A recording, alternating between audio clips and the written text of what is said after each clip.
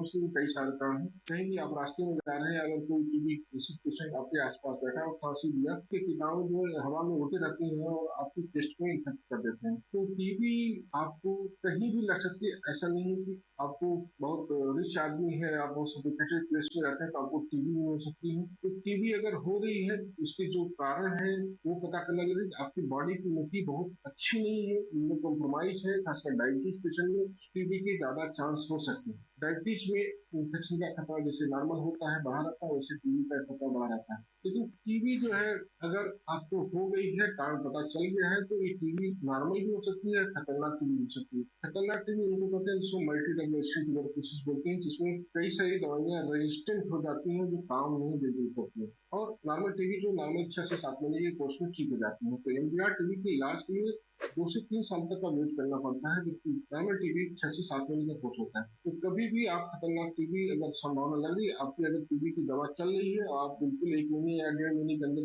आराम आपको नहीं मिल रहा है, तो हो सकता है ये एमडीआर टीबी हो, और इसकी सही तरीके से जांच करके एक अच्छे चिकित्सक खास चेस्ट स्पेशलिस्ट से संपर्क करें, जिससे आपका इलाज बेहतर और सही तरीके से हो सके। धन्यवाद।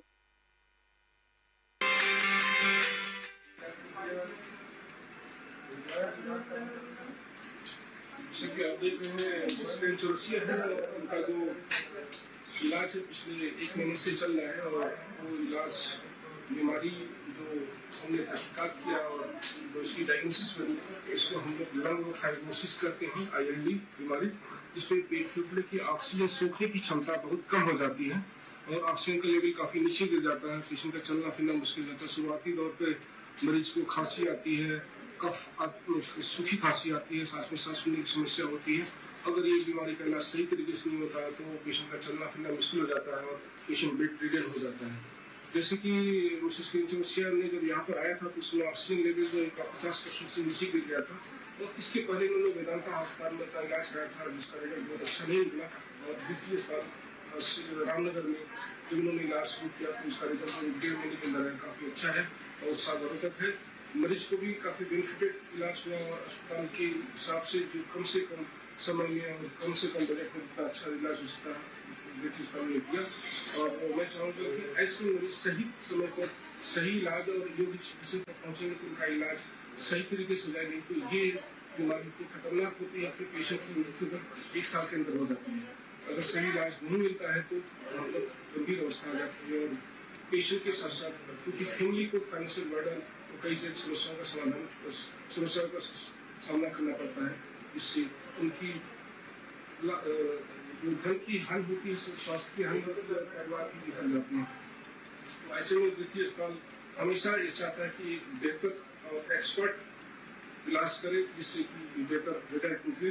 तो देखिए अस्पताल पूर्वांचल में एक जाना माना अस्पताल है और पिछले 15 सालों से हम पूर्वांचल की जनता को सेवा कर रहे हैं, इससे लोग बेहतर स्वास्थ्य महसूस कर रहे हैं। ये हॉस्पिटल भी बहुत अच्छा है, यहाँ के लोग भी बहुत अच्छे हैं, बहुत मदद करते हैं, तुरंत एक आवाज में आते हैं और डॉक्टर सब तो बहुत ही अच्छे हैं। हम इलाज भी बहुत बढ़िया किए मेरा, नहीं तो हम तो बहुत नर्वस हो गए थे कि अब क्या होगा, लेकिन बहुत अच्छा।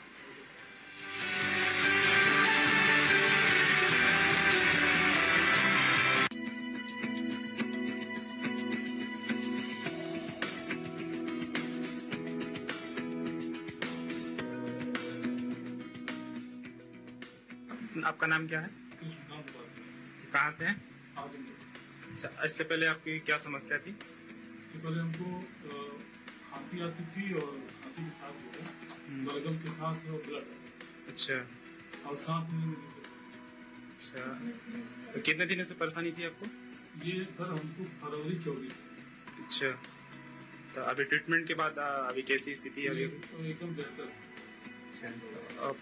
और पेशेंटों के आप क्या बताना चाहेंगे ट्रीटमेंट के बारे में? रिकमेंड करना चाहेंगे, यहाँ पे इलाज बहुत अच्छे तरीके से होता है, उसका व्यवहार भी अच्छा है। नमस्कार, मैं डॉक्टर एस के वाराणसी से। जैसे कि आपने देखा मरीज का बीमारी थोड़ी सी बहुत अच्छी नहीं थी और उसने PGI और दिल्ली एम्स से लौट के आया था और इलाज पूरे टेस्ट लाने से काफ़ी परेशान था। इसका 7 से 8 किलो वेट भी लॉस हो चुका था और BTG में जो पिछले 6 महीने से इलाज कराया उसे इसकी इतना बेहतर महसूस हुआ, इसका वेट गेन भी 10 किलो ऊपर हो गया और काफ़ी अच्छा महसूस कर रहा हूँ। और बीमारी का जो कारण होता है, मेन डायग्नोसिस होती है, जो डायग्नोसिस में बन जाती है, उसका इलाज काफी हो जाता है। इस व्यक्ति को जो बीमारी थी वो करीब अगर कुछ ही साथ इसको IMD और रेस्पिरेटरी के तीनों बीमारियाँ मिली हुई थी, सबका इलाज सही तरीके से हुआ। इस 6 महीने के इलाज से अपने आप को बेहतर महसूस करा। अगर कभी आपको सांस फूल रही है, खांसी आ रही है, बुखार आ रहा है और आपके लंग्स काम अच्छे से नहीं कर रहे हैं, तो आपके स्थान पर आपके अपना बढ़िया इलाज कराए, कम खर्च में अच्छा इलाज हो सकता है।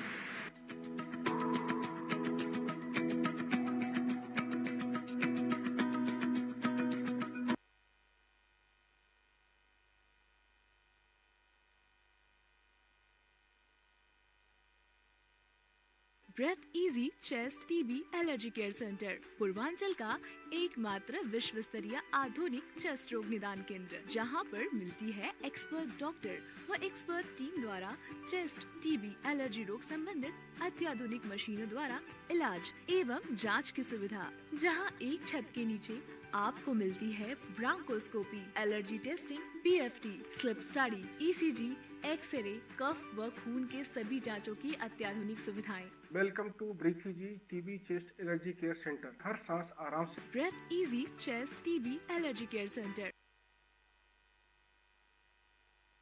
छींकों वाली एलर्जी का पक्का व स्थायी इलाज एलर्जी इम्यूनोथेरेपी से। लगातार छींकों का स्थायी इलाज, अस्थमा व एलर्जी का स्थायी इलाज, धूल से खांसी, बलगम वाली खांसी से आराम, पूरे दिन में नाक से पानी आना, आंखों में पानी और लालपन, सांस लेने में समस्या होना, नाक से पानी या नाक बंद होना, नाक और तालू में खुजली। अब इन सभी समस्याओं से छुटकारा पाए। Breathe Easy hospital 80 Ramnagar Varanasi. Online घर बैठे इलाज लेने के लिए आज ही अपॉइंटमेंट बुक करें।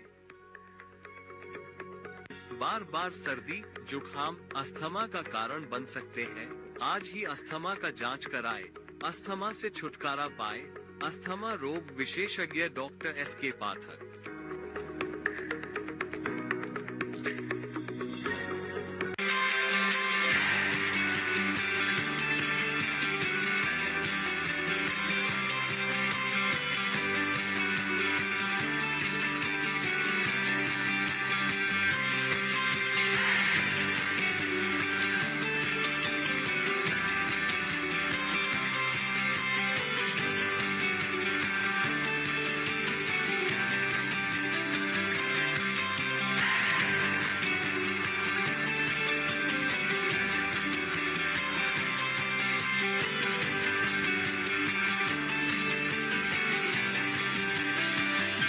बार कफ बलगम ब्रोंकाइटिस का लक्षण हो सकता है। आज ही अपॉइंटमेंट बुक करें। अपना इलाज कराएं। ब्रोंकाइटिस कफ रोग विशेषज्ञ डॉक्टर SK पाठक। खांसी में खून आना गंभीर खतरे की घंटी। आज ही अपॉइंटमेंट बुक करें। खांसी रोग विशेषज्ञ डॉक्टर SK पाठक। क्या आप बदलते मौसम में श्वास संबंधी समस्याओं से जूझ रहे हैं? हमारे चिकित्सक से परामर्श के लिए अभी कॉल करें।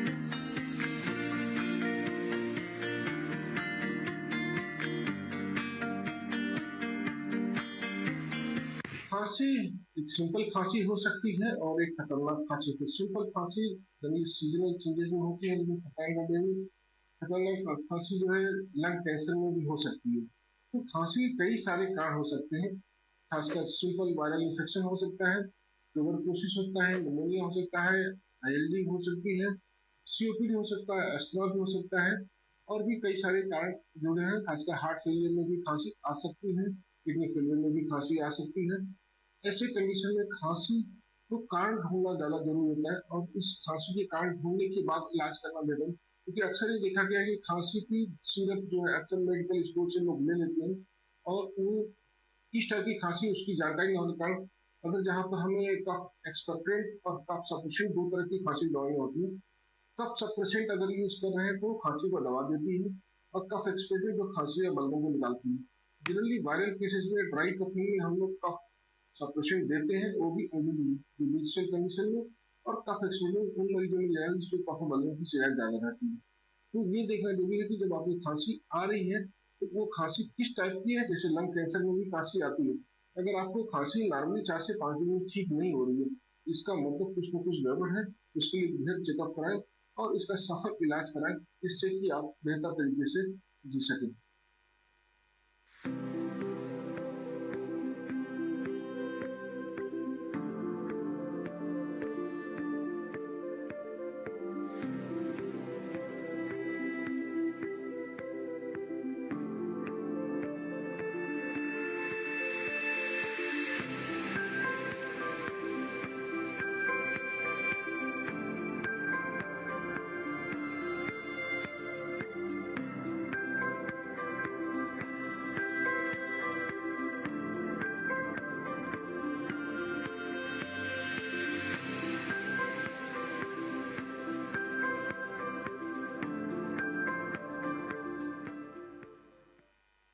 टीबी, जिसको हम लोग हिंदी में तपेदिक बोलते हैं, ट्यूबरकुलोसिस एक आम बीमारी हो चुकी है और ये किसी को भी हो सकती है। एक सब्जी वाला से लेकर एक बिजनेसमैन के घर में भी ये टीबी पहुंच जाती है। इसके पहुंचने के कई सारे कारण हैं। कहीं भी आप रास्ते में जा रहे हैं, अगर कोई टीबी पेशेंट आपके आसपास बैठा और खांसी दिया, के कीटाणु जो है हवा में उड़ते रहते हैं और आपके चेस्ट को इन्फेक्ट कर देते हैं। तो टीबी आपको कहीं भी लग सकती है। ऐसा नहीं है कि आपको बहुत रिच आदमी है, आप बहुत सोफिस्टिकेटेड प्लेस में रहते हैं तो आपको टीबी नहीं हो सकती है। तो टीबी अगर हो रही है, उसके जो कारण है वो पता करना जरूरी। आपकी बॉडी की इम्यूनिटी बहुत अच्छी नहीं है, इम्यूनो कॉम्प्रोमाइज है, खासकर डायबिटीज पेशेंट में टीबी के ज्यादा चांस हो सकते हैं। डायबिटीज में इन्फेक्शन का खतरा जैसे नॉर्मल होता है बढ़ा रहता है, वैसे टीबी का खतरा बढ़ा रहता है। लेकिन टीबी जो है अगर आपको हो गई है, कारण पता चल गया है, तो ये टीबी नॉर्मल भी हो सकती है, खतरनाक टीबी हो सकती है। खतरनाक टीबी उनको कहते हैं जिसको मल्टी डायग्नोस्टिक ट्यूबरकुलोसिस बोलते हैं, जिसमें कई सारी दवाइयां रेजिस्टेंट हो जाती हैं जो काम नहीं दे पाती है।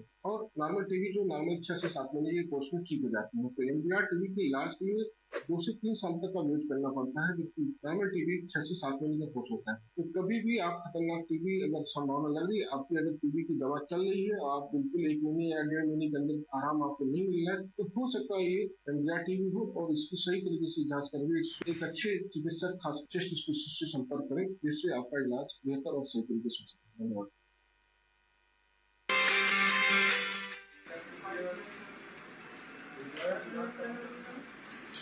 जैसे कि आप देख रहे हैं, रेस्पिरेटरी है उनका जो इलाज है पिछले 1 महीने से चल रहा है और वो इलाज बीमारी जो हमने तहकीकात किया और जो उसकी डायग्नोसिस बनी, इसको हम लोग लंग फाइब्रोसिस करते हैं, ILD बीमारी, जिसमें पेट फेफड़े की ऑक्सीजन सोखने की क्षमता बहुत कम हो जाती है और ऑक्सीजन का लेवल काफी नीचे गिर जाता है। पेशेंट का चलना फिरना मुश्किल जाता है। शुरुआती दौर पे मरीज को खांसी आती है, कफ सूखी खांसी आती है, सांस में सांस लेने की समस्या होती है। अगर ये बीमारी का इलाज सही तरीके से नहीं होता है तो पेशेंट का चलना फिरना मुश्किल हो जाता है और पेशेंट बेड रिडन हो जाता है। जैसे कि मिसेस क्लिंटन ने जब यहाँ पर आया था तो उसमें ऑक्सीजन लेवल जो 50% से नीचे गिर गया था और इसके पहले उन्होंने वेदांता अस्पताल में इलाज कराया था, जिसका रिजल्ट बहुत अच्छा नहीं निकला। और द्वितीय अस्पताल रामनगर में जब उन्होंने इलाज शुरू किया तो उसका रिजल्ट 1.5 महीने के अंदर काफी अच्छा है और सावधानक है। मरीज को भी काफी बेनिफिटेड इलाज हुआ और अस्पताल के हिसाब से जो कम से कम समय में और कम से कम बजट में जितना अच्छा इलाज उसका किया। और मैं चाहूँगा कि ऐसे मरीज सही समय पर सही इलाज और योग्य चिकित्सक पर पहुँचेंगे तो उनका इलाज सही तरीके से हो जाएगा। तो ये बीमारी इतनी खतरनाक होती है कि पेशेंट की मृत्यु दर 1 साल के अंदर हो जाती है।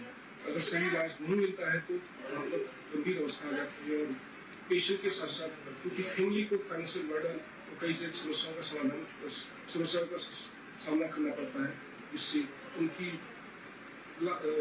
धन की हानि होती है, स्वास्थ्य की हानि होती है और परिवार भी बिखर जाते हैं। तो ऐसे में द्वितीय अस्पताल हमेशा ये चाहता है कि एक बेहतर और एक्सपर्ट इलाज करें जिससे कि बेहतर रिजल्ट निकले। तो बीते साल पूर्वांचल में एक उजालामन अस्पताल है और पिछले 15 सालों से हम पूर्वांचल की जनता की सेवा कर रहे हैं, इससे लोग बेहतर स्वास्थ्य महसूस कर रहे हैं। ये हॉस्पिटल भी बहुत अच्छा है, यहाँ के लोग भी बहुत अच्छे हैं, बहुत मदद करते हैं, तुरंत एक आवाज में आते हैं और डॉक्टर सब तो बहुत ही अच्छे हैं। हम इलाज भी बहुत बढ़िया किए मेरा, नहीं तो हम तो बहुत नर्वस हो गए थे कि अब क्या होगा, लेकिन बहुत अच्छा है।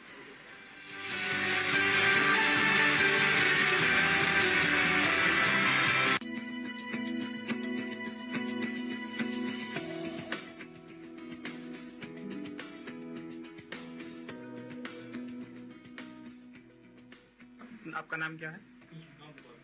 कहाँ से हैं? अच्छा, इससे पहले आपकी क्या समस्या थी? पहले हमको खांसी आती थी और खांसी के साथ जो है बलगम के साथ ब्लड। अच्छा, और सांस लेने में। अच्छा, तो कितने दिनों से परेशानी थी आपको? ये सर हमको फरवरी 24। अच्छा, तो अभी ट्रीटमेंट के बाद अभी कैसी स्थिति है? तो एकदम बेहतर। अच्छा, और पेशेंटों के आप क्या बताना चाहेंगे ट्रीटमेंट के बारे में? रिकमेंड करना चाहेंगे, यहाँ पे इलाज बहुत अच्छे तरीके से होता है, उसका व्यवहार भी अच्छा है। नमस्कार, मैं डॉक्टर एस के पाठक से। जैसे कि आपने देखा मरीज का बीमारी थोड़ी अच्छी नहीं थी और उसने PGI और दिल्ली एम्स से भी लौट के आया था और इलाज पूरे तो इस मामले से काफ़ी परेशान था। इसका 7 से 8 किलो वेट भी लॉस हो चुका था और BTG में जो पिछले 6 महीने उससे इलाज कराया उसे इसकी इतना बेहतर महसूस हुआ। इसका वेट गेन भी 10 किलो छूटा हो गया और काफ़ी अच्छा महसूस कर रहा है। और बीमारी का जो कारण होता है, मेन डायग्नोसिस होती है, जो डायग्नोसिस में बन जाती है उसका इलाज ऑप्टिमल हो जाता है। इस व्यक्ति को जो बीमारी थी वो कम्युनिकेबल कुछ साथ इसको IMD और रेस्पिरेटरी तीनों बीमारियाँ मिली हुई थी, सबका इलाज सही तरीके से हुआ। इससे पिछले 6 महीने की इलाज से अपने आप को बेहतर महसूस कर रहा है। अगर कभी आपको सांस की खांसी आ रही है, बुखार आ रहा है और आपके लंग्स काम अच्छे से नहीं कर रहे हैं, तो आपके स्थान में आके अपना बढ़िया इलाज कराएं, कम खर्च में अच्छा इलाज हो।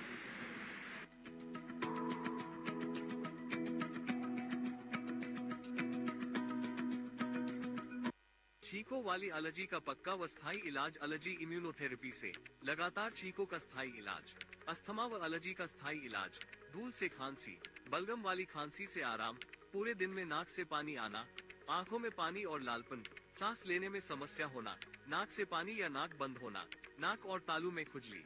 अब इन सभी समस्याओं से छुटकारा पाए। Breathe Easy hospital 80, Ramnagar, Varanasi. Online घर बैठे इलाज लेने के लिए आज ही अपॉइंटमेंट बुक करें। बार बार सर्दी, जुकाम अस्थमा का कारण बन सकते हैं। आज ही अस्थमा का जांच कराएं। अस्थमा से छुटकारा पाए। अस्थमा रोग विशेषज्ञ डॉक्टर SK पाठक।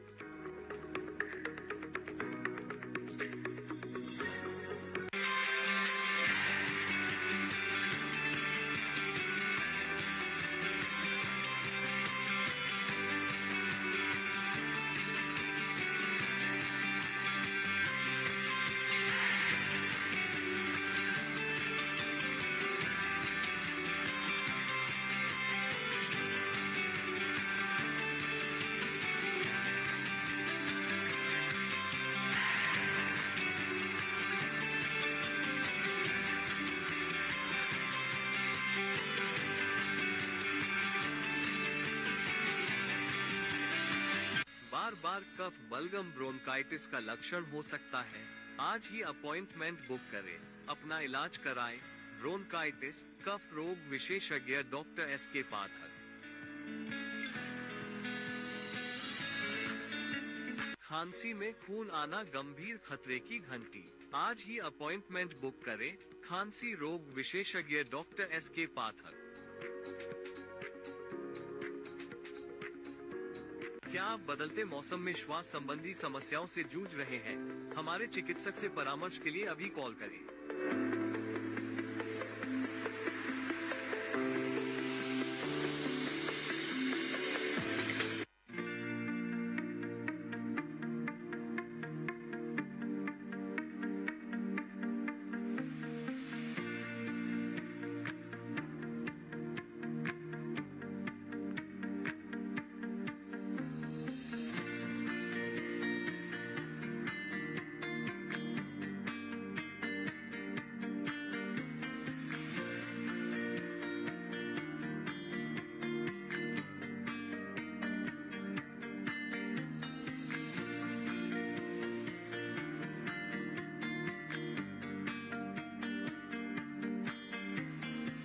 खांसी एक सिंपल खांसी हो सकती है और एक खतरनाक खांसी है। सिंपल खांसी यानी सीजनल चेंजेस में होती है, लेकिन खतरनाक खांसी जो है लंग कैंसर में भी हो सकती है। तो खांसी के कई सारे कारण हो सकते हैं, खासकर सिंपल वायरल इन्फेक्शन हो सकता है, ट्यूबरकुलोसिस होता है, निमोनिया हो सकता है, आईएलडी हो सकती है, सीओपीडी हो सकता है, अस्थमा भी हो सकता है, और भी कई सारे कारण जुड़े हैं। खासकर हार्ट फेलियर में भी खांसी आ सकती है, किडनी फेलियर में भी खांसी आ सकती है। ऐसे कंडीशन में खांसी को कारण ढूंढना ज्यादा जरूरी होता है, और इस खांसी के कारण ढूंढने के बाद इलाज करना बेहतर है, क्योंकि अक्सर ये देखा गया है कि खांसी की सिरप जो है अक्सर मेडिकल स्टोर से लोग ले लेते हैं, और वो किस टाइप की खांसी उसकी जानकारी न होने के कारण, अगर जहाँ पर हमें कफ एक्सपेक्टेंट और कफ सफिशिएंट दो तरह की खांसी दवाइयाँ होती हैं, कफ सप्रेसेंट अगर यूज कर रहे हैं तो वो खांसी को दबा देती है, और कफ एक्सपेक्टेंट जो खांसी या बलगम को निकालती है। जनरली वायरल केसेस में ड्राई कफिंग में हम लोग कफ सप्रेशन देते हैं, वो भी जुडिशियल कंडीशन में, और कफ एक्सपेक्टेंट उन मरीजों में जाएगा जिसमें कफ बलगम की शिकायत ज्यादा रहती है। तो ये देखना जरूरी है कि जब आपकी खांसी आ रही है तो वो खांसी किस टाइप की है। जैसे लंग कैंसर में भी खांसी आती है, अगर आपको खांसी नॉर्मली 4 से 5 दिन में ठीक नहीं हो रही है, इसका मतलब कुछ न कुछ गड़बड़ है। उसके लिए बेहद चेकअप कराएं और इसका सफल इलाज कराएं, जिससे कि आप बेहतर तरीके से जी सकें।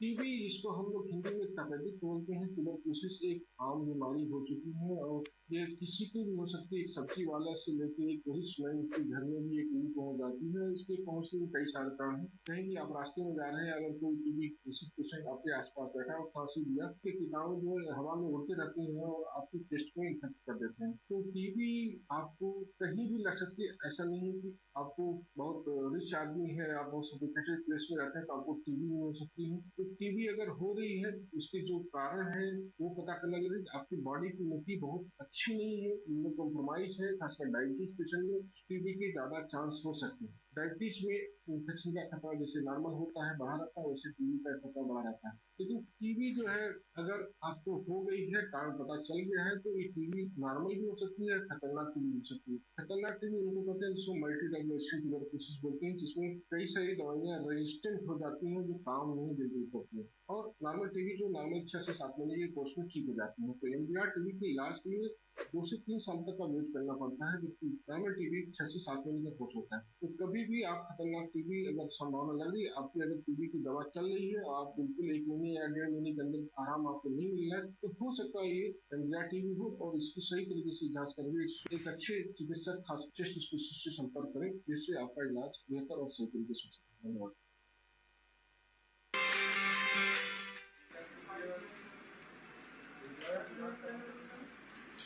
जैसे कि आप देख रहे हैं, जिसके चौरसिया है उनका जो इलाज है पिछले 1 महीने से चल रहा है, और वो इलाज बीमारी जो हमने तहकीकात किया और जो उसकी डायग्नोसिस बनी, इसको हम लोग लंग फाइब्रोसिस करते हैं, आईएलडी बीमारी, जिसमें पेट फेफड़े की ऑक्सीजन सोखने की क्षमता बहुत कम हो जाती है और ऑक्सीजन का लेवल काफ़ी नीचे गिर जाता है। पेशेंट का चलना फिरना मुश्किल जाता है। शुरुआती दौर पर मरीज को खांसी आती है, कफ सूखी खांसी आती है, सांस में सांस लेने की समस्या होती है। अगर ये बीमारी का इलाज सही तरीके से नहीं होता है तो पेशेंट का चलना फिरना मुश्किल हो जाता है और पेशेंट बेड रिडन हो जाता है। जैसे कि मिसेस क्लिंटन ने जब यहाँ पर आया था तो उसमें ऑक्सीजन लेवल जो 50% से नीचे गिर गया था, और इसके पहले उन्होंने वेदांता अस्पताल में अपना इलाज कराया था, जिसका रिजल्ट बहुत अच्छा नहीं निकला। और द्वितीय अस्पताल रामनगर में जब उन्होंने इलाज शुरू किया तो उसका रिजल्ट 1.5 महीने के अंदर काफ़ी अच्छा है और सावधानक है। मरीज को भी काफ़ी बेनिफिटेड इलाज हुआ, और अस्पताल के हिसाब से जो कम से कम समय में और कम से कम बजट में इतना अच्छा इलाज उसका ने किया। और मैं चाहूँगा कि ऐसे मरीज सही समय पर सही इलाज और योग्य चिकित्सक तक पहुँचेंगे तो उनका इलाज सही तरीके से इलाज नहीं तो ये बीमारी इतनी खतरनाक होती है कि पेशेंट की मृत्यु दर 1 साल के अंदर हो जाती है। अगर सही इलाज नहीं मिलता है तो बहुत गंभीर अवस्था आ जाती है और पेशेंट के साथ साथ क्योंकि फैमिली को फाइनेंशियल बर्डन और कई समस्याओं का सामना करना पड़ता है, जिससे उनकी जो धन की हानि होती है, स्वास्थ्य की हानि होती है, परिवार की बिखर जाती है। तो ऐसे में द्वितीय अस्पताल हमेशा ये चाहता है कि एक बेहतर और एक्सपर्ट इलाज करे, जिससे कि बेहतर रिजल्ट निकले। और द्वितीय अस्पताल पूर्वांचल में एक जाना माना अस्पताल है और पिछले 15 सालों से हम पूर्वांचल की जनता को सेवा कर रहे हैं, जिससे लोग बेहतर स्वास्थ्य महसूस कर रहे हैं। ये हॉस्पिटल भी बहुत अच्छा है, यहाँ के लोग भी बहुत अच्छे हैं, बहुत मदद करते हैं, तुरंत एक आवाज में आते हैं और डॉक्टर सब तो बहुत ही अच्छे हैं। हम इलाज भी बहुत बढ़िया किए मेरा, नहीं तो हम तो बहुत नर्वस हो गए थे कि बात क्या होगा, लेकिन बहुत अच्छा।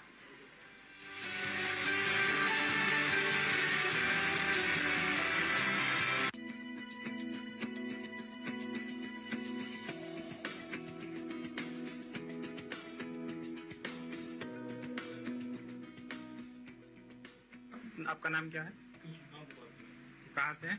अच्छा, इससे पहले आपकी क्या समस्या थी? इससे पहले हमको खांसी आती थी और खांसी के साथ जो है बलगम के साथ ब्लड।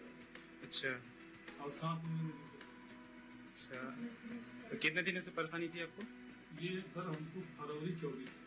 अच्छा, तो अभी ट्रीटमेंट के बाद अभी कैसी स्थिति है? तो एकदम बेहतर। और पेशेंटों के आप क्या बताना चाहेंगे ट्रीटमेंट के बारे में? रिकमेंड करना चाहेंगे, यहाँ पे इलाज बहुत अच्छे तरीके से होता है। नमस्कार, मैं डॉक्टर एस के डॉक्टर एस से।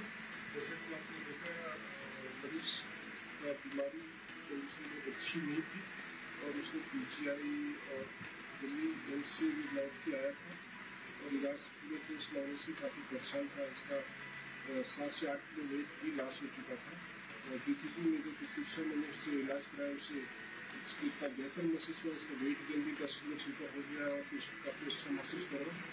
और बीमारी का जो कारण होता है, मेन डायग्नोसिस होती है, जो डायग्नोसिस में बन जाती है, उसका इलाज ऑप्टिमल हो जाता है। इस व्यक्ति को जो बीमारी थी वो कन्वर्ट कर कुछ ही साथ इसको IMD और स्पेशलिस्ट तीनों बीमारियाँ मिली हुई थी। सबका इलाज सही तरीके से हुआ, इससे पिछले 6 महीने की इलाज से अपने आप को बेहतर महसूस कर रहा हूँ। अगर कभी आपको सांस फूल रही है, खांसी आ रही है, बुखार आ रहा है और आपके लंग्स काम अच्छे से नहीं कर रहे हैं, तो आपके स्थान में आके अपना बढ़िया इलाज कराएं, तो कम खर्च में अच्छा इलाज हो सकता है।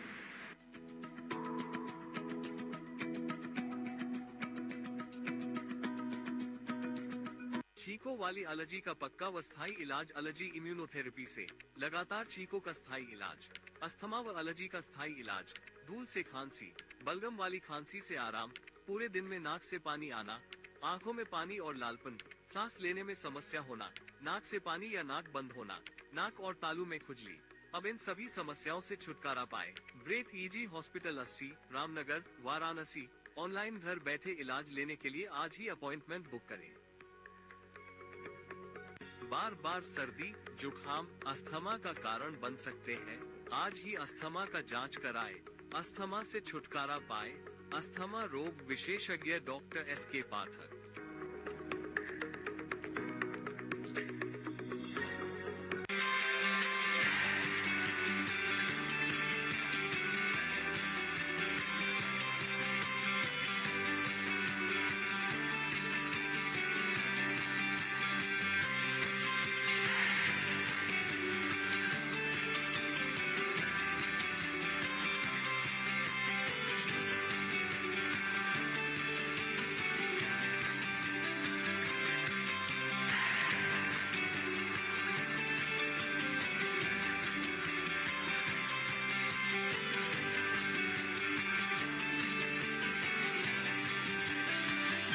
बार कफ बलगम ब्रोंकाइटिस का लक्षण हो सकता है। आज ही अपॉइंटमेंट बुक करें, अपना इलाज कराएं। ब्रोंकाइटिस कफ रोग विशेषज्ञ डॉक्टर SK पाठक। खांसी में खून आना गंभीर खतरे की घंटी। आज ही अपॉइंटमेंट बुक करें। खांसी रोग विशेषज्ञ डॉक्टर SK पाठक। क्या आप बदलते मौसम में श्वास संबंधी समस्याओं से जूझ रहे हैं? हमारे चिकित्सक से परामर्श के लिए अभी कॉल करें।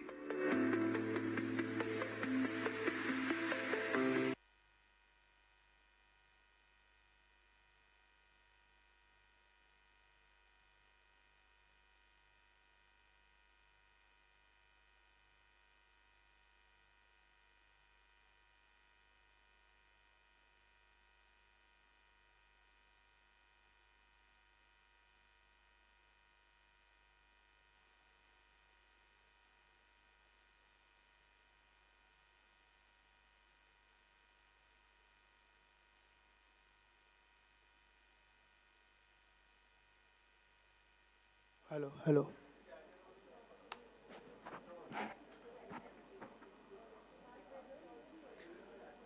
Good evening, namaste and welcome to Respiratory Conclave Conference 2025। आप सभी का इस कॉन्क्लेव कॉन्फ्रेंस में हार्दिक स्वागत एवं अभिनंदन है। हम कार्यक्रम की शुरुआत करने जा रहे हैं एक प्रेस कॉन्फ्रेंस से, और उसके लिए मैं आमंत्रित करना चाहूँगा डॉक्टर SK पाठक सर को। लेकिन उसके पहले काशी की नगरी और महादेव का उद्घोष न हो कार्यक्रम की शुरुआत के पहले तो बड़ा अन्याय हो जाएगा, तो इसलिए हर हर Mahadev. Now I would like to call Dr. SK Pathak to please come on the dais, sir.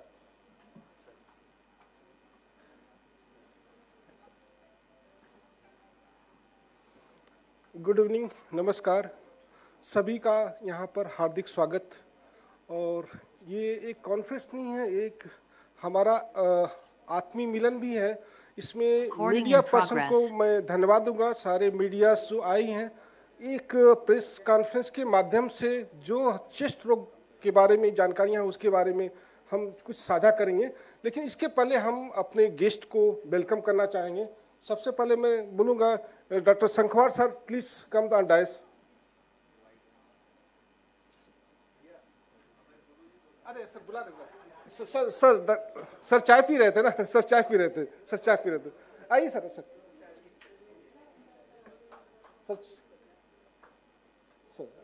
आइए sir doctor Rajendra Prasad sir doctor Tripathi sir please, doctor Siddharth sir please, doctor GC Khilani sir, doctor JK Singh sir, doctor JK Singh please, doctor Richa please welcome, doctor Sushmita sir ma'am please welcome.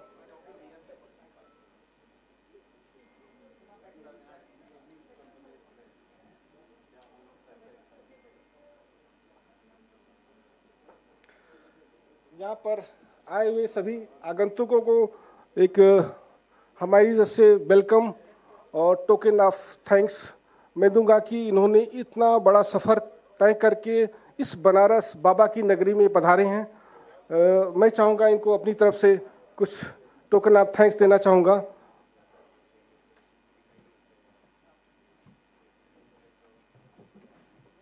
वो जरा पकड़ा।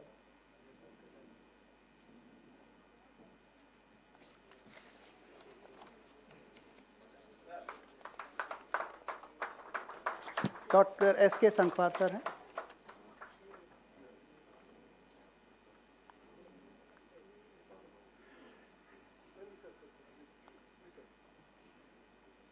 Doctor Virendra Tripathi sir,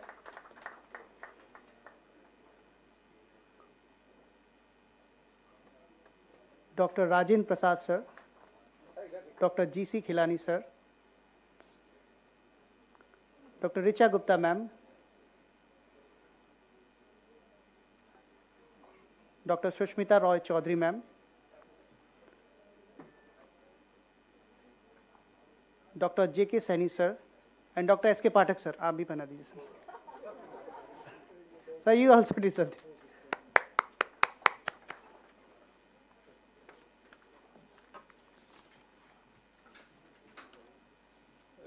now we have to start our press conference. और हमारे जो expert हैं वो आपके जो मीडिया पर्सन्स हैं उनके सवाल कुछ होंगे ज़रूर, क्योंकि इनको मीडिया में कई सारे चीज़ों के सामना करना पड़ता है, सोसाइटी को कुछ न कुछ मैसेज देना होता है। तो मैं चाहूँगा कि अपने मीडिया पर्सन्स जो भी सवाल हो सके प्लीज़ उनको माइक दिए प्लीज़। आपके सवाल हैं तो आप हमारे एक्सपर्ट से पूछ सकते हैं, क्योंकि ये प्रेस कॉन्फ्रेंस का माध्यम सिर्फ यही है कि आप सोसाइटी में जो भी हो बेहतर तरीके से आप समाज को स्प्रेड करें।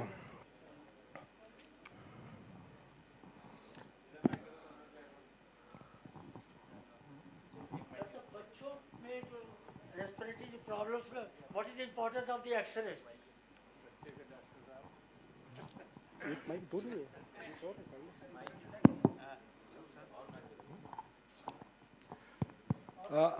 हमारे एक्सपर्ट इस पर सवाल का जवाब देने के लिए तैयार है।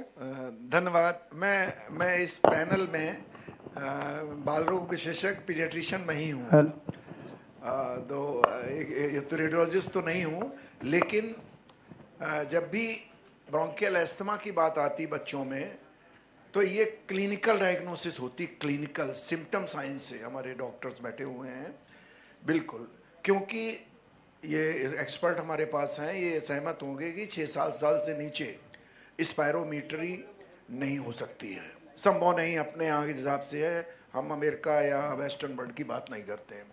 तो केवल और मोटी मोटी चीज़ जो हम कहते हैं क्रॉनिक रिकरेंट कफ, बार बार खांसी जो ठीक हो जाती है, रात में आती है, सुबह उठ के आती है, मौसी के यहाँ जाती है, बैंगन खा के आती, कद्दुआ खा के आती है, ठंडी में हो जाती, ठीक हो जाती, फिर हो जाती।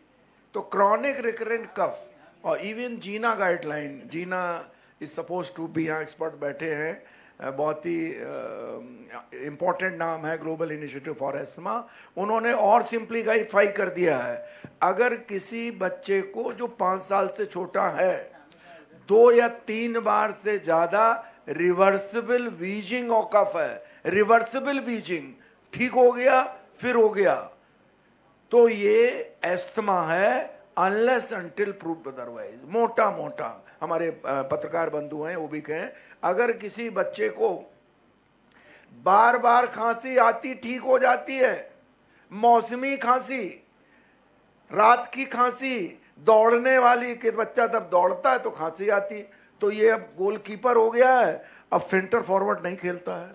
हाँ, एक्सरसाइज इंड्यूस एस्थमा की बात अभी हम लोग जब करेंगे, तो कहने का मतलब ये है कि अगर बार बार खांसी आती है, वीजिंग होती है, सरसराहट होती है, तो ये एस्थमा हो सकता है, कृपा करके डॉक्टर को दिखाएं और समुचित इलाज कराएं। दूसरी बात, एक्सरे में भी नॉर्मल, बच्चों में ब्रोंकियल एस्थमा में एक्सरे नॉर्मल मिलता है, और जब वो बड़ा हो जाता है तो हम कभी कभी कहते हैं कि ब्रोंकियल एस्थमा का छोटा भाई एलर्जिक राइनाइटिस और बड़ा भाई सीओपीडी जो डॉक्टर साहब के यहाँ पहुँचता है, तो तब चेंजेस आते हैं। लेकिन कुछ बड़े बच्चों में, टीनेजर या और बड़े बच्चों में हाइपर इन्फ्लेशन मिल सकता है, लेकिन एक्सरे में be quite normal in bronchial asthma in children, particularly in mild to moderate. Thank you, sir. Any question other? How to diagnose this is bronchial asthma when it is not coming in the X-ray report? This is clinical symptoms. आप लक्षण से पहचानना पड़ेगा। Yes, madam आपका सवाल। Good evening doctor साहब, I am Reena from clown times press. मेरा question है आपसे कि सीओपीडी बीमारी को कैसे नियंत्रित किया जाए? सर जिसी क्लिनिक सर, आप सर।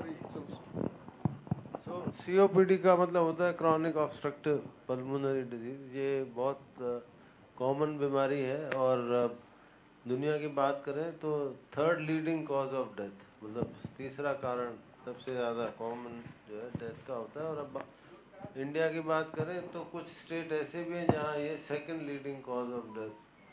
ये जनरली 40 साल की उम्र के बाद में होता है, और मैं जब पढ़ रहा था काफ़ी साल पहले, 30-40 साल पहले, तो 90% ये सीओपीडी उनमें होता था जो स्मोक करते थे, टोबैको स्मोक, मतलब हुक्का, बीड़ी, जो भी कह लो। लेकिन अब जो है उसके अलावा और बड़े कारण होते हैं। लेकिन आज की बात करें, भारत की बात करें, तो 50% COPD वो वायु प्रदूषण से होता है।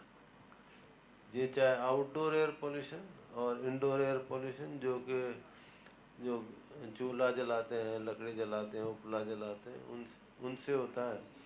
और जो एटमॉस्फेरिक, जो बाहर जो प्रदूषण है, जिसका कि दिल्ली एक कैपिटल है, लेकिन पूरा यूपी, बिहार, ईस्टर्न साइड में कलकत्ता तक पहुंच जाए तो आप रोज़ टीवी में देखते होंगे कि AQI जो है ना वो 100 से कम तो बहुत रेयरली आता है, अनलेस बारिश आ जाए, हवा चलने लग जाए। तो वायु प्रदूषण एक बहुत बड़ा कारण है। उसके अलावा जो निमोनिया होते हैं बचपन में या उसके बाद में, या ट्यूबरकुलोसिस एक बहुत बड़ा कारण है हिंदुस्तान में लंग की डिजीज़ का।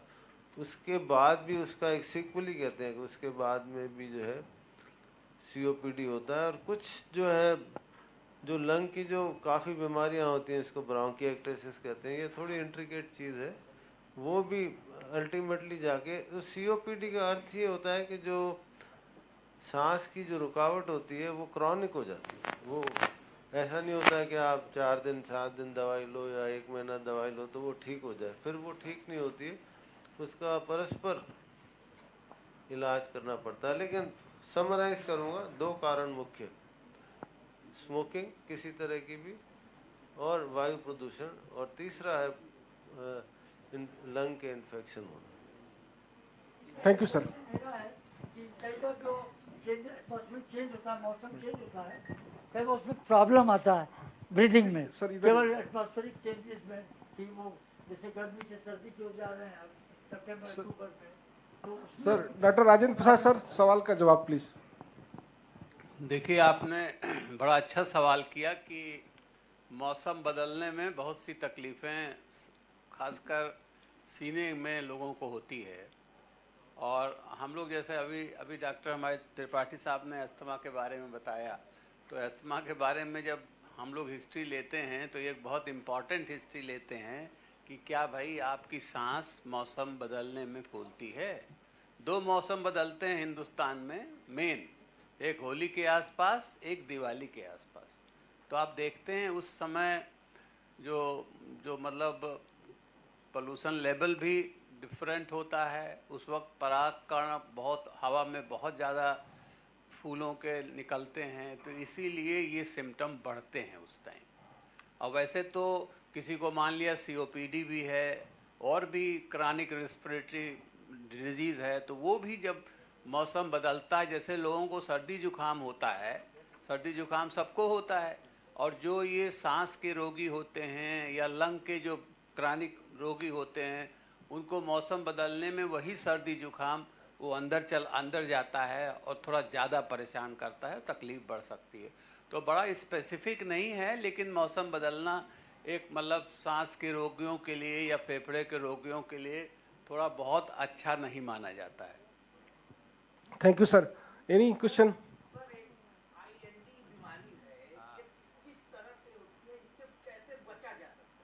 मैडम सवाल आप बताएं।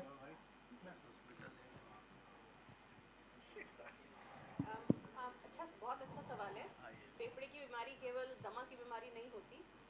जो दमा होता है वो सांस की नली को अफेक्ट करता है, लेकिन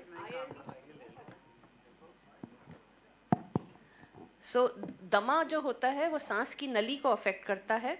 COPD जो सर ने बताया, सांस की नली और जो फेफड़ा है वो बैलून की तरह बहुत बड़ा हो जाता है, लेकिन उसकी इलास्टिसिटी कम हो जाती है। इसी का उल्टा ILD में होता है। फेफड़ा जो है धीरे धीरे सूखने लगता है। फेफड़े का मेन काम क्या है? हवा का आदान प्रदान करना, ऑक्सीजन पहुंचाना, कार्बन डाइऑक्साइड निकालना। धीरे धीरे जब फेफड़ा सूखने लगता है, उसकी ऑक्सीजन बनाने की क्षमता कम होती रहती है।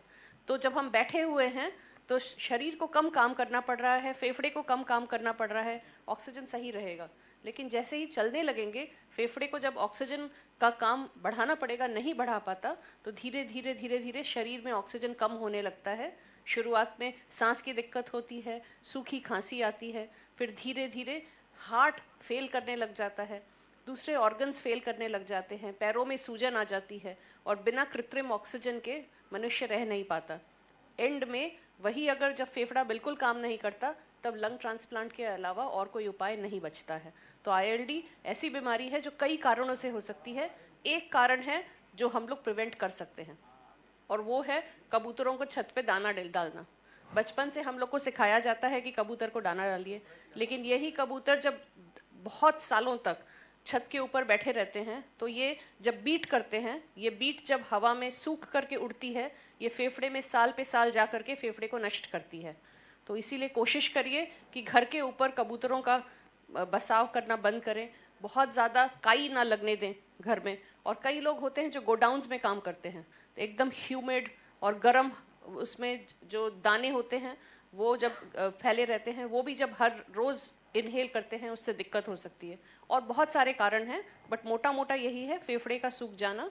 और ये 1-2 दिन में नहीं होता, कई सालों के ऊपर जब इफेक्ट होता है तब फेफड़े को नष्ट करता है। Thank you madam, thank you. Any question?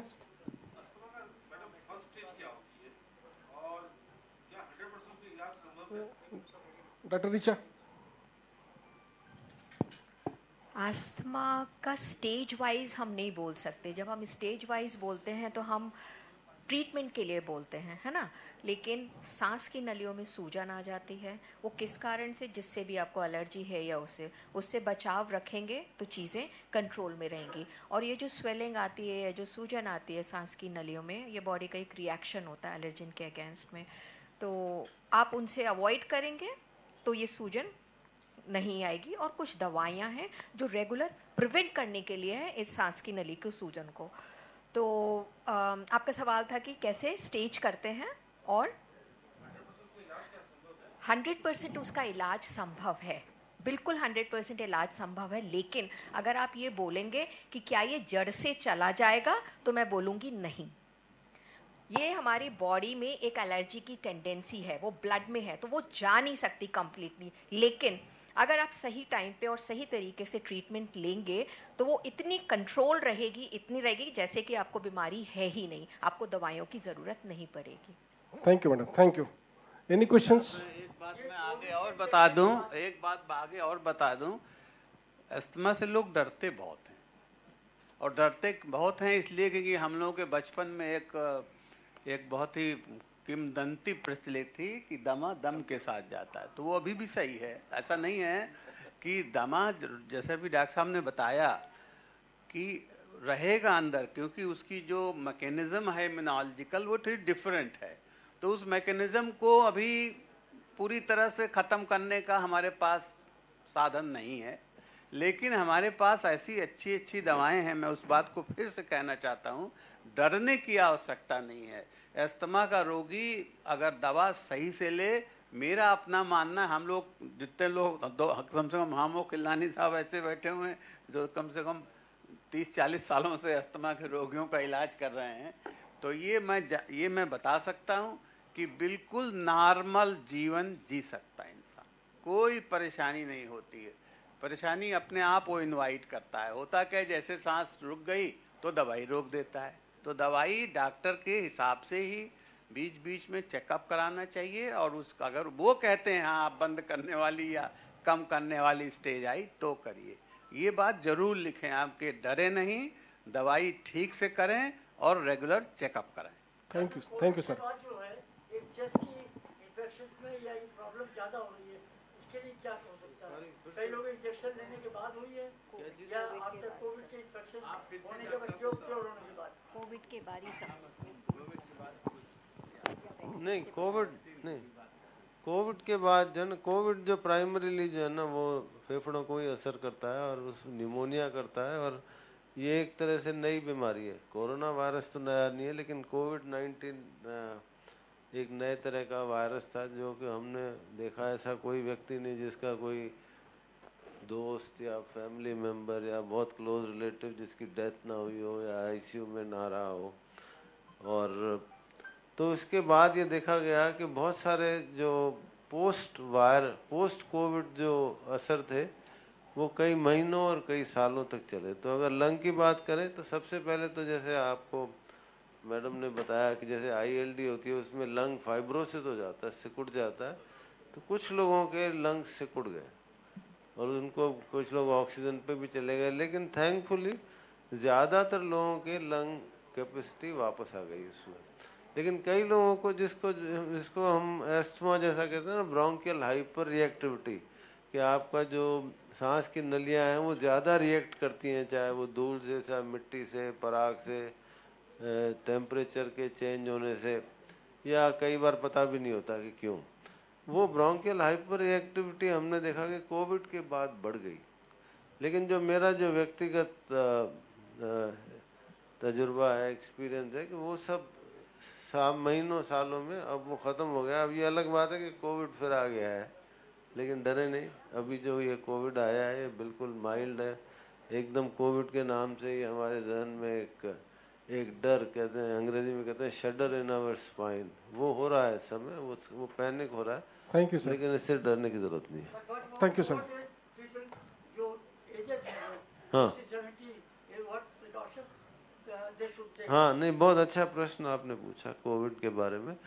तो जो कोविड जो है वो अलग अलग क्यों के रूप में आ रहा है, आपने देखा पहली वेव आई वुहान वाली, फिर डेल्टा वेव आई, वो बहुत घातक थी, तीसरी ओमिक्रॉन की जो भी आई वो कम घातक थी। तो अभी जो डेथ्स रिपोर्ट हो रही है कोविड में, उसको हम कहते हैं कि death with Covid and not because of Covid. इसका अर्थ ये है कि जिन लोगों को घातक बीमारियां पहले से हैं, जैसे किडनी की बीमारी है, हार्ट की बीमारी है, 80-90 साल के हैं, तो उनको ज़रा सा इन्फेक्शन होता है तो कुछ लोगों की उसमें डेथ भी हुई है। तो इस बार इस समय जो ये ओमिक्रॉन का ये रूप आया है, तो इसमें ये देखा गया कि जो हेल्दी यंग लोग हैं उनकी डेथ नहीं हो रही, उनको निमोनिया नहीं हो रहा है। और इस वायरस की ये खासियत है कि वायरस ये गले तक ही सीमित रहता है, फेफड़े में नहीं जाता है। तो जो आपने प्रश्न पूछा उसका उत्तर ये है कि जो ससेप्टेबल है, जैसे किसी की कीमोथेरेपी चल रही है, या किसी को अनकंट्रोल्ड डायबिटीज़ है, या किसी को अनफॉर्चुनेटली एड्स की बीमारी है, या लॉन्ग टर्म स्टीरॉइड्स पे हैं, या जो 80-90 साल के हैं, उनको एहतियात बरतनी चाहिए। और उस एहतियात में सबसे इम्पोर्टेंट ये होता है कि भीड़ वाली जगह पे ना जाए, गैदरिंग्स में ना जाए, वहाँ इन्फेक्शन होते हैं, हवाई जहाज़ में इन्फेक्शन होते हैं, उनको मास्क पहनना अच्छा रहता है। और थोड़ा जो कोविड बिहेवियर, जो हाथों को साफ करना वगैरह, वो सब फॉलो करना चाहिए, क्योंकि इन लोगों को सीरियस बीमारी हो सकती है। Thank you sir. Thank you sir. Any questions for yes? एक माइक देना, माइक माइक माइक माइक।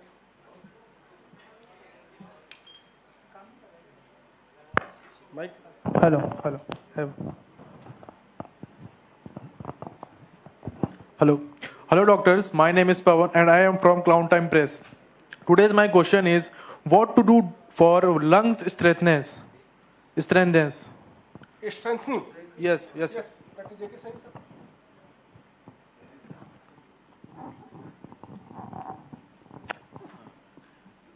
देखिए, सबसे पहले तो फेफड़ों की अधिकतर जो बीमारियां हैं उसमें काफ़ी बीमारियां तो स्मोकिंग से रिलेटेड होती हैं। कुछ बीमारियां जो हैं एयर पोल्यूशन या हवा का जो प्रदूषण होता है उससे होती हैं। तो सबसे पहले तो हमें अपने फेफड़ों को इस तरह के, जिससे हम बच सकते हैं एटलीस्ट उनसे हमें बचाना है। स्मोकिंग नहीं करें, पोल्यूशन से जितना बच सकते हैं उतना बचें। कुछ एक्सरसाइज होती हैं जिससे हम अपने फेफड़ों की ताकत को बढ़ा सकते हैं, और किसी उचित फिजियोथेरेपी डॉक्टर या यौगिक क्रिया के थ्रू कुछ एक्सरसाइज ऐसी होती हैं जिससे हम अपने फेफड़ों की ताकत को बढ़ा सकते हैं। अगर कोई मरीज है फेफड़े का तो उसको नियमित रूप से किसी अच्छे फिजियोथेरेपिस्ट से कुछ एक्सरसाइज सीख के अपने फेफड़ों की ताकत को बढ़ाया जा सकता है। Thank you doctor. Any question? Sir actually यही मेरा क्वेश्चन भी था कि अभी यंगस्टर जैसे हैं जो कि अभी 20 साल से लेकर 30 साल की उम्र में हैं और मतलब आगे अपनी लाइफ में बढ़ रहे हैं, तो वो अपने एक तरह से लंग की कंडीशन को और बेटर करने के लिए, क्योंकि हम लगभग बाहर रोज निकल रहे हैं, रोज हमारा पोल्यूशन से इनकाउंटर हो ही रहा है, मोस्टली एक पैसिव स्मोकिंग भी हो रही है और डायरेक्ट स्मोकिंग भी हो रही है। तो अगर एक लंग्स को हमें हेल्दी करना है कि हम अपने डे टू डे लाइफ में कुछ चीज़ इंक्लूड कर सकें, या कुछ ऐसी मेडिसिन हो जो हम रेगुलरली कुछ चेकअप करा के ले सकें, तो उसके लिए अगर आप कुछ बता चाहेंगे, एक रेगुलरली जो हम अपने लिए कर भी सकते हैं, प्लस कुछ चेकअप्स ऐसे या मतलब मेडिसिन ऐसी जो हम कुछ दिन पे अगर लेना चाहें तो ले सकते हैं। हाँ, देखिए, ऐसी कोई दवाई तो नहीं है, लेकिन रोकथाम के लिए जैसे जो ज़्यादा प्रदूषण का जो समय होता है, जैसे हम देखते हैं हर साल नवंबर के आसपास सर्दियों की शुरुआत में पॉल्यूशन ज़्यादा होता है, तो उस समय जितना हो सके उस एरिया में ना जाएं जहाँ पोल्यूशन है, लेकिन ऐसा पॉसिबल नहीं है, आपको काम करने के लिए निकलना होगा। तो पोल्यूशन से बचने के लिए सिर्फ एक तरह का मास्क ही काम करता है जो N95 मास्क होता है, बाकी कपड़े का मास्क और वो सब उसमें बहुत ज़्यादा हेल्पफुल नहीं होता है। तो यही है, और जो हम जैसे स्मोकिंग को हम थोड़ा प्रिवेंट करें, जो लोग स्मोकिंग करते हैं उनके पास थोड़ा सा अवॉइड करें जाने के लिए, तो इसी तरह से हम अपने फेफड़ों को इनके दुष्प्रभाव से बचा सकते हैं। Thank you, thank you, thank you. Any question? एक इसी में मैं थोड़ा आगे बढ़ाना चाहती, जैसे आपने बड़ा अच्छा सवाल किया। लोग हार्ट और बहुत चीज़ों को स्वस्थ रखना चाहते हैं, तो सबके अपने अपने तरीके हैं, लंग्स के भी अपने तरीके हैं। अभी हमारे सैनी साहब ने बहुत अच्छा बताया। देखिए, फेफड़ा भी शरीर का ही हिस्सा है, तो पहली बात तो अपने शरीर को स्वस्थ रखना है, और शरीर को स्वस्थ रखने के लिए आजकल सभी देखिए बातें करते हैं लाइफ स्टाइल की, आपका खाना पीना कैसा होना चाहिए, अपने लाइफ में एक्सरसाइज का कितना महत्व आप देते हैं, समय से खाते हैं नहीं खाते हैं। पहली बात, जब शरीर स्वस्थ रहेगा तो चांसेज है उसके सभी अंग भी स्वस्थ रहेंगे। और जहाँ तक फेफड़ों से स्पेसिफिक है, स्मोकिंग सबसे बड़ा दुश्मन है फेफड़ों का, और ख़ासकर यंगस्टर हम लोग देख रहे हैं स्मोकिंग और तरह तरह के तंबाकू का, खैनी का, क्या क्या नहीं सेवन कर रहे हैं। कभी जाइए रोड पर, निकलिए पार्कों में, देखिए कि लोग बहुत ज़्यादा हो रहा। तो ये चीज़ें बताना चाहिए लोगों को। एक और चीज़ है जो फेफड़े का दुश्मन होता है, खासकर हमारी बहनों के लिए और माताओं के लिए जो घर में गाँव में खाना पकाती हैं। अभी किसी ने जिक्र भी किया, खाना जो लकड़ी पे, कंडे पे जो इसका धुआं निकलता है वो ऐसे ही नुकसानदायक है जैसे लोग 20 से 30 सिगरेट रोज पिए, धुआं, उसका धुआं। तो अभी हमारी सरकार ने उजाला का कार्यक्रम चलाया है, काफ़ी लोगों के पास गैस के चूल्हे आ रहे हैं, लेकिन अभी सबके पास नहीं है। तो हम लोग ऐसे लोगों को एडवाइस करते हैं, बहने माताओं की, कि भाई आप कम समय खाना बनाने में लगाएं, जितनी जल्दी से जल्दी कर लीजिए। आजकल ऐसे कुछ अब भी हो गए हैं कि चिमनी लगा देते हैं जिससे धुआं बाहर निकल जाए, और जो जहाँ बनता है खाना बहुत क्लोज स्पेस ना हो, थोड़ा खिड़की के पास। कहने का मतलब वो जो धुआं जनरेट हो रहा है वो कम से कम जाए। तो खासकर ये गाँव की जनता के लिए और ख़ासकर जो लेडीज़ के लिए है, तो ये बहुत ज़रूरी है बताना कि उससे अपना बचत करें, उससे उनके फेफड़े स्वस्थ रहेंगे। Thank you. Thank you sir. Thank you sir. हाँ मैम कुछ बोलना चाहते हैं, प्लीज़। एक चीज़ मैं चाहती हूँ कि आप लोग ज़रूर सबको समझाएं कि अगर किसी को अस्थमा या COPD कम उम्र के भी अगर है तो इन्फ्लुएंजा वैक्सीनेशन हर साल लिया करें। वो एक प्रिवेंट करता है वायरल इन्फेक्शन की वजह से ये बीमारियां दिक्कत बढ़ना। और अगर 60-65 साल से उम्र ज़्यादा है तो डेफिनेटली निमोनिया का वैक्सीन और इन्फ्लुएंजा का वैक्सीन अपने डॉक्टर से पूछ करके ले लिया करिए, उससे बहुत फ़ायदा होता है। अब मैं आग्रह करूंगा अपने chief guest director IMS BHU doctor SN Sankhwar sir से कि वो दो शब्द बोलें।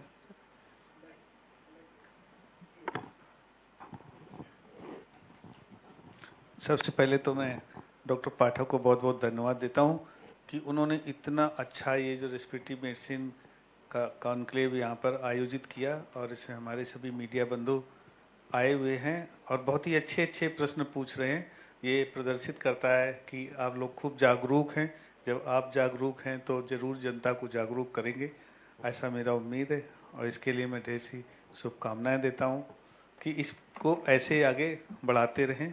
और ये बहुत अच्छा शुभ अवसर है मेरे लिए। तो आज हमारे 2 गुरुजन मंच पर हैं, प्रोफेसर VN त्रिपाठी सर, जब मैं इतना छोटा सा था MBBS करने कानपुर मेडिकल कॉलेज पहुंचा था, सर ने वहां पर पढ़ाया और अच्छी शिक्षा दीक्षा दी कि हमारे लिए बहुत ही लाभकारी साबित हुई। डॉक्टर राजेंद्र प्रसाद सर हमारे गुरुजी हैं, सर के साथ पढ़ाई के साथ साथ मैंने बहुत कुछ अनुशासन और एडमिनिस्ट्रेशन सीखा। सर के साथ में असिस्टेंट प्रोक्टर और वार्डन भी रहा।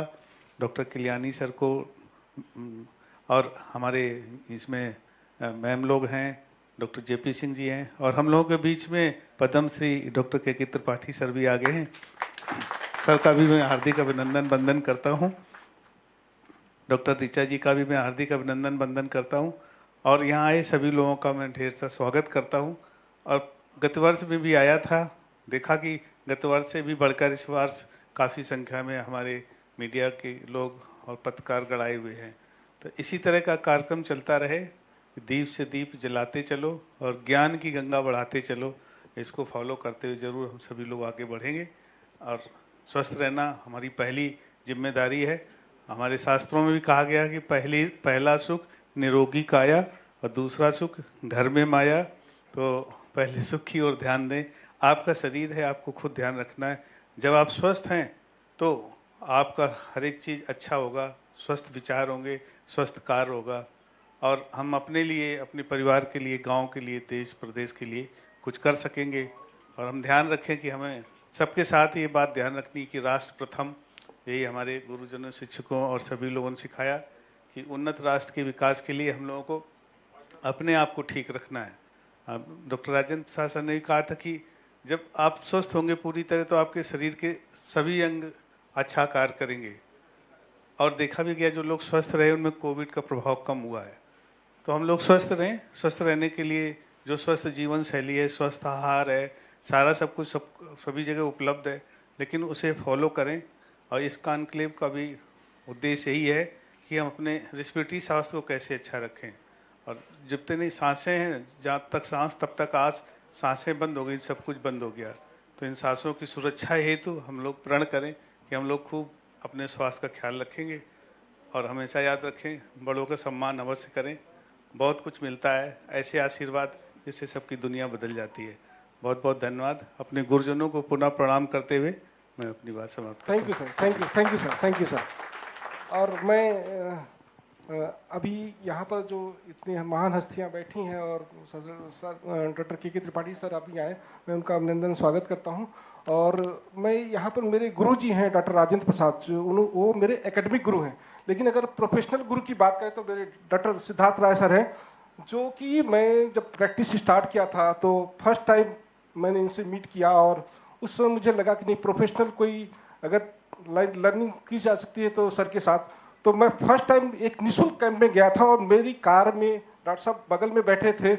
मुझे ये नहीं लगा कि ये हॉस्पिटल के डायरेक्टर साहब हैं और वो मेरे साथ चल रहे हैं। एज ए कोलीग बन के उन्होंने हमारे साथ काफ़ी अच्छा रिश्ता निभाया और मैं इनको तहे दिल से शुक्रिया करूंगा कि मुझे इस मुकाम में पहुंचने में काफ़ी सहयोग दिया।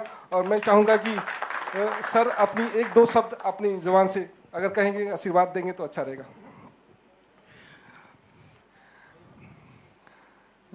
आप सभी का स्वागत है। डॉक्टर पाठक से हमारा संबंध कम से कम 20 वर्ष पुराना है। ये पहली बार आए बनारस में और मुलाकात हुई और भदोही में एक सेंटर शुरू हो रहा था। तो मैंने डॉक्टर पाठक को रिक्वेस्ट किया कि पाठक आप जाओगे इसको देखने के लिए, मैनेज करने के लिए।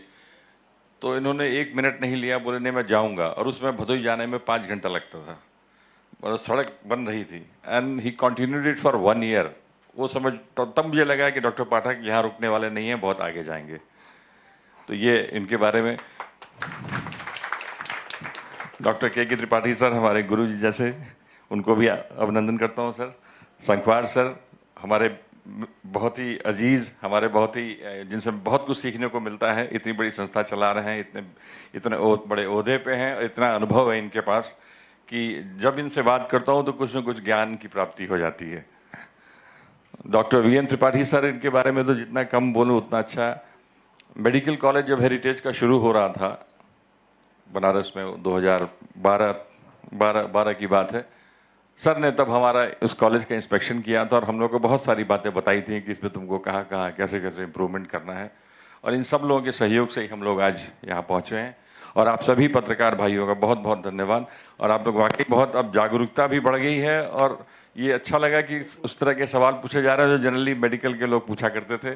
तो this is one thing which is very appreciable. और आप लोग जितनी इन चीज़ों को बताएंगे, और ये सही सर ने कहा है कि अगर हम स्वस्थ रहना चाहते हैं तो उसके लिए बहुत बड़ी महंगी दवाइयाँ या जांच की ज़रूरत नहीं है।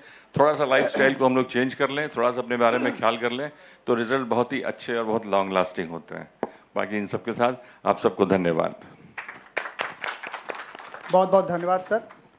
जैसा कि आप लोग जानते हैं कि ब्रीथी जी द्वारा हम लोग पिछले 10 वर्षों से जागरूकता का कार्यक्रम करते आ रहे हैं और हर साल की भांति इस साल भी हम लोग जो है जागरूकता का कार्यक्रम हम लोग ने प्लानिंग कर रखा है।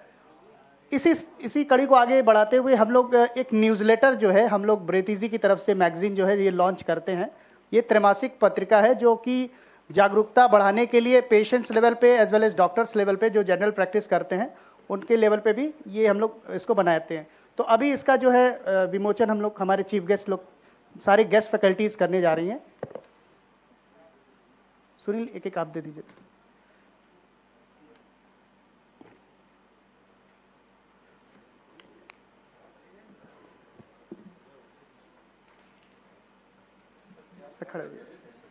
Thank you sir, thank you very much sir.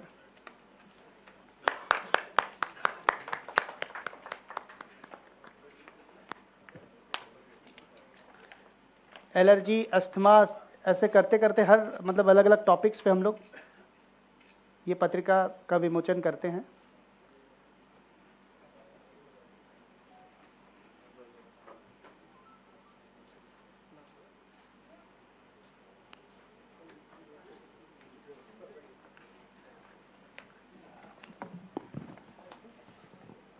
Thank you सभी हमारे फैकल्टीज़ को मैं धन्यवाद दूंगा।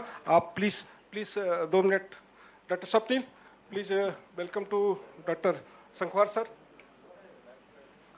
Token memento. Doctor Sakshi please come.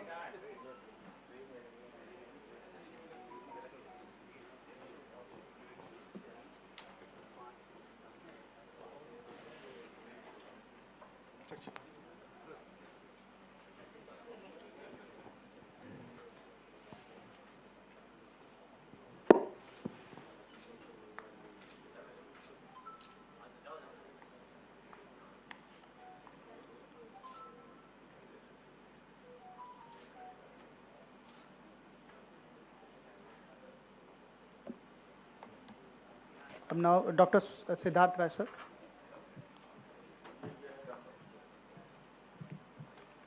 Chairman heritage institute of medical science.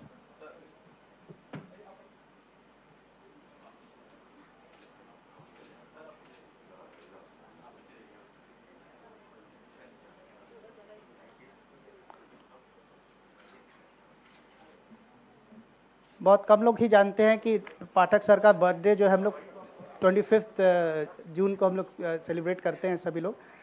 Conference भी उसी समय रखा जाता है, लेकिन इस बार हम लोग 4 दिन जो है आगे रख रहे हैं। तो एक छोटा सा हम लोग केक कटिंग का प्रोग्राम भी रखते हैं इसमें। इसके बाद Sunil let's have.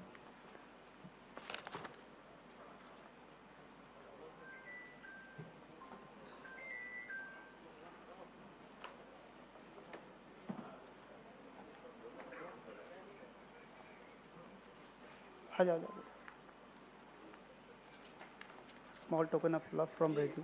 This is token of love. This is the time machine. Take time and take your personality better.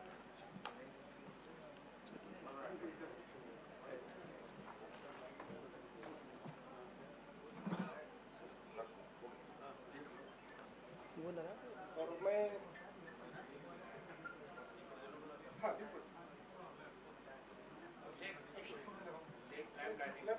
हाँ, अब मैं सभी गेस्ट से अनुरोध करूंगा कृपया लैंप लाइटनिंग के लिए कृपया आगे आएं।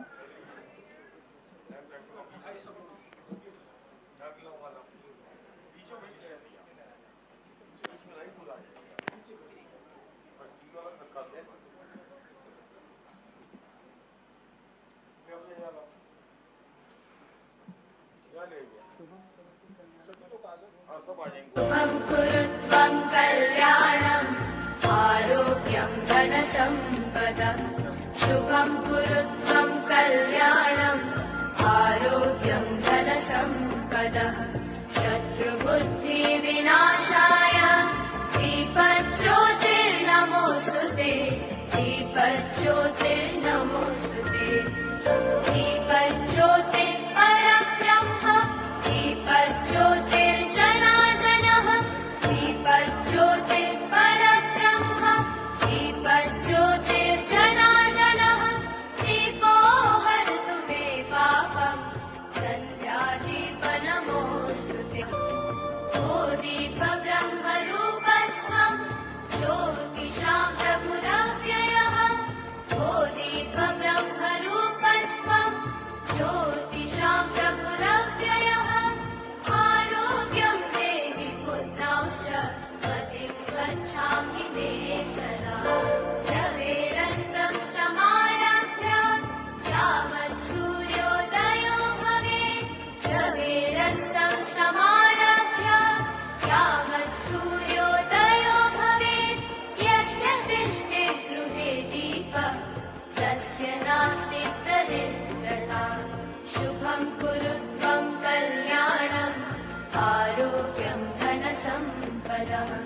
शुभं कुरु त्वं कल्याणम् आरोग्यं धनसम्पदः शत्रुबुद्धिविनाशाय दीपज्योतिर्नमोऽस्तुते।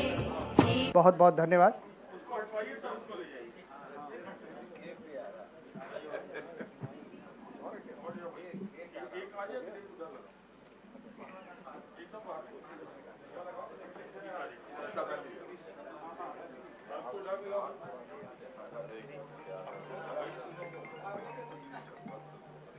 अब मैं केक कटिंग के लिए अभी सभी गेस्ट को अनुरोध करूंगा, कृपया एक बार फिर से वो आगे आएं।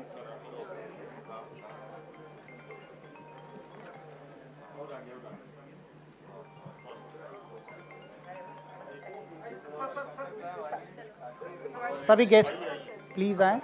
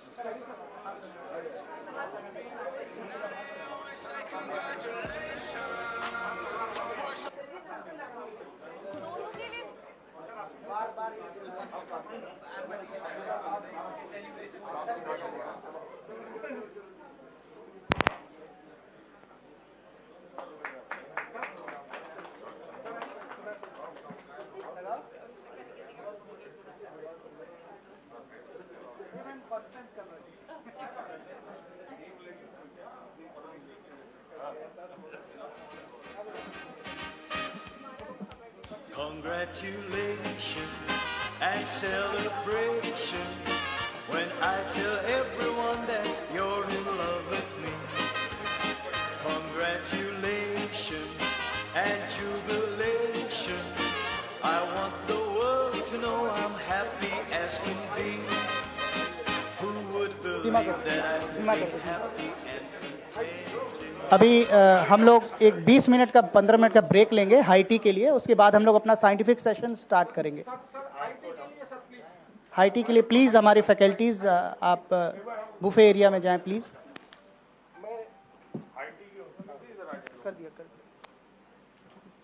सभी मीडिया बंधुओं से अनुरोध है और हमारे चीफ गेस्ट और गेस्ट ऑफ ऑनर्स एंड सभी फैकल्टी से अनुरोध है, प्लीज़ हाई टी के लिए प्रस्थान करें। जस्ट बगल में काफ़ी हाउस में है। Thank you so much. Thank you.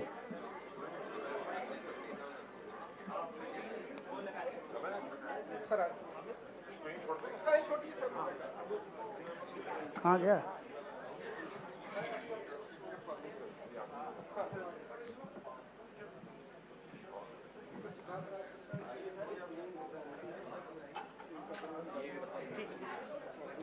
छींकों वाली एलर्जी का पक्का व स्थायी इलाज एलर्जी इम्यूनोथेरेपी से लगातार छींकों का स्थायी इलाज, अस्थमा व एलर्जी का स्थायी इलाज, धूल से खांसी, बलगम वाली खांसी से आराम, पूरे दिन में नाक से पानी आना, आंखों में पानी और लालपन, सांस लेने में समस्या होना, नाक से पानी या नाक बंद होना, नाक और बालों में खुजली। अब इन सभी समस्याओं से छुटकारा पाएं। Easy hospital Ramnagar Varanasi online घर बैठे इलाज लेने के लिए आज ही बार-बार सर्दी, जुकाम, अस्थमा का कारण बन सकते हैं। आज ही अस्थमा का जांच कराएं, अस्थमा से छुटकारा पाएं। अस्थमा रोग विशेषज्ञ डॉक्टर एस के पास।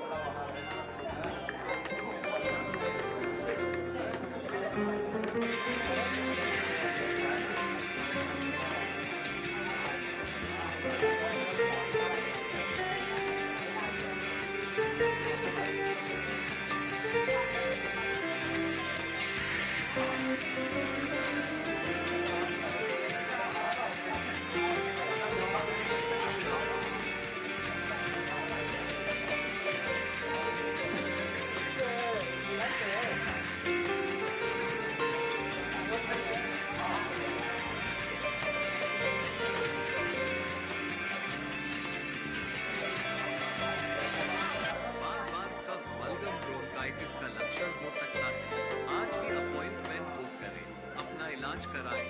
ब्रोंकाइटिस, कफ रोग विशेषज्ञ डॉक्टर एस.के. पाल।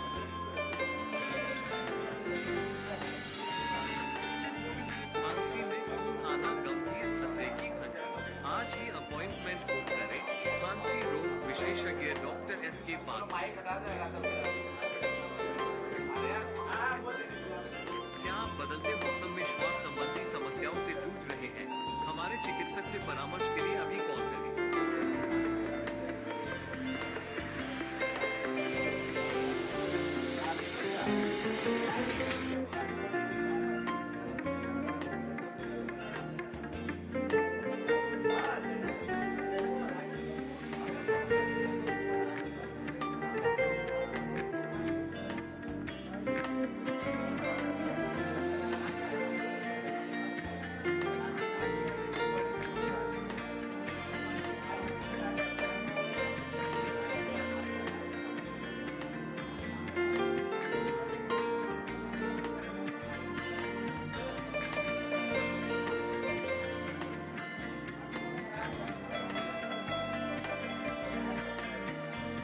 खांसी एक सिंपल खांसी हो सकती है और एक खतरनाक खांसी है। सिंपल खांसी सिविल चीज़ों की होती है, और खांसी जो है लंग कैंसर में हो सकती है। खांसी कई सारे कारण हो सकते हैं, खासकर सिंपल वायरल इन्फेक्शन हो सकता है, ट्यूबरकुलोसिस होता है, निमोनिया हो सकता है, एलर्जी हो सकती है, सीओपीडी हो सकता है, अस्थमा हो सकता है, और भी कई सारे कारण जो है खासकर हार्ट फेलियर में भी खांसी आ सकती है, किडनी फेलियर में भी खांसी आ सकती है। ऐसी कंडीशन में खांसी को कारण ढूंढना ज़्यादा जरूरी होता है, और इस खांसी के कारण ढूंढने के बाद इलाज करना जरूरी, क्योंकि अक्सर ये देखा गया है कि खांसी की सिरप जो है अक्सर मेडिकल स्टोर से लोग ले लेते हैं, और वो किस तरह की खांसी उसकी जानकारी न होने के कारण अगर जहाँ पर हमें कफ एक्सपेक्टेंट और कफ सफिशिएंट दो तरह की खांसी दवाएं होती हैं। कफ सफिशिएंट अगर यूज कर रहे हैं तो खांसी को दबा देती है, और कफ एक्सपेक्टेंट जो खांसी है बंदों में बनाती है। जनरली वायरल केसेस में ड्राई कफिंग में हम लोग कफ सफिशिएंट देते हैं, वो भी इनिशियल कंडीशन में, और कफ एक्सपेक्टेंट वो जो है उसको कफ बंदों की सिलेंड ज़्यादा आती है। तो ये देखना जरूरी है कि जब आपको खांसी आ रही है तो वो खांसी किस टाइप की है। जैसे लोग कैंसर में खांसी आती है, अगर आपको खांसी आ रही है 4 से 5 दिन ठीक नहीं हो रही है, इसका मतलब कुछ ना कुछ गड़बड़ है। उसकी हेल्थ चेकअप करें और इसका सफल इलाज कराएं, इससे कि आप बेहतर तरीके से जी सकें।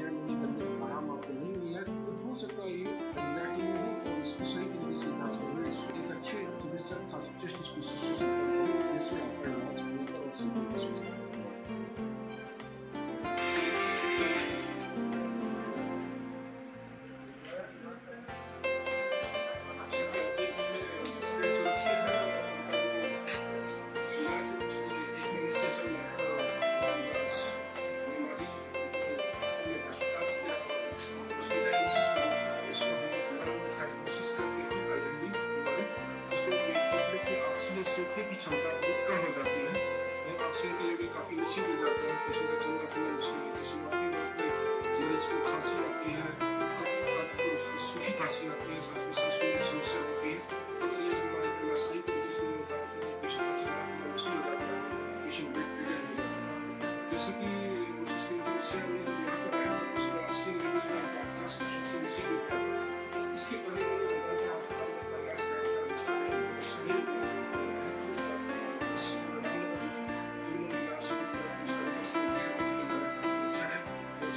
इलाज मरीज को भी काफी बेनिफिट इलाज उनके हिसाब से कम से समय में कम से कम अच्छा इलाज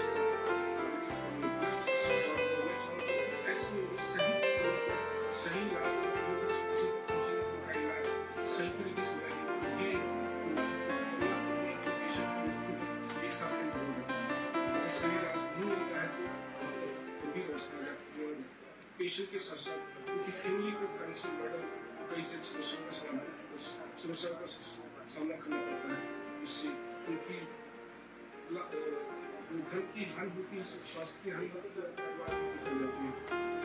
ऐसे में हमेशा ये चाहता है कि एक बेहतर एक्सपर्ट इलाज करे, जिससे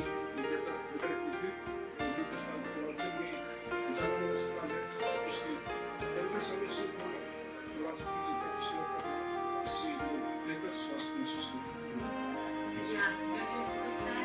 यहाँ के लोग भी बहुत अच्छे हैं, बहुत मदद करते हैं, तुरंत एक आवाज में आते हैं और डॉक्टर साहब तो बहुत ही अच्छे हैं। हम इलाज भी बहुत बढ़िया किए मेरा, लेकिन हम तो बहुत नर्वस हो गए थे कि वहाँ क्या होगा, लेकिन बहुत अच्छा है।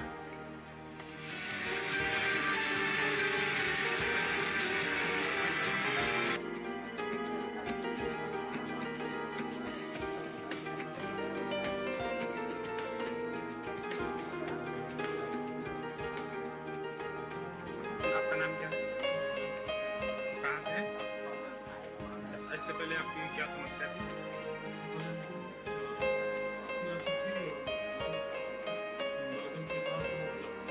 अच्छा, कितने दिनों से परेशानी थी आपको?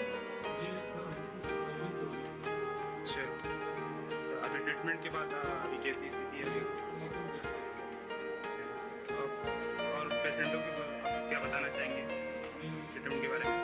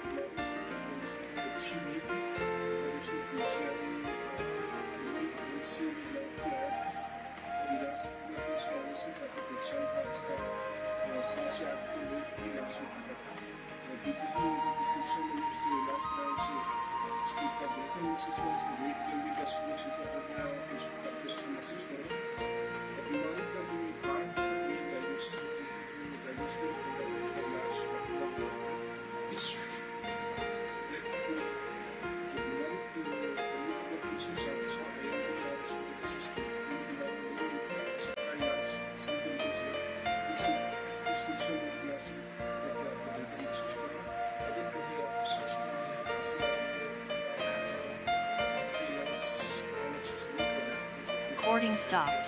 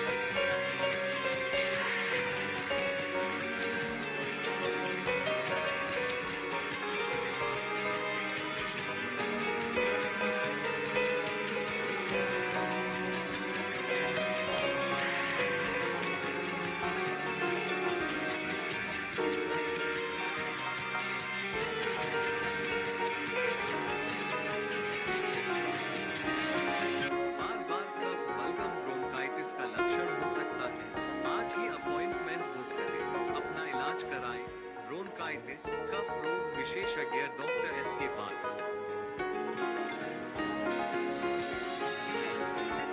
खांसी में खून आना गंभीर खतरे की घंटी। आज ही अपॉइंटमेंट बुक करें। खांसी रोग विशेषज्ञ डॉक्टर SK पात्र। क्या आप बदलते मौसम में श्वास संबंधी समस्याओं से जूझ रहे हैं? हमारे चिकित्सक से परामर्श के लिए अभी कॉल करें।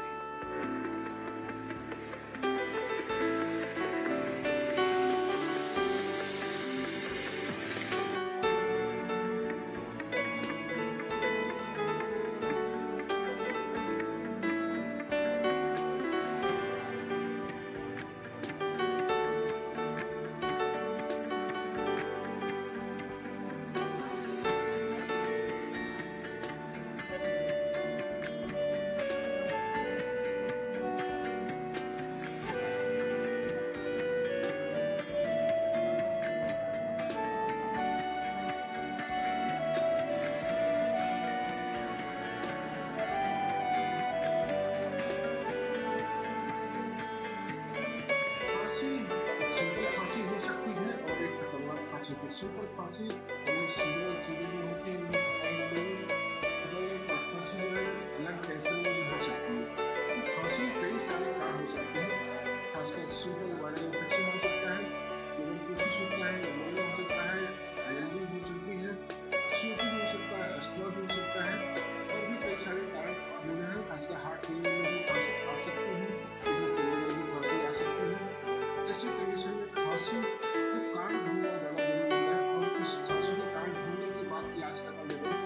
अक्सर ये देखा गया है खांसी की सूरत जो है अक्सर मेडिकल स्टोर से वो भीड़ होती है और इस तरह की खांसी उसकी जानकारी होने पर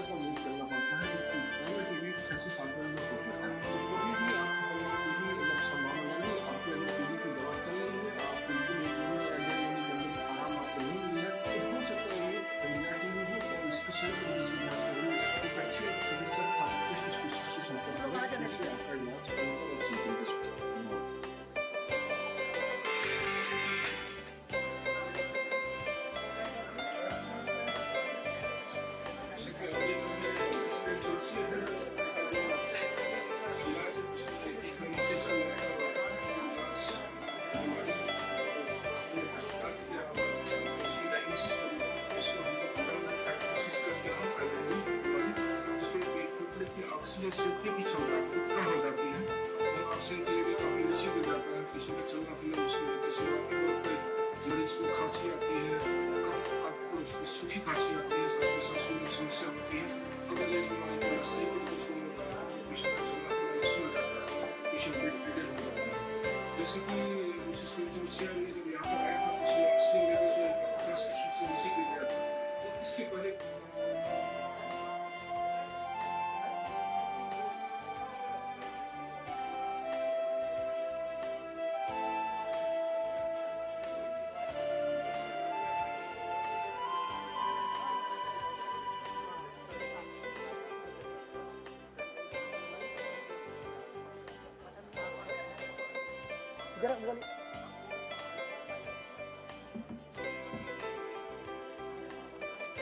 चार सेशन है टोटल, ठीक है। 4 पॉइंट जो है ऐसे ही मतलब उसके लिए लिखे हैं काशी की उसके लिए, तो बोल दे एक एक दो लाइन, एक लाइन बस, ऐसे बस ज़्यादा नहीं है बस। हाँ, क्योंकि सेशन स्टार्ट करेंगे टाइमलाइन के लिए, तो हाँ एक लाइन बस। मैं अभी टाइमलाइन चलाने के बाद प्रेजेंटेशन है, टाइमलाइन उन्हीं जब उसी पे चला दें क्या?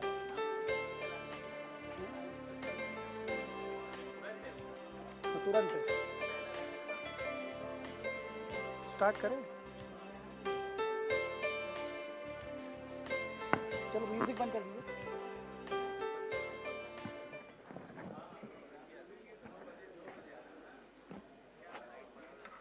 एक आवाज में आते हैं और डॉक्टर साहब तो बहुत ही अच्छे हैं।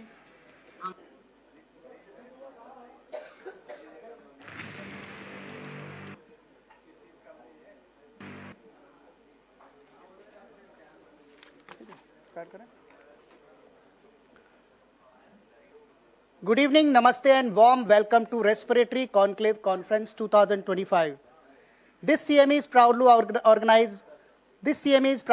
organized under the visionary leadership of Breathe Easy Chest Foundation for Humanity in collaboration with Breathe Easy Hospital, Assi and Ramnagar. It gives us immense pride to share the prestigious conference which began in 2014 is now marking its 12th successful edition. Over the years, it has become a cornerstone in academic excellence, clinical insight, and collaborative progress in field of respiratory medicine. Since its inception, we had the honor of hosting eminent Indian speakers, many of whom have represented our national and international through groundbreaking presentations, case studies, and lectures. We thank you for being part of this academic journey and look forward to an insightful and enriching experience together with RCC timeline, which I'm going to show you all here.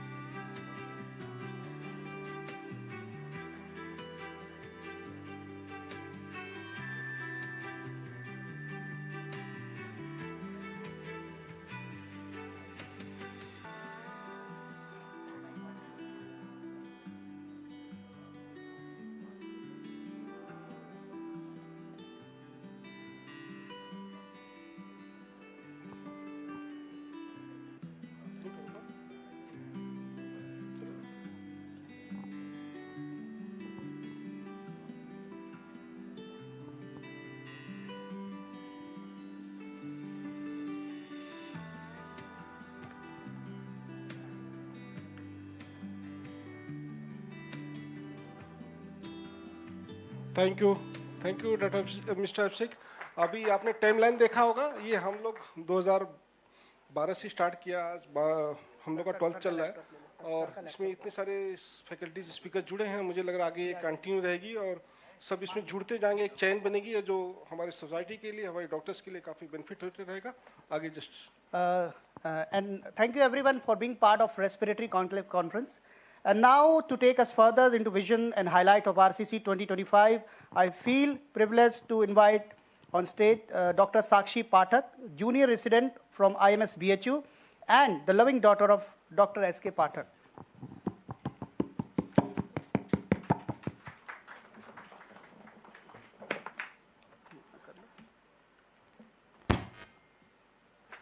Thank you, Mr. Abhishek.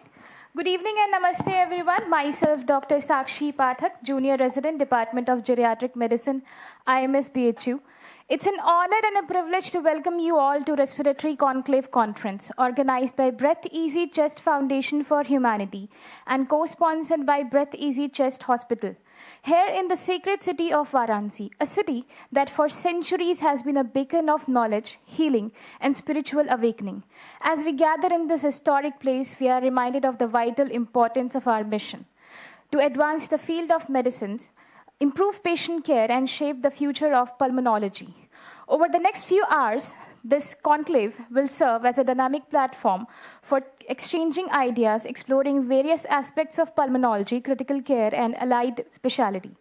The schedule for today's conference is as follows. There will be 8 sessions. The session 1 will be by Dr. J.K. Saini sir, Chief Specialist, Head of Thoracic Oncology and Interventional Pulmonology, National Institute of TB and Respiratory Disease, New Delhi, on the topic Interventional Pulmonology in General Practice.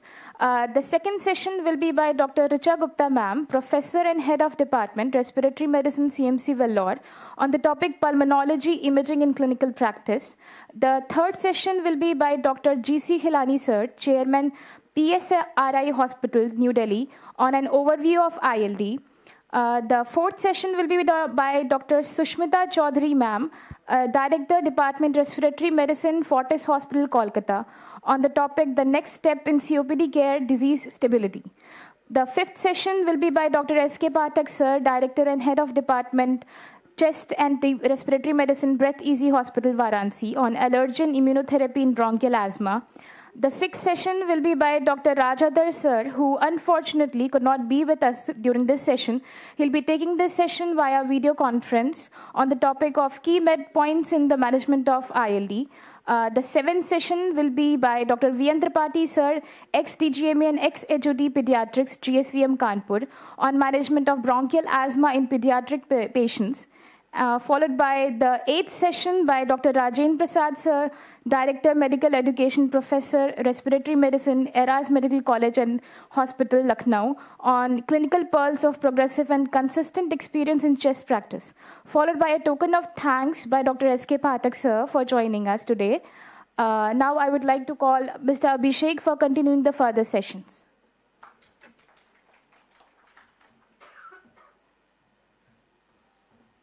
Thank you, Dr. Sakshi. Now moving forward, and would like to call chairperson for the first session.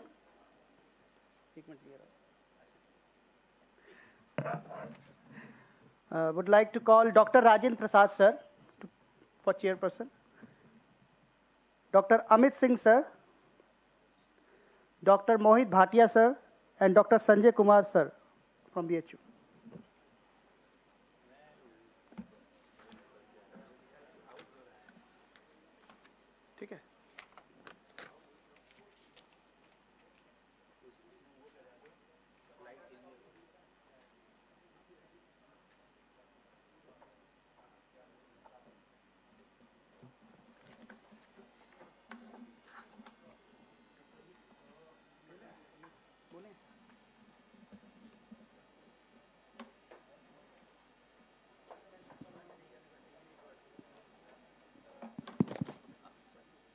So good evening again, and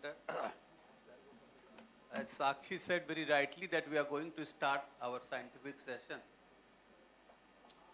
Before I utter any word, I must compliment Dr. S.K. Pathak. I am not remembering the year, which year he did MD under me. बता सकते हैं? हैं? So 2003, and I see along with him there are many students. I will call them students. They have become now big guns in the field of pulmonary medicine. They are sitting here. Richa, Susmita, Sandy himself, and then I can recollect. Anybody else? Huh? Doctor Maurya साहब की कहानी ये, एक बार मैं बनारस से ही लखनऊ जा रहा था, रोड पे तो मुझे नहीं पता था, तो रोड पे मैंने इनका बोर्ड देखा, तो मुझसे रहा नहीं गया। अपने देखिए, हम टीचर के लिए क्या होता है, सबसे बड़े अपने बच्चे, टीचर की खुशी इससे बड़ी, तो हम तो कहते हैं अभी आजकल भाई हमारे धन तो यही लोग हैं, बेटे बेटियां धन जो भी आपको हो, यही लोग हैं जो हमने कमाया है। तो आई एम वेरी, तो इनका मैंने बोर्ड देखा, मैंने ड्राइवर से कहा, शायद मेरी वाइफ पता नहीं याद थी नहीं थी, मैंने हैं अच्छा WHO के कोई सर थे, हम लोग किसी मीटिंग से आ रहे होंगे, तो इनका बोर्ड देखा, तो मैंने कहा यार ये तो अगर वही है, मेरे ख्याल से नाम तो वही है, ऐसा हो नहीं सकता। तो मैं इनके क्लिनिक पे गया, ये बड़े खुश हुए, इन्होंने मुझे क्या जलेबी वलेबी खिलाई वहाँ पर समझिए, तो वो सब मुझे याद है। तो really for a teacher it is always a pleasure to meet our students. और मैं इसमें पाठक जी को बधाई देना चाहता हूँ, इन्होंने इन लोगों से, ऐसे मैं इन लोगों से मिलता रहता हूँ ऐसा नहीं है कि मैं नहीं मिलता हूँ, लेकिन यहाँ एक साथ अलग अलग मिलते हैं अलग अलग जगहों पे, लेकिन यहाँ एक साथ। अब इसके संग मैं ये सेशन शुरू कर रहा हूँ, और डॉक्टर सैनी साहब भी हैं जो पहला सेशन लेने जा रहे हैं। फॉर्चुनेटली ये भी मेरे स्टूडेंट हैं, और बहुत अच्छे, एक्चुअली आप समझ चुके होंगे जो बहुत अच्छे स्टूडेंट्स ही आगे बढ़ के निकलते हैं। Saini is now heading the thoracic oncology department in National Institute of TB and Respiratory Disease, and he has gone up very ahead. I have, because I know when he was kid, I must say when he was kid, doing MD under me, and way back, long way back. Saini साहब आप किस batch के हो? अच्छा batch ही, अच्छा हो, अच्छी बात है। तो ये लोग उसी बैच के दोनों लोग। So and he'll be speaking something on interventional, what is so he'll be speaking, interventional pulmonology, a term has come from last few years, and now it has when I joined department, let me say one or two line. In 76, when I joined department of, means after my internship, I finished my internship in 1975 from doing MBBS from KGMC. In those days, the PG, there is no PG test. In KGMC, there was a very special rule, by merit admission used to be there. There was a system of indexing, and so we each student have known that where I will get that admission. So I'll telling my own story. So I was in my batch among first 20 students of the batch. I could have joined any department, medicine, because my choice was medicine, because my elder brother was MS surgery, so I said I'll go to the medical side. So I could have got medicine, pediatrics and TB. There were 3 departments. In those days, tuberculosis का क्या बताएं, क्या हाल था मैं आपको describe नहीं कर सकता हूँ। डॉक्टर साहब हंस रहे हैं। हमारे जो गुरु थे खन्ना साहब, अब तो हम इनके गुरु, तो हम तो बहुत ही, मतलब इनको बहुत हमने प्यार से पाला, लेकिन हमारे डॉक्टर अंसारी साहब बैठे हुए हैं, जो मेरे जब मैं JR1 था, वो मुझे दिन याद आ रहे हैं। तो ये हमारे सीनियर रेजिडेंट, उस वक्त चीफ रेजिडेंट कहते थे। तो डॉक्टर साहब भी, मैं यहाँ बनारस आता हूँ तो मैं इनको बुलाता हूँ कि आइए अब भाई, अब आप यहाँ आ जाते हैं। तो हमारे गुरु तो बहुत ही ही इज नो मोर, बट बहुत ही टफ आदमी थे। तो वो टफनेस तो हमने छोड़ दी। हाँ, he is also from Banaras. याद आती है, हमेशा मैं उनको याद करता हूँ।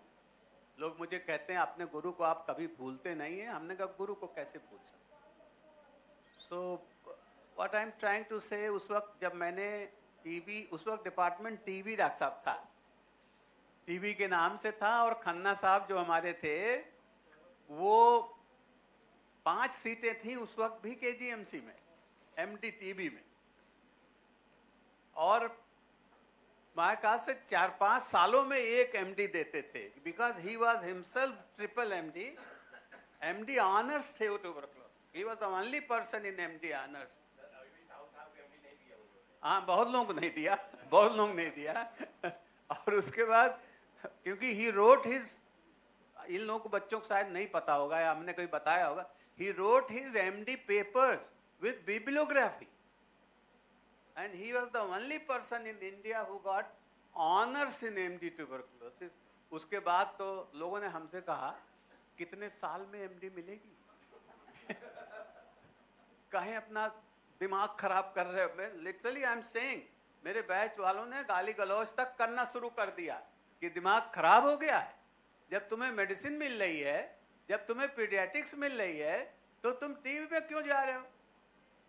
लेकिन मेरी भी कुछ जिद थी, मैंने कहा नहीं, हम जाएंगे यहीं, क्योंकि हमारे दिमाग में ये था, ये बच्चे लोग बैठे हैं शायद कभी नहीं बताया हो, कि अगर यहाँ मैं क्लिक करके, मेरी मेरिट का उस डिपार्टमेंट में तब तक कोई बहुत कम ही लोग आते थे, नहीं आते थे, बाद में आने शुरू हुए।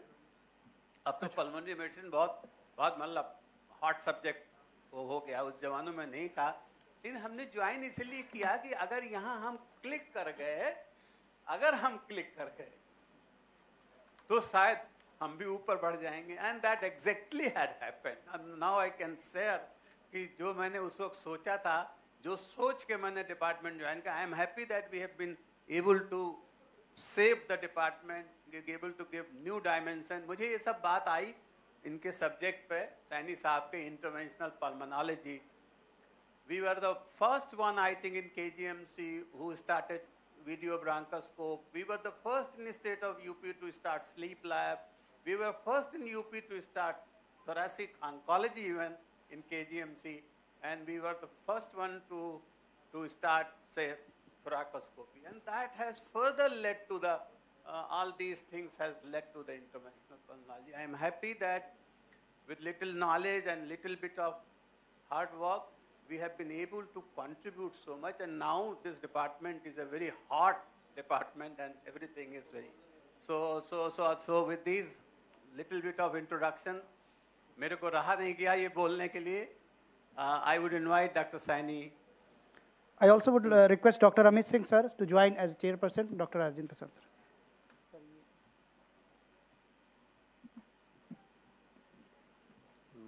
Thank you, sir.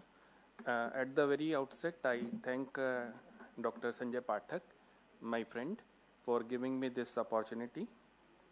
And it's my privilege to speak in front of my mentor, Professor Rajendra Prasad sir, who taught me basics of lung cancer and bronchoscopy during my MD 25 years back.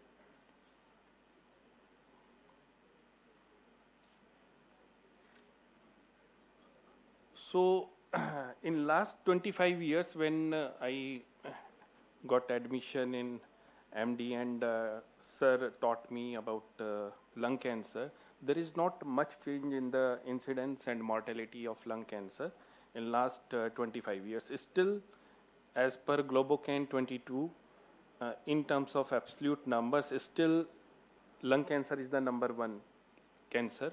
And here we can see, although there is not much difference in terms of incidence among first 3 cancers, but if we see the mortality related to the cancer, so there is huge difference in cancer-related mortality by lung cancer as compared to the #2 and #3. So this is worrisome that still after 25 years, we are not able to save most of the lung cancer patients, not more than 1 year. So here we can see on the left side there is the incidence graph, and on the left right side mortality graph. So other cancers we can see that mortality is less as compared to their incidence, but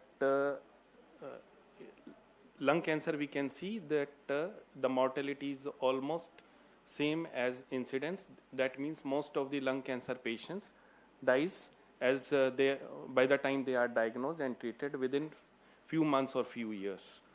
So because 70 to 80% of lung cancer patients present at advanced stage, either stage 3 or stage 4, and 5-year survival in stage 1A is around 73%, but once the stage progresses to stage 2 to 4, the survival varies from 5-year survival varies from 9% to 46%. So to improve the survival and quality of life, it is essential to clinically detect lung cancer patients at an early stage.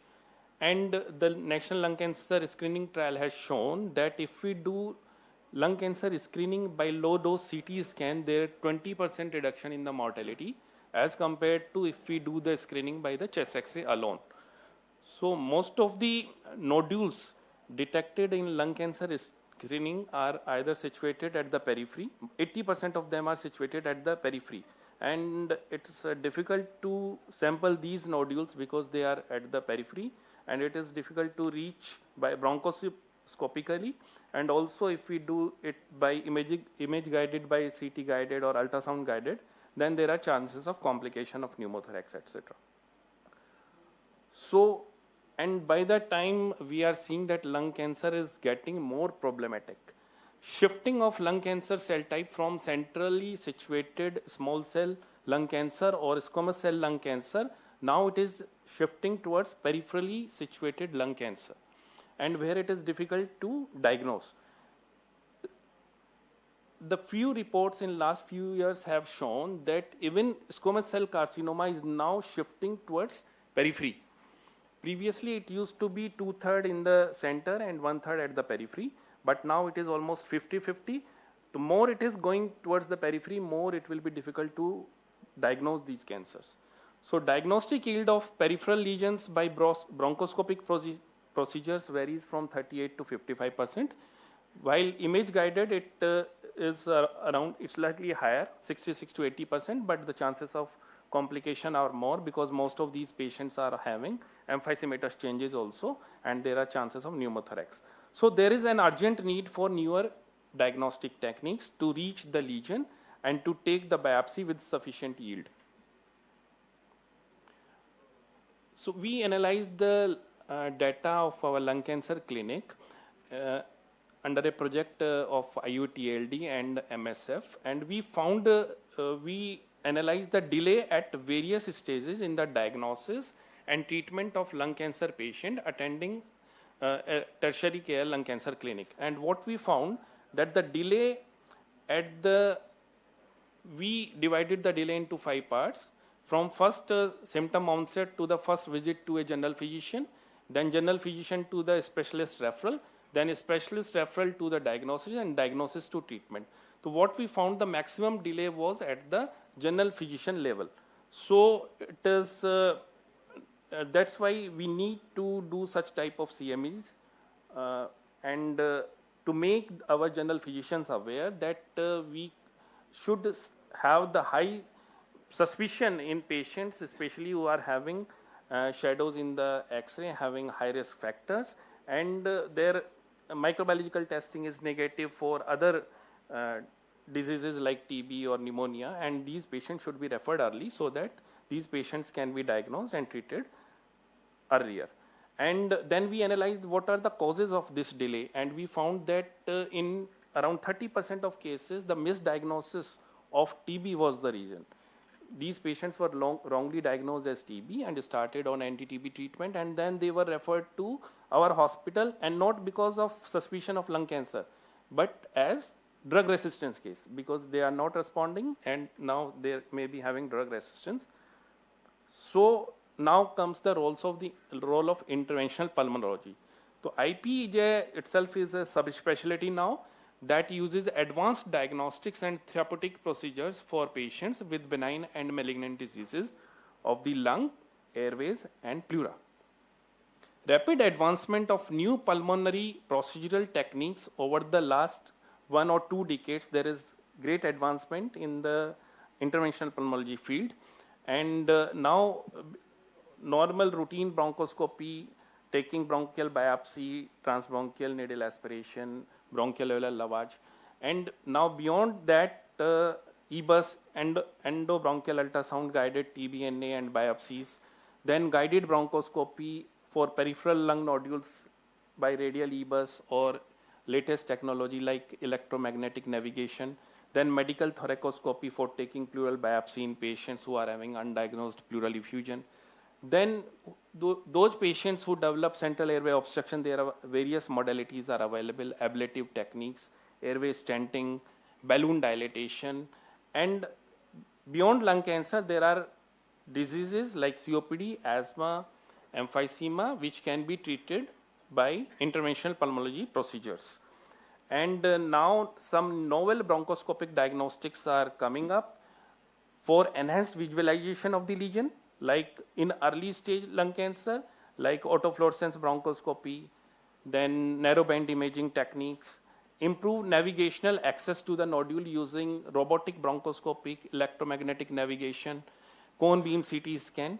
So we will discuss these if we have the time, otherwise we will discuss the routine and some advanced procedures.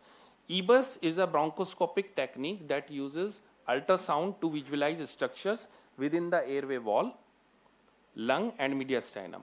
EBUS is different from EUS.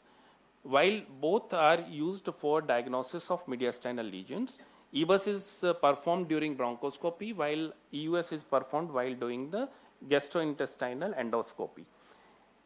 Another procedure is EBUS, EUS-BFNA. It is the procedure when we are doing evaluating the esophagus, evaluating the mediastinum through esophagus using EBUS scope by a pulmonologist. So that is called EUS-BFNA.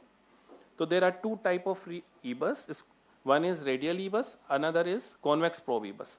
Radial EBUS has higher resolution than convex probe EBUS, and so airway structures and parenchymal lesions are visualized in a better detail by radial EBUS because they have higher resolution. Unlike convex probe EBUS, radial EBUS cannot be used to biopsy target lesion in real time because we have to remove the radial probe and then we have to perform the procedures for taking the biopsy. So convex probe EBUS is more frequently used to acquire the tissue, while the radial EBUS is basically used to localize the lesion and then take the biopsy after localizing the lesion. So this first one we can see, this is the radial probe EBUS, and in this we localize the peripherally situated nodule, and then after removing the probe and we do the sampling using the forceps or brush or then ball, or now we can use the cryo probes also to take the biopsy, and this is the convex probe EBUS here we can see. So there are various mediastinal lymph nodes. Some lymph nodes can be accessed by the EBUS, some can be accessed by the EUS, and remaining can be accessed by other surgical procedures. So most of the lymph node we can access using EBUS or EUS-BFNA. So now we will see this case. This 66-year-old male patient, a smoker, presented with the breathlessness, cough expectoration, hemoptysis, and this was the X-ray at the time of presentation. We can see there is a nodule in the right lower lobe. So CT was done. We can see a cavitating nodule in the right lower lobe, and the staging was 3A. Then further, because the lesion was having very brief contact or narrow contact with the chest wall, that's why the radial EBUS was performed. And after localization of the lesion, here we can see this was circumferentially situated lung nodule or lung mass, and so this type of nodule can be easily sampled using the radial EBUS.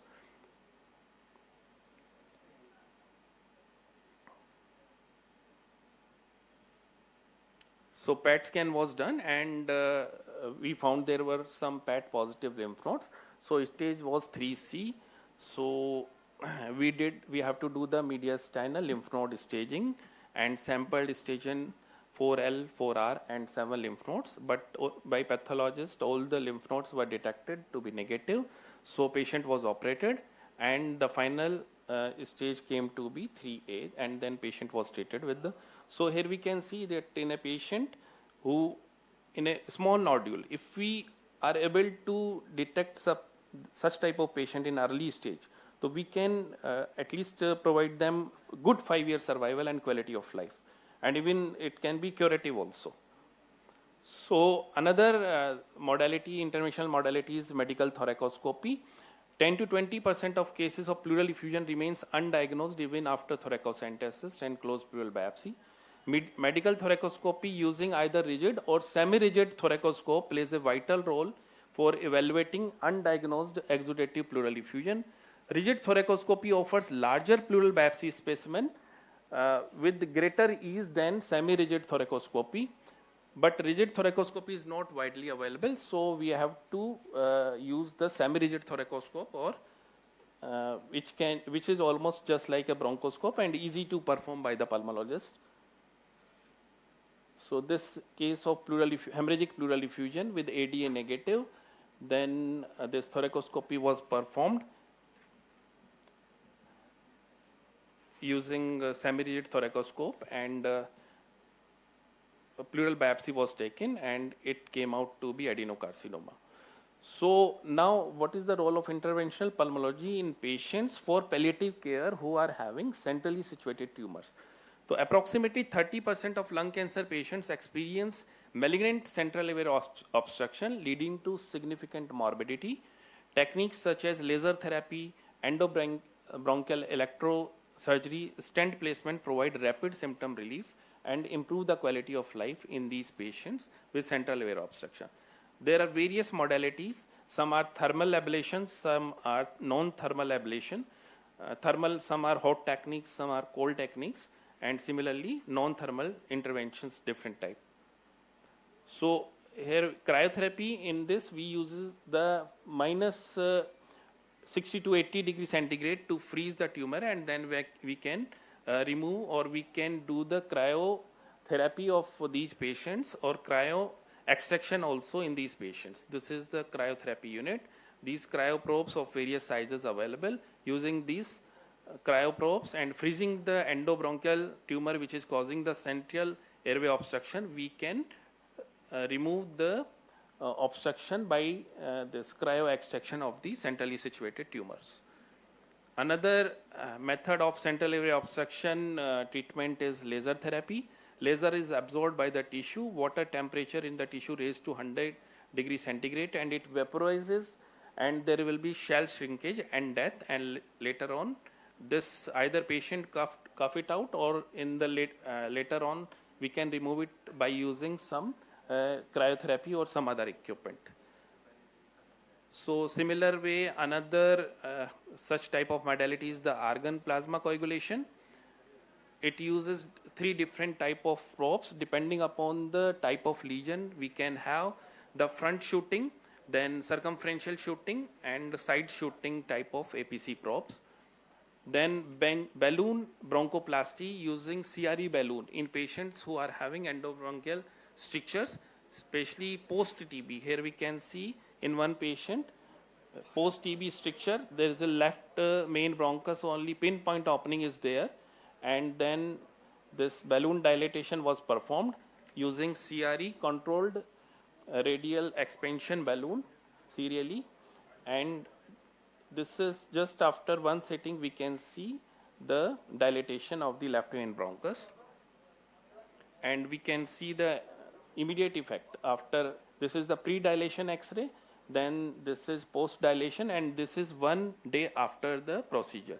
So in this way, if we have such type of interventional modality available, so we can save the lung, because most of the patients after some time, because if this lung remains chronically collapsed, then even after the procedure this lung will not be expanded. So early detection in cases of TB with post-stricture lung collapse, we can perform such type of. Then another modality is airway stenting. So this airway stent can be used either for malignant neoplasm, and it can be used for the benign conditions also. Stents are made from several different materials, usually silicone, metallic stents, or there may be mixed silicone and metal, which are called hybrid stents. So these are the various type of stents which are available depending upon the type of lesion and the where the lesion is situated. We can use different type of stents. Then what is the role of interventional pulmonology in other lung diseases? So one is bronchoscopic interventions in COPD, like unidirectional bronchial valves we can use, because the only thing which can provide the mortality benefit in case of COPD is either long-term oxygen therapy in patients of respiratory failure, and another is lung LVRS surgeries, lung volume reduction surgeries.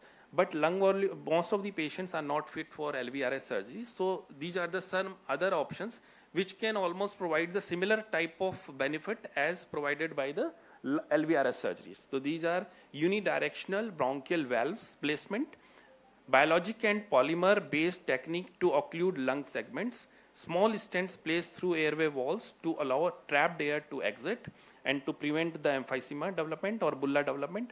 Then thermal and steam vapor ablation and endobronchial coil placements and targeted lung denervation techniques. So these are some techniques which can be used using interventional pulmonology for COPD patients, and they provide the similar kind of benefit as provided by the LVRS. Then another modality, interventional modality, which can be used in patients who are having uncontrolled asthma even after maximum bronchodilation and inhaled corticosteroids. If those patients, those adults who are not responding, then this new modality can be tried, although it is giving mixed results. Some studies have shown that it is not beneficial. But BT is a potential treatment option for adult patients whose asthma remains uncontrolled despite optimized therapeutic regimens. It is a minimally invasive therapeutic intervention, targeted radiofrequency thermal energy to the airway walls, partial ablation of the airway smooth muscles.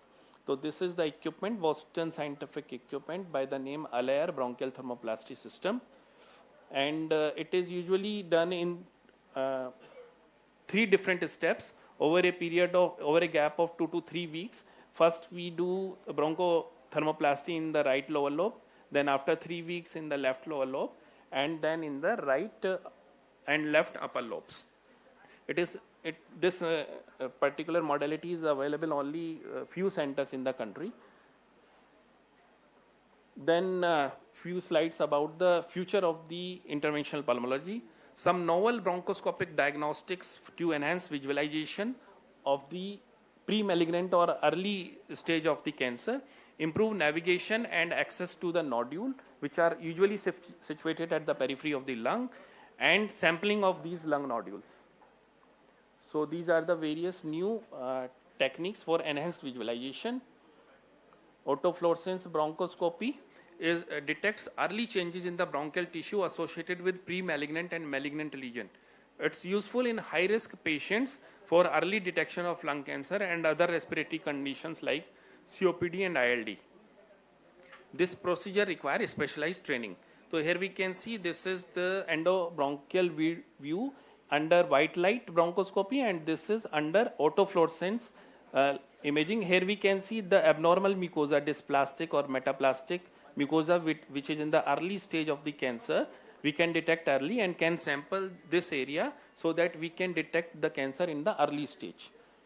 The another optic technique is the narrow band imaging, in which they use the narrow band spectrum of the light to differentiate the malignant or pre-malignant lesion from the healthy mucosa.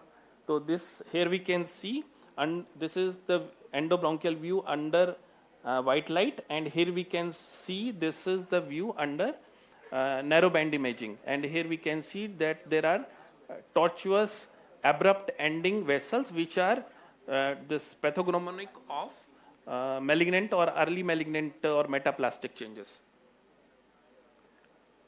Then another new modalities of the future is the confocal laser endomicroscopy, in which we can do the microscopy of the lesion while doing the bronchoscopy itself. So CLE allows real-time microscopic visualization of the bronchial mucosa, aiding in the assessment of the abnormalities. It is effective for early detection of lung cancer and other conditions like asthma and COPD also. It can be used as a guiding system to find optimal cryobiopsy location in ILD patients, but this technique also requires a specialized training. This is the confocal laser endomicroscopy equipment. While doing the bronchoscopy, we can see the microscopic features of the lesion in the real time. So only this we can see it will be different from the histopathology.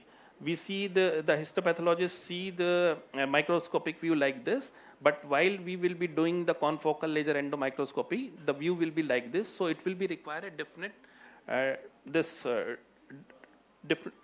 training for learning such type of images, because we learn to see such type of histopathological images. And here also, instead of vertical, it will be showing the horizontal sections of the lesions. Then another Can you try to summarize? Yes, the yes. time is up. Last few slides, sir.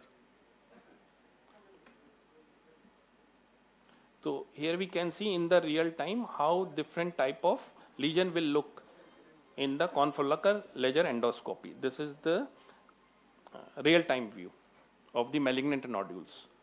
Similarly, we can differentiate the different type of ILDs using confocal laser endomicroscopy technique. Another similar technique is the optical coherence CT tomography. It is just like real-time CT scan while doing the bronchoscopy. So again, this will show this type of pictures, and normal histopathological pictures are like this, and for different type of lesion, for dysplasia, metaplasia, and this is the OCT type of when we will be doing the OCT in real time. Then there are certain improved navigation to access, like ultra thin bronchoscopy, which can reach up to the peripheral lesion. Then electromagnetic navigation, I will be rushing through these slides. Then cone beam CT scan, all these modalities are to reach the peripheral pulmonary nodules accurately, so that we can take the accurate sample and detect the lung cancer at the early stages. And this is the robotic bronchoscopic, like most of the surgeries are being done now by robotics. Similarly, in the future, the bronchoscopy will be done by the this robotic bronchoscopic sweeps. So early suspicion and referral to advanced interventional pulmonology center can help in early diagnosis and treatment of lung cancer and other respiratory diseases. Technical challenges such as limited access to peripheral lesion and inadequate visualization can impact the diagnostic yield. By recognizing and addressing the challenges through integration of advanced interventional pulmonology technologies, we can optimize the diagnostic process of bronchoscopy and improve the patient outcome and quality of life. Thank you, sir.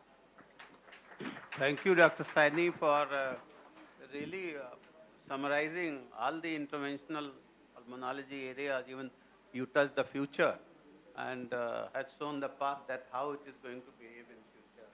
And really the term which was started not very back, long back, but it started very soon, that it is progressing very well. Now what I can say that the pulmonology, therefore now, about 30 years back, it was nothing, but now it has grown in leap and bounds. So thank you, Dr. Saini. Yes. Now, if there is any question, quickly, yes, Dr. Gupta.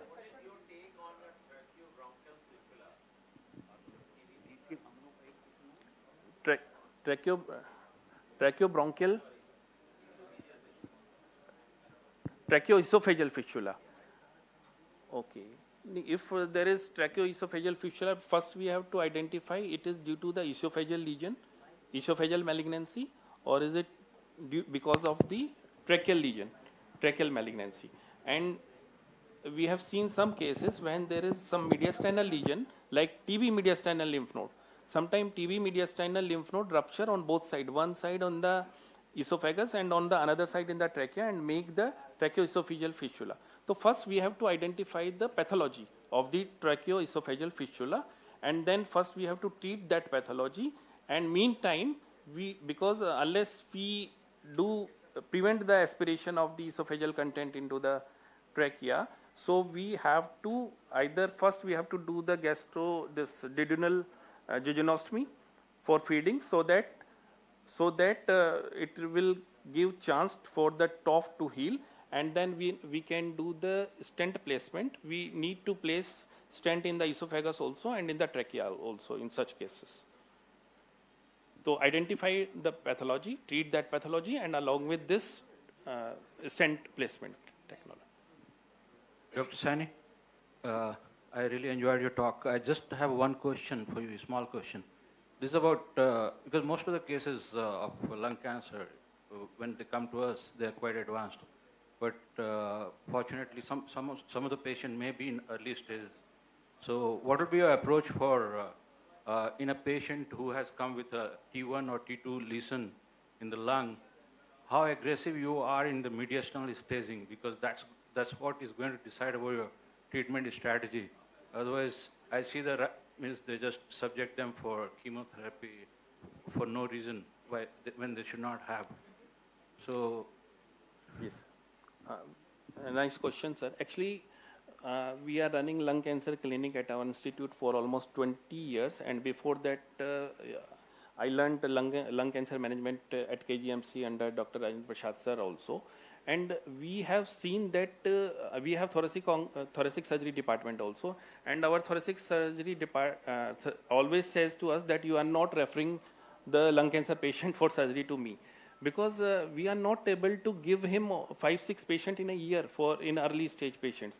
So once we have some early stage patient, so we are usually very aggressive. Our surgeon is also, he cancel all his patients for that patient, and we also postpone all bronchoscopies, and we do the mediastinal lymph node staging if it's required after discussing our tumor board.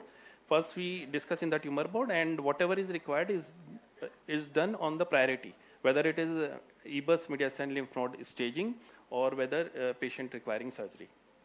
Which one do you prefer, this EVAS or the surgical mediastinoscopy and staging? Now EVAS along with EUS is the gold standard. Okay. Well, for doing the mediastinal lymph node staging. Pathological staging is mostly done with the surgical one, which is the gold standard, because if you really see the sensitivity and the specificity. Now there are ample evidence that if you combine EBUS and EUS, and we can access most of the lymph nodes. Even if some lymph nodes we are not able to access, only then we can take the help of the surgeon. But there are now sufficient evidence, provided that the operator who is doing the EBUS is sufficiently trained in doing the mediastinal lymph node staging. So I think there is no other question. Before I thank Dr. Saini, I would like to share one of the cases what Dr. K.K. Gupta has asked.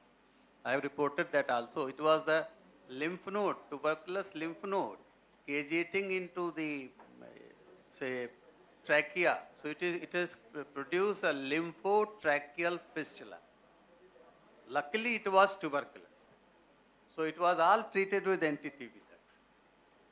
I have reported that case, a big hole, but everything has responded to ATT. So that's why we are very clear what is the cause, then how then you have to manage. Thank you, Dr. Saini, for a beautiful lecture. Thank you. Thank you, Dr. J.K. Saini, sir. Now moving towards our second session, which is of pulmonary imaging in clinical practice, would like to call Dr. Richa Gupta, ma'am.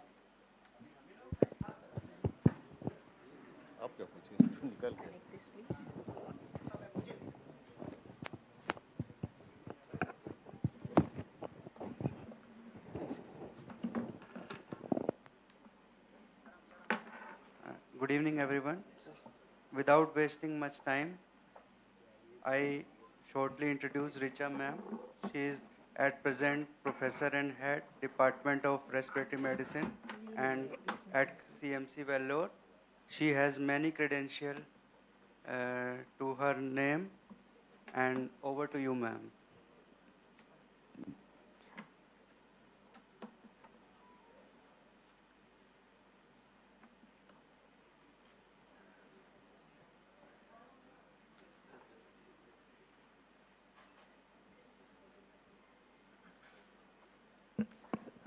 Thank you so much. Good evening, everyone. And it's a pleasure as well as an honor to speak in front of your mentor and your teacher, Prasad sir.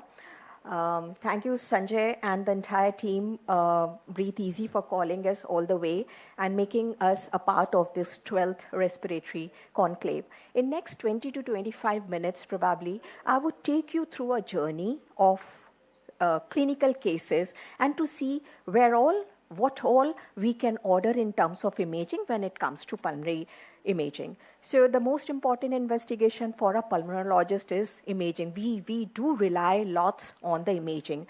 The various types of imaging is, first thing is the chest X-ray, which is really, really important. It becomes an eye to us for looking into the patient's disease condition. Then lung ultrasonography has come up a very, very big way. Say 20 years before or so, it was considered that lung ultrasonography or an ultrasound is meant only for pleural effusions and related, but it has crossed past those things, and now it can be used for parenchymal lesions as well. We have CT scan, PET scan, MRI chest, and I wrote it 2 times. So we'll just look into one by one how and each of these investigations help us. What is the advantage of chest X-ray? Something is easily available, cheap, but there are radiation and rapid results. As soon as the image is taken, you can see that, and it can be done bedside. But at the same time, the disadvantage is that it has limited specificity and sensitivity. And when I say so, I'll just explain you in next of my few slides. But at the same time, I would say still an important initial investigation, and it at the moment cannot be replaced by any of the other imaging we are talking about. Chest X-ray helps, and all of us who are sitting here will agree with this. So if you're able to make out, I don't know if the pictures are very clear or not, it's very useful to diagnose pneumothorax. You have a right lung lower lobe collapse, you have a right-sided pleural effusion, you have a right upper lobe collapse, right? But sometimes you have to be detective. The things may not be appearing as gross as it is on these X-rays, which are the classical X-rays I showed. Sometimes you have to be detective, and all thanks goes to, again, Prasad sir, who were very strict on us on reading the X-rays, and thank you so much, sir, for making us good in reading X-rays. Let's look at this case 1. Patient came to emergency department with dyspnea. I want some of the people to actually respond, otherwise it becomes very, very monotonous. What do you see in this X-ray? Of course, the pathology is on the right side. Anybody want to volunteer for that? We don't have much of the time, so quickly if we can do. Yes, Swapnil? I won't say that this is the air and the diaphragm, because you could see some, the markings you can see. But yes, there is a pleural effusion is there. All I can see is the cardiomegaly is there. Agreed, patient has come. But what do we miss on that? We have to be detective. Look at this area. So incidental diagnosis of an acromion clavicular dislocation, right? That is why I said at times we have to be detective. Look at this patient who came to OPD with cough and expectoration for 3 weeks. Does it look normal? Everything looks normal? There is something. Okay, without wasting time, there is a safety pin in the trachea of the patient. The patient aspirated that, right? Another example. This is a patient who, okay, I'm not very sure if we are able to see it on the screen. Patient presented with breathlessness on exertion, and that was actually in an OPD, not an emergency department presentation. Workup was done, and echo also shows a pulmonary arterial hypertension. Do we see anything abnormal in this X-ray? Okay, so I don't know if we are not able to see, but in the interest of time, I would say, look at this foreign body which is there.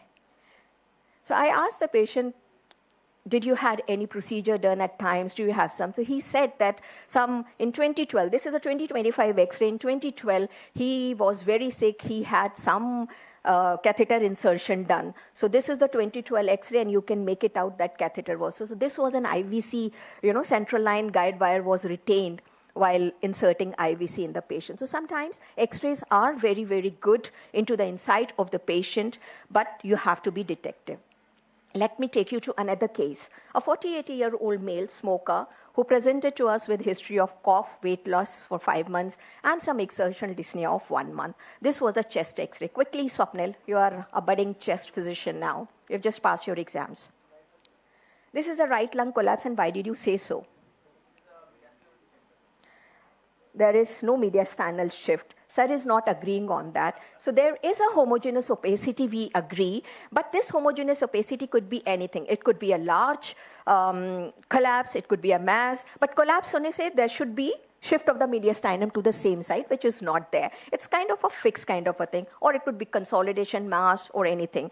And so the CT shows this. There is a large mass and there is an effusion as well. So do you agree that chest X-rays are good, but chest X-rays can be deceptive, right? Whatever, actually, there is much, much more what we can see. Let's look into another case. A 56-year-old female, non-smoker, no history of biomass fuel exposure or passive smoking, had history of cough and mucoid expectoration for 6 years.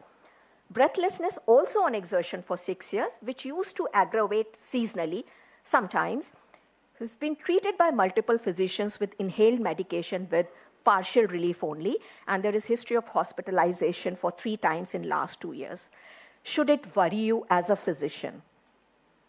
Yes or no? Yes, it should worry me. The reason being, pure OADs or obstructive airway disease does not behave like this. They should have improvement. There is no spirometry done for the patient, and patient is being treated like an obstructive airway disease or say asthma. So on examination, normal vesicular breath sound, but there were conducted sounds as well. So first investigations in an OPD was ordered was a chest X-ray. Does it look okay? Probably yes. The X-ray looks okay to me at the moment. And when the spirometry came, very clearly the people who can read, there is pure obstructive airway disease with no significant reversibility. Does the buck stops here only? No. Probably not, because we failed to see the graph. And if you look at the graph, you would say that there is flattening of the expiratory loop. Now, as a physician, you should understand that there is something going wrong. This is not pure asthma. And then hindsight or retrospectively, everyone becomes intelligent. So when the PG came to me and this and all, I said, go back and see the X-ray. And then we look back this X-ray again, and we can see actually there is something endotracheally. No, see, retrospectively, everybody becomes intelligent. So I also became intelligent by saying so. Now, in this kind of a patient where X-ray, okay, it's coming normal, but there is conducted breath sounds on examination of the chest, and spirometry is showing flattening of the expiratory loop. What are you expecting? Most likely, there is a large airway, some endobronchial or endotracheal lesion is there. Now, if that is the case, what is the imaging you are going to do? You would like to do a CT scan. So that is how the CT scan scores. So this was the CT scan for the patient, and we can say there is a large endotracheal lesion, and on coronal sections also you can see there is a lesion. So what does actually CT does? Any abnormality detected on a chest X-ray where there is a doubt, you do a CT scan. Now, selection of an appropriate CT protocol is guided by the question, the clinical question you want to answer in association with what is the patient presenting as a clinical history. The most commonly performed CT scan is the CT thorax with contrast. Sometimes people do it without contrast as well when there are some contraindication. So most of the indications say there is a lung nodules, cancer, you want to look at the mediastinal lymphadenopathy, vascular structures, or pleural diseases. This is the CT scan which you would ask for. But in case you want to improve the ability to detect smaller nodules or say subtle abnormalities like thick interlobular septa, the walls of the cyst, or you want to look at the smaller nodules, ground glass opacities, and etc. In that case, you would need CT scan, which has thinner sections of 1 to 2 mm. This is called as high resolution CT scan, and it gives you high definition images of lung parenchyma, air spaces, airway, interstitium, and all. And hence, it is required when you are suspecting there is bronchiectasis or interstitial lung disease, or a patient come who is symptomatic with breathlessness, chest X-ray is normal, but PFT is abnormal. So these are the indication for HRCT. Again, CT pulmonary angiography is a little different way of doing a CT scan, where you look where you want to give the contrast and look at the vascular structure also. Mostly it is done when you are suspecting pulmonary embolism or pulmonary arterial hypertension and the workup for that, or suspected aortic aneurysm. Low dose CT, Sani has already discussed. They are low dose. They are usually used for the screening of the lung cancer and for the patients who require recurrent imaging. So in those patients, we do LDCT in order to minimize the radiation-induced toxicities. Let's come back again to another case. A 40-year-old female, we will ask you what CT you would ask in these patients. A 40-year-old female, cough with expectoration for 6 months, hemoptysis on and off for 3 months, and breathlessness for 3 months. So that is the history. X-ray looks kind of normal to me. Anybody wants to see what kind of a CT you would like to do in this patient? There's history of hemoptysis, at least contrast enhanced CT scan, and that was the CT done for the lady. And you could see there was, it's going to come over here, there is an endobronchial lesion in the right main bronchus, right? So full marks goes to you, Swapnil, that we need to do at least contrast enhanced CT scan for this patient. Now coming to this 49-year-old male who presented to ED, gradual onset breathlessness for 4 days. See, the duration is very less. Worsened for 1 day. Saturation at the time of arrival was 80% on room air, and when Venturi was connected, it was making up to 94% only. X-ray looks grossly normal. So what is the CT you would like to do in this patient? Depends on what you are suspecting. CTPA is the right answer because you are suspecting pulmonary embolism in this patient. And if you could identify, it's easy to identify. You would just start tracing the vessels. You say subsegmental arteries are not very well taking up the contrast, right? The subsegmental, as well as if you go up, you would see that even the main pulmonary arteries, both right and left, are not taking up the contrast properly, right? So this is a definitive case of pulmonary embolism. 66-year-old with off and on hemoptysis for 2 years, right? He's been having, but 6 days back had really, really large volume hemoptysis. The symptoms of cough with expectoration is also present for 6 years. Past history of TB is present. What is the most likely diagnosis? We are looking at aspergilloma or post-TB sequelae, say maybe bronchiectasis. So if you look at this X-ray, we could see, yes, there are increased markings, and that is what we would expect. So what CT you are going to ask for this patient? HRCT, he said. I will differ here.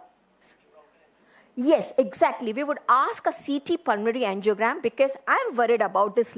He's been having small hemoptysis for 2 years, but large volume hemoptysis. I would like to look at the vessels, what has happened. So this was an HRCT for this patient, which certainly showed bronchiectasis in the right middle lobe and some in the lingula as well. You would do sputum examination, which is certainly we have to do. But this was a CTPA done for this patient, and if you could follow up the things, you would say that we could identify the tortuous and hypertrophied bronchial vessels. So this patient will benefit by doing a bronchial artery embolization, provided you have ruled out active infection going on. Even in patients who are having active TB, and if they are producing lots of hemoptysis, bronchial artery embolization can be done. Look at the case 9, a 66-year-old with history of asthma for 40 years, cough with minimal expectoration for 1 year, exertional dyspnea for 6 months, and chest is basal Krebs. This is a PFT for the patient, spirometry, not the full PFT, which is almost absolutely normal. What is the CT you would like to do in this patient? Huh? In this case, you will need an HRCT. So the I don't know where the X-ray went off. So HRCT was done, and though, sorry, I will just go back. This was an X-ray of the patient, which looked relatively normal, but patient was symptomatic, though spirometry was also normal, but as chest was having basal crepes, we suspected interstitial lung disease. And then if you would see, we'll rush fast.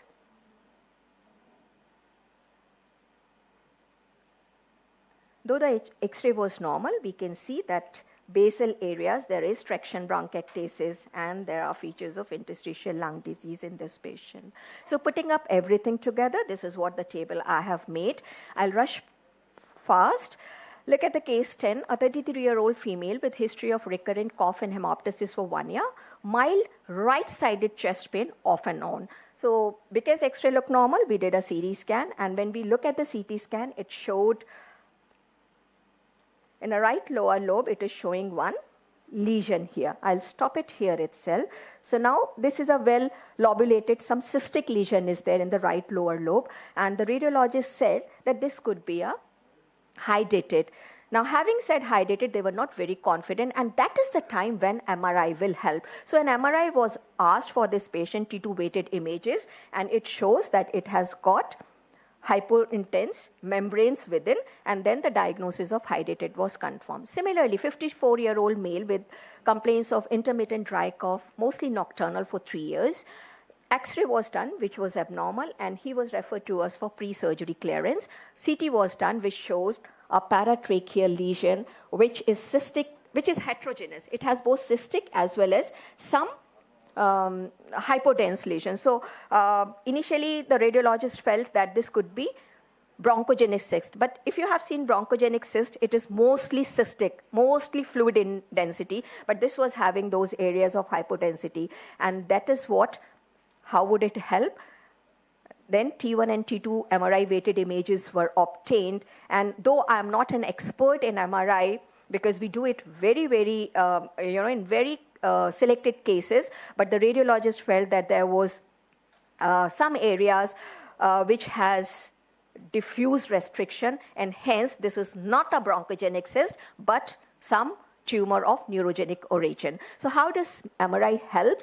In pulmonary practice, we don't do it, but the data says for cystic fibrosis, especially the proton MRI provides better morphologic information and depicts disease activity from birth onwards. Especially it is important because the kids, they would be exposed for radiation from the beginning if we are doing a CT scan. We don't have it here, but in Germany, this is a protocol to do proton MRI when you are suspecting cystic fibrosis. There have been studies and meta-analysis where they feel that, CT, diffusion-weighted MRIs can outperform CTs or PET-CT in characterizing the SPNs. Similarly, in pulmonary hypertension, we don't do. Only two places where we do CT is when we have to differentiate, like say hydated cyst or cystic lesion, or in cardiac sarcoidosis is really played. So cardiac MRI protocol should be done if you're suspecting a cardiac sarcoidosis.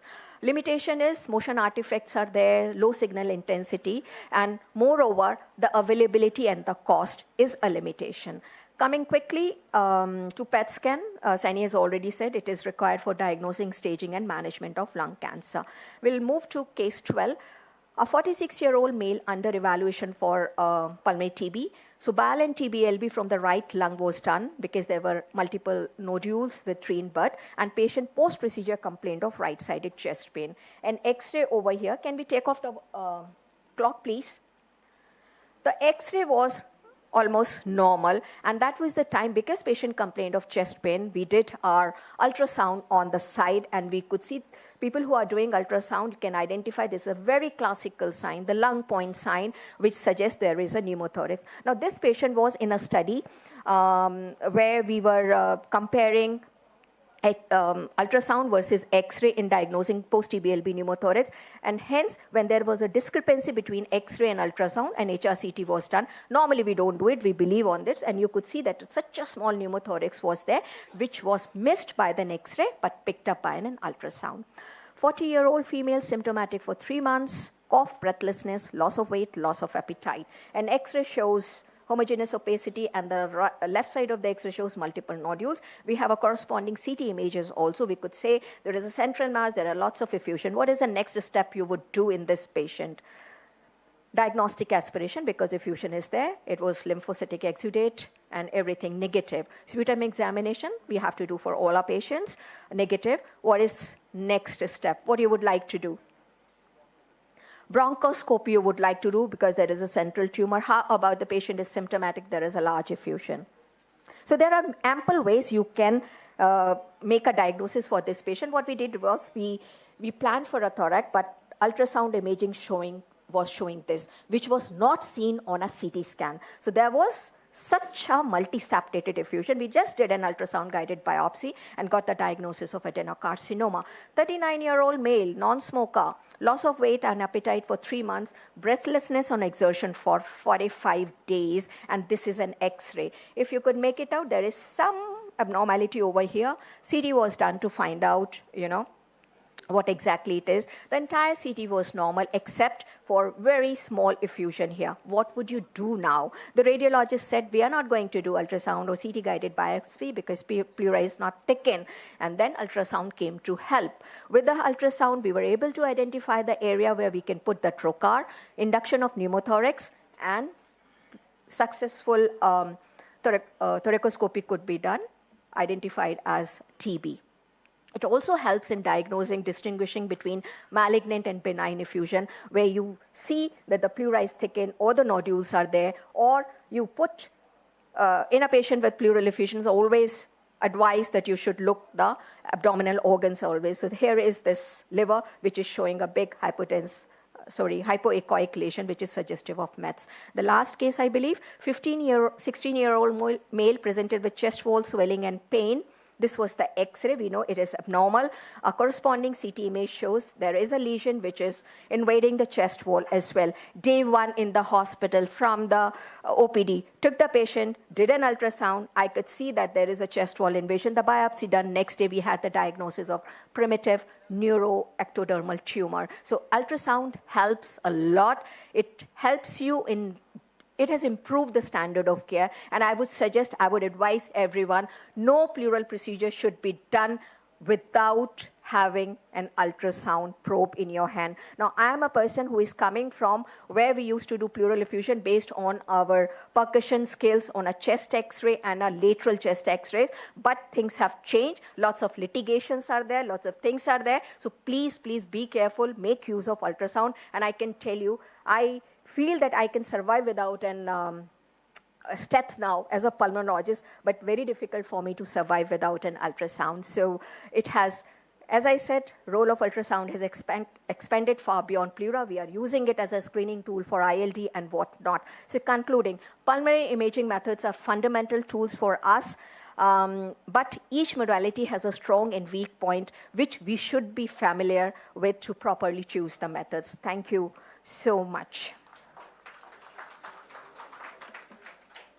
I would also take an opportunity to invite you, if anybody is interested. We do yearly ultrasound workshop, which is scheduled for 1st and 2nd of August this year. Thank you so much. Thank you, ma'am, for such a wonderful presentation, touching up all the modalities in a very simplified and clear manner. So, is there any question?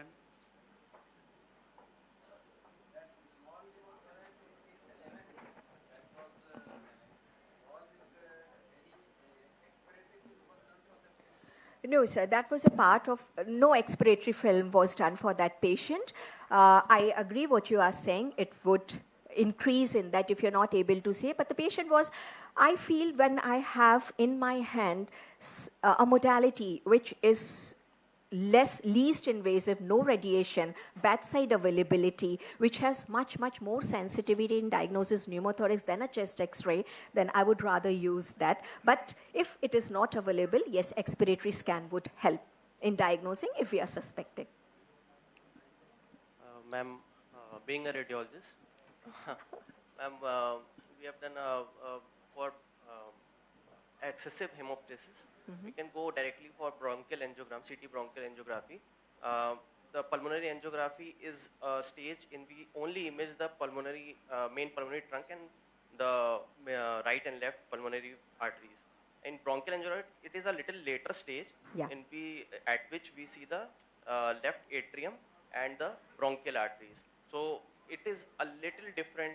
When we order, we can directly write bronchial angiogram. So it will be better. So what we do at our place is we ask equal contrast in both pulmonary and systemic circulation. That is how we do it, and that is why we are able to identify. Thank you.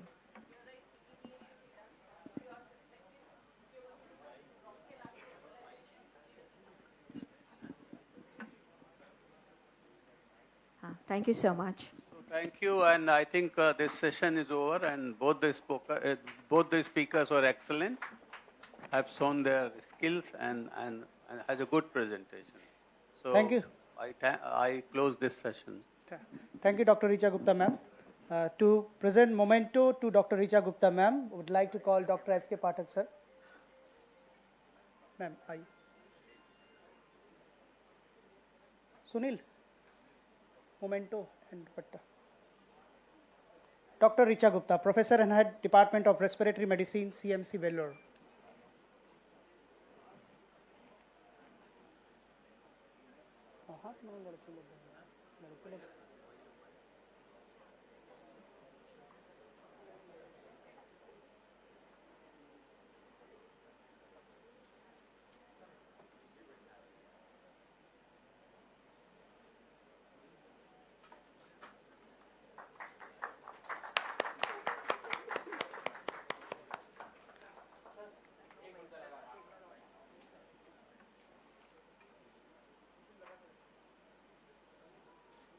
Now to present mementos to our chairperson, would like to call Dr. Sankhwar sir to present memento to Dr. Rajendra Prasad sir.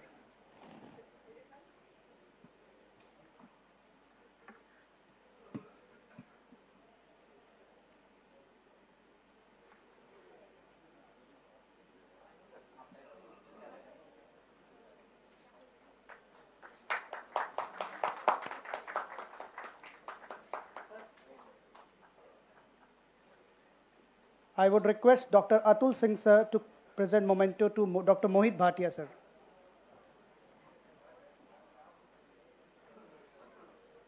Dr. S.K. Pathak sir to present memento to Mohit Bhatia sir.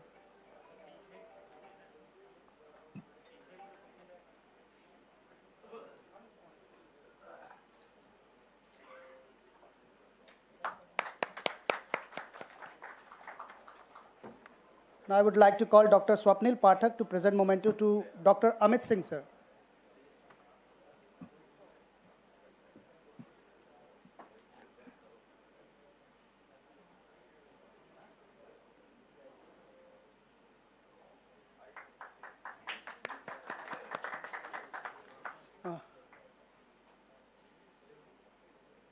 Now again would request Dr. S.K. Pathak sir to present memento to Dr. Sanjay Singh sir.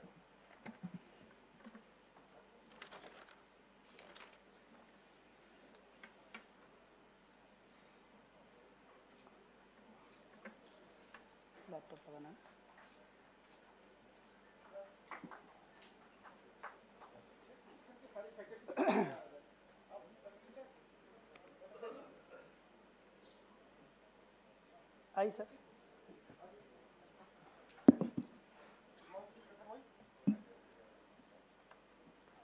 Faculties and chairpersons of first session.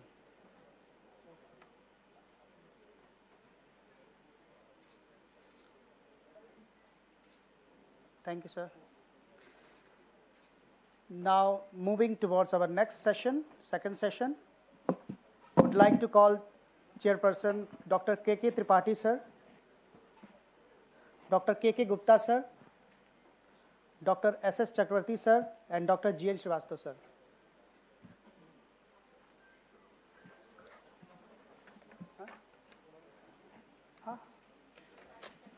तुम बुला आ जाओ पर हाँ would like to call Dr. S.K. Pathak sir to present memento to Dr. J.K. Saini sir.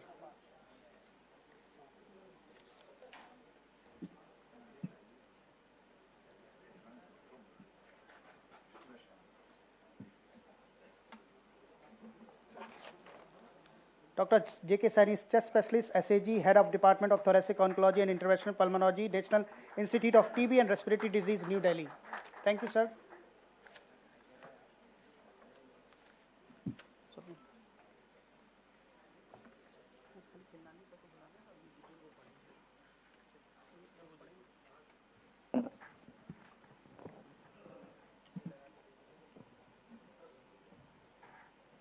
Hi, good evening, everyone. So it's been an honor, pleasure to kind of learn pulmonology about, from the stalwarts of pulmonology. So I'd like to call upon on stage Dr. G.C. Khilani, sir, to conduct the following lecture.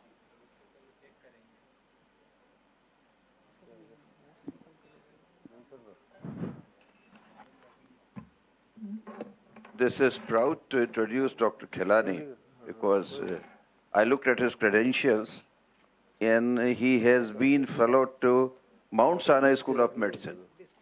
I happened to be there for a few months, so it's good to know that he's also ex.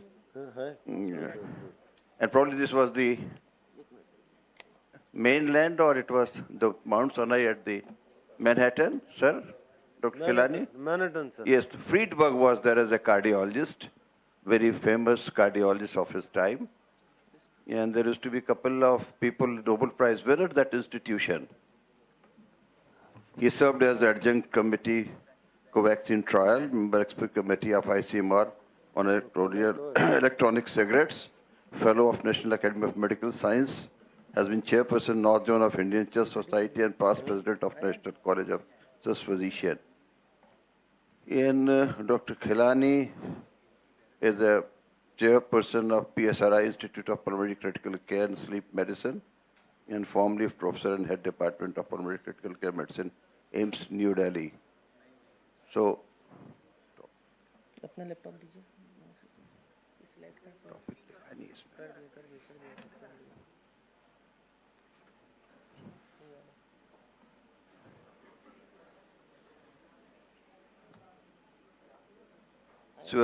I'm Sonian,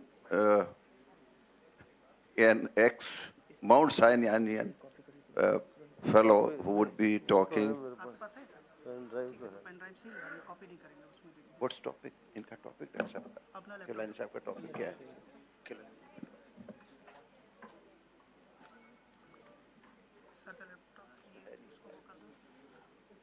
Stand by mode में कर दो.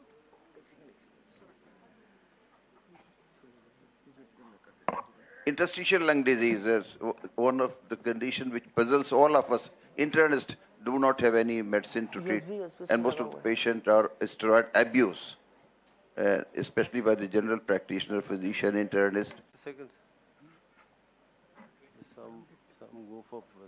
One of the problem with the fibroblast, whatever medicine you use, once the growth factor, the triggering mechanism is started, it's very difficult to get it back again.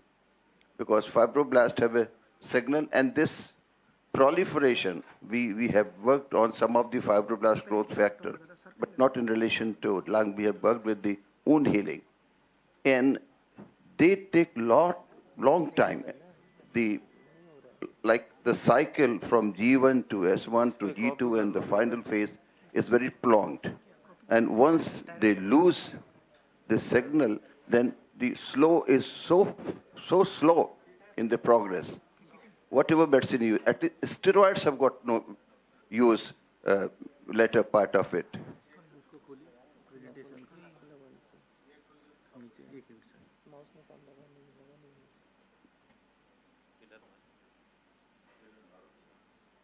Well, we all know about the ILD, the mechanism, the genetics, the environmental factor. What has added more to our interest is the post-COVID fibrosis. That is now another thing which has added to our understanding of ILD and the modality, what is to be new treatment, new mechanism to diagnose. Now we are going to hear from Dr. Khilani on all these issues very soon. Electronic hiccups are always there, so we are we are facing again. Thank you so much. We are Equally important is drug-induced fibrosis, methotrexate. Methotrexate is the one drug which is used as an anti-fibrotic in rheumatoid arthritis, collagen disease, but it also induces fibrosis. And we have a lot of patients who have been getting this puzzle because of the methotrexate use. At a time, it's very difficult to hold on them because they can go back to the original disease once you stop them. If you continue them weekly and other, they also ultimately lead to the resurgence of the condition.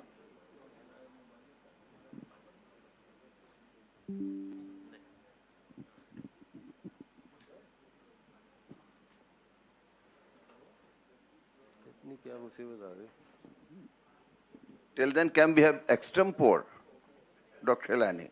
Sorry, yeah. So, good evening, ladies and gentlemen. At the outset, I want to thank Dr. Pathak for bringing me here. It was actually long overdue, and the topic he has given to me is close to any pulmonologist.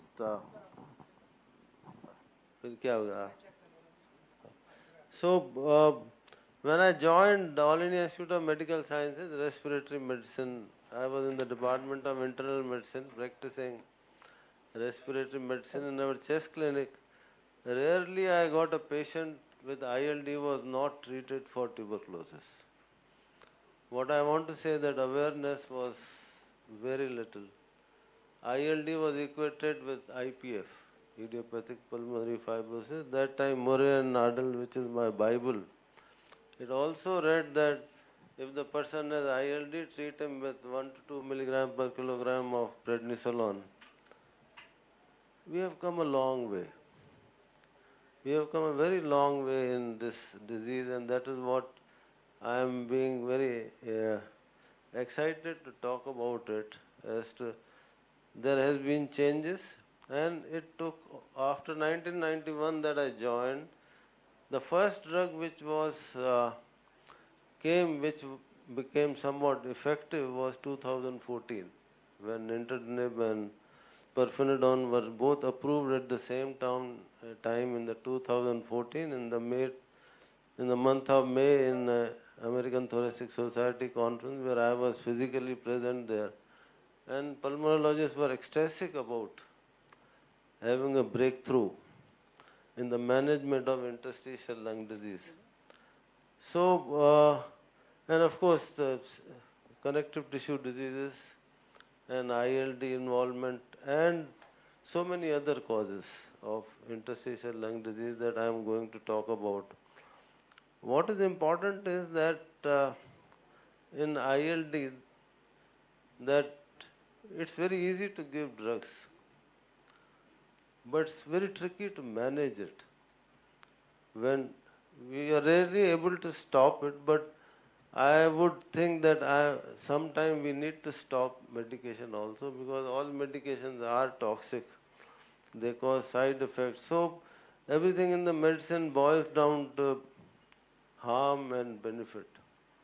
Where the ILD becomes very important. Running an ILD clinic at the All India Institute of for several years, if I had 4 patients of IPF consecutively, I used to be very depressed. Because majority of patients would say that I am not better. I am getting incessant cough, I am short of breath, I am on oxygen, and that is how it goes. So I think all is set. So this will work, this mic? Or? Okay, all right. So I can use my pointer if it works, yeah. Slide किससे change है? इससे नहीं change होगा? इससे नहीं होगा? बहुत complicated हो गया, but anyway. So this was a prelude, and as I said, it was thought that ये भी नहीं चल रहा है.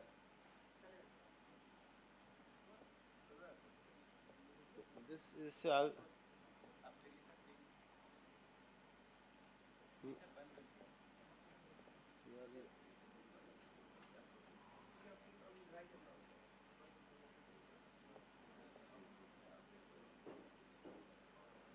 इससे क्यों नहीं चल रहा?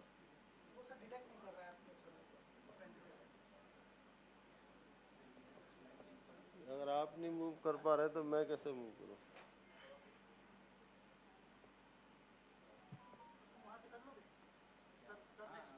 नहीं, नेक्स्ट नहीं बोलूँगा, मेरे तो हो नहीं सकता वो काम।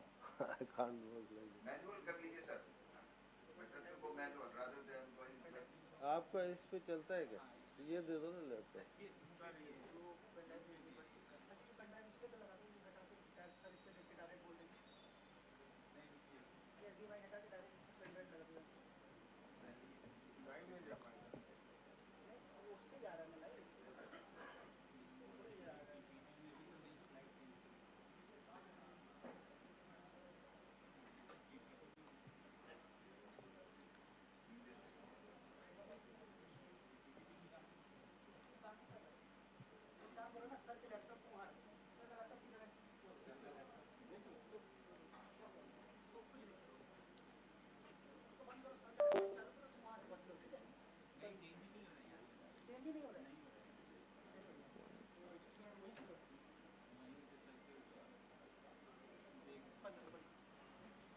पीपीटी दीजिए, वो दीजिए, पेन ड्राइव दीजिए सर के सामने मत आओ यार।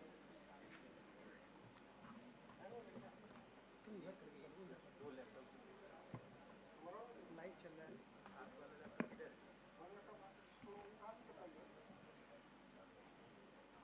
चलिए सर आप यहाँ से स्टार्ट करिए, ठीक है? वो ट्रांसमिट तो होना चाहिए ना। वो हम कर रहे हैं सर, हम वो वहाँ पे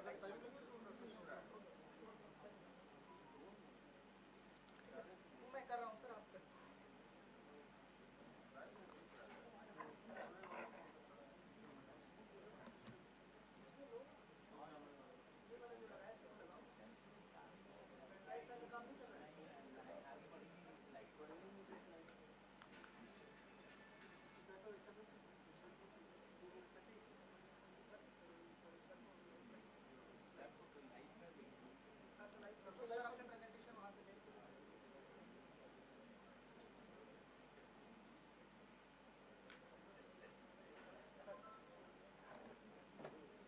नहीं, स्लाइड्स कहाँ से?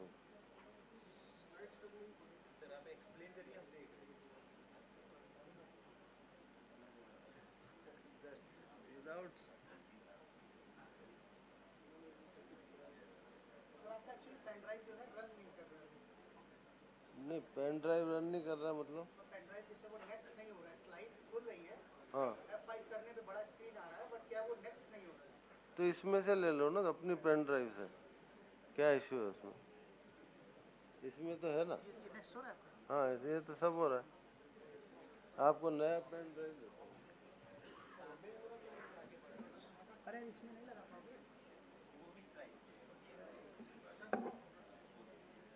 यानी भी गुस्सा आ जाएंगे।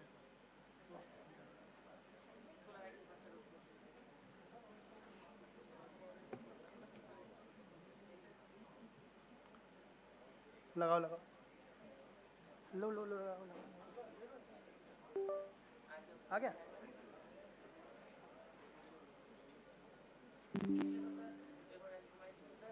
HDMI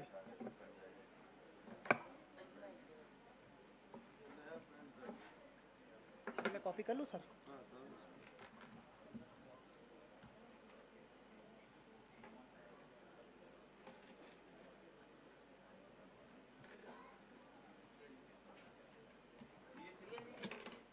हो गया? ये चालू हो गया? पक्का ना? लो ये पकड़ो, आ रहे हैं, इसको पकड़ो।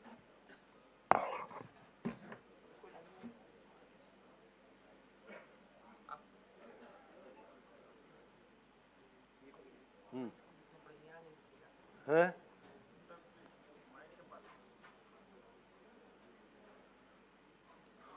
ठीक है, all right. Sorry, ladies and gentlemen, electronic goof up despite 5-6 laptops here. We are here, so please bear with me. So, What I am going to do in next whatever time provided to me is to give you a bird's eye view. I have already given you an introduction that ILD is not one. So what I have done is that I have prepared 5 cases, and the subject of ILD requires 10 lectures, 15 lectures, separate on radiology, separate on each diseases.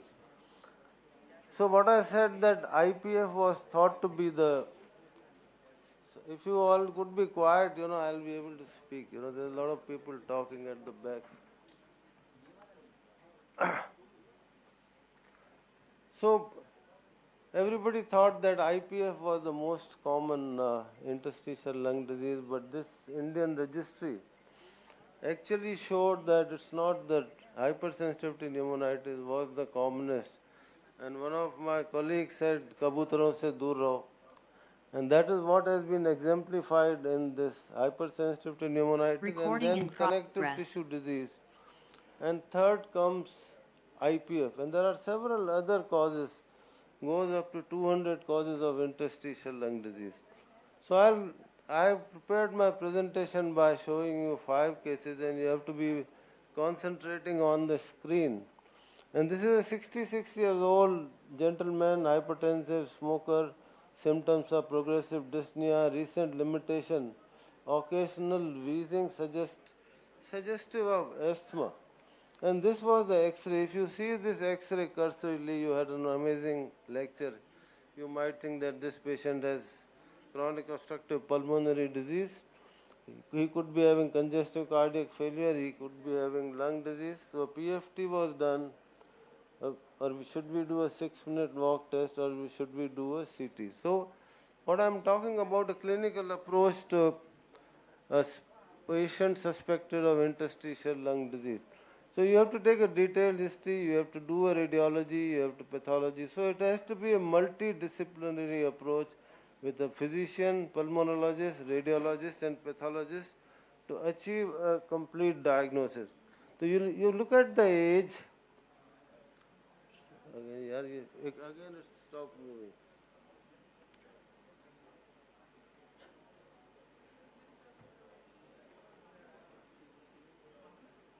It's moving here, but it's not moving there. I think I'll postpone my lecture. There's no point in.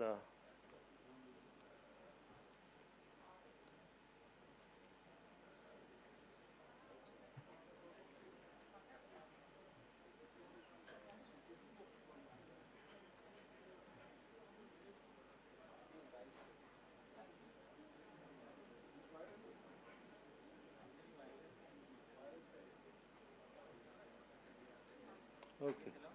So you look at the age. If the age is more than 55, you think of IPF, young female, CVD, sarcoidosis. You have to gender. If the female, you more think about LCH and connective tissue disease. Sorry, in the male you think LCH and connective tissue disease. The female you think of LAM, sarcoidosis and CTD. Smoking is related to RBILD and DIP and PLCH. Similarly, exposure history. So I have to go a little fast to save on time. Similarly, the family history is important. You can read all these causes and other symptoms.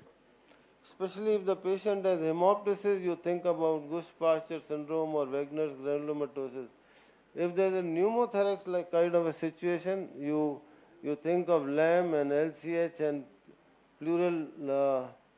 If there is a pleural effusion, you think of rheumatoid arthritis and SLE and GRD features and CTD.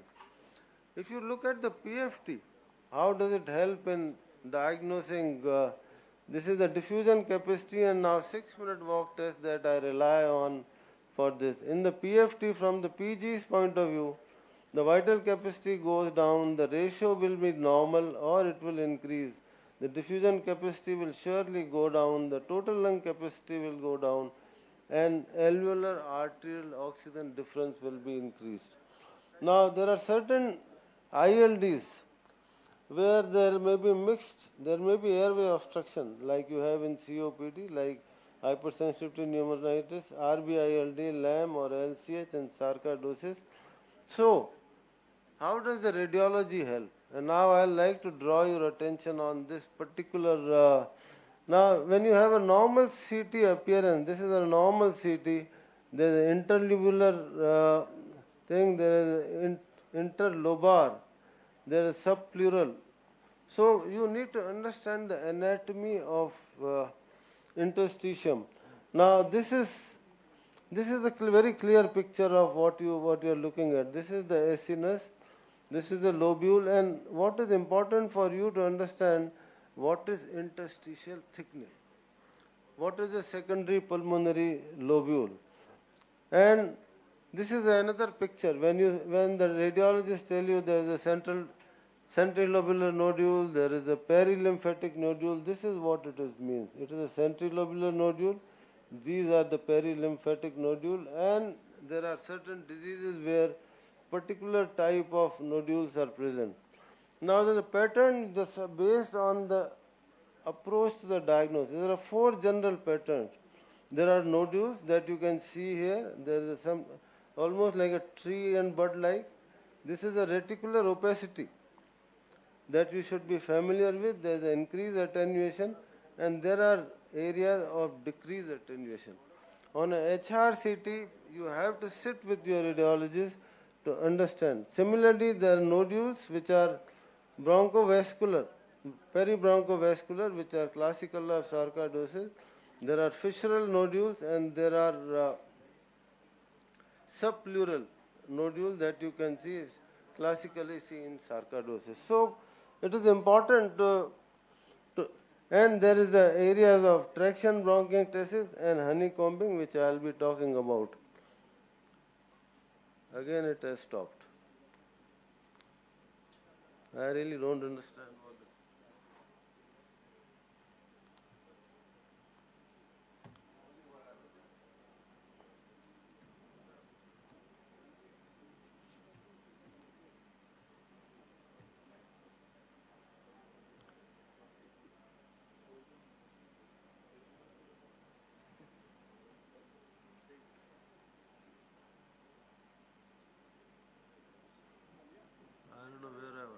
So, talking about it, now I'm coming back to the case that I was discussing, an elderly male who had this kind of X-ray. Now I have done a CT scan.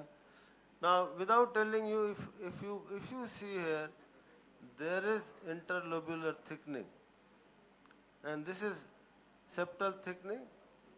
If you look at the lower part of it, and this is what is, there is a bronchial valve thickening, that means tracheal bronchiectasis, and this is what is called as honeycombing. All these things you should recognize if you want to diagnose interstitial lung disease. To my mind, in majority of time, except a few which I will be telling, it has replaced histopathology. Now, there are some blood tests which are used very commonly, which you should know: ANA and dsDNA, anti-CCP-RA, ANCA, JO1, SCL70, ACE for sarcoidosis, and CBC and AEC for eosinophilic pneumonia.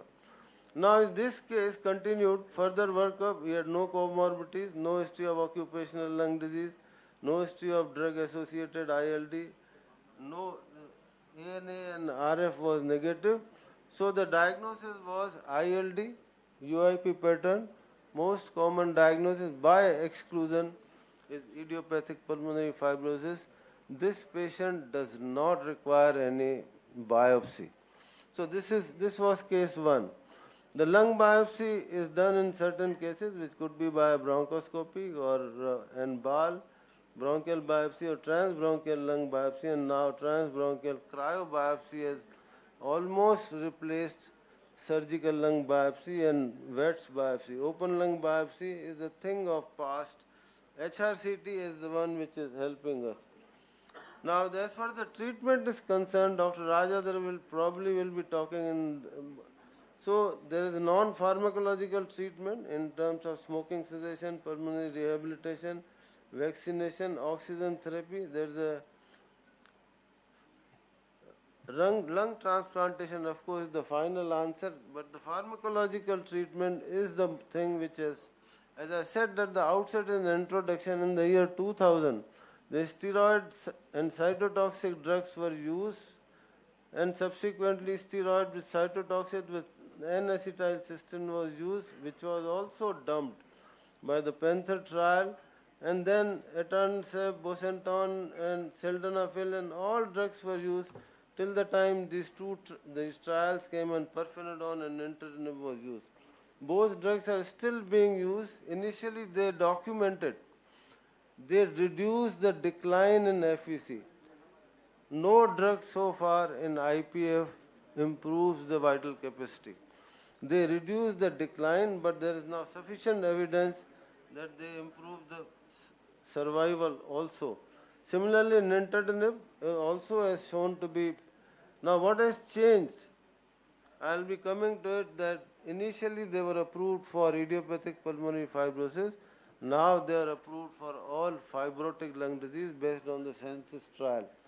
Now, case 2 is a 51-year-old male, diabetes type 2, hypothyroidism, progressive dyspnea for last 1 year, currently MMRC 3 since 6 months, early clubbing, bilateral inspiratory crepitation, connective tissue markers were negative, vital capacity was 45%, diffusion capacity 46%.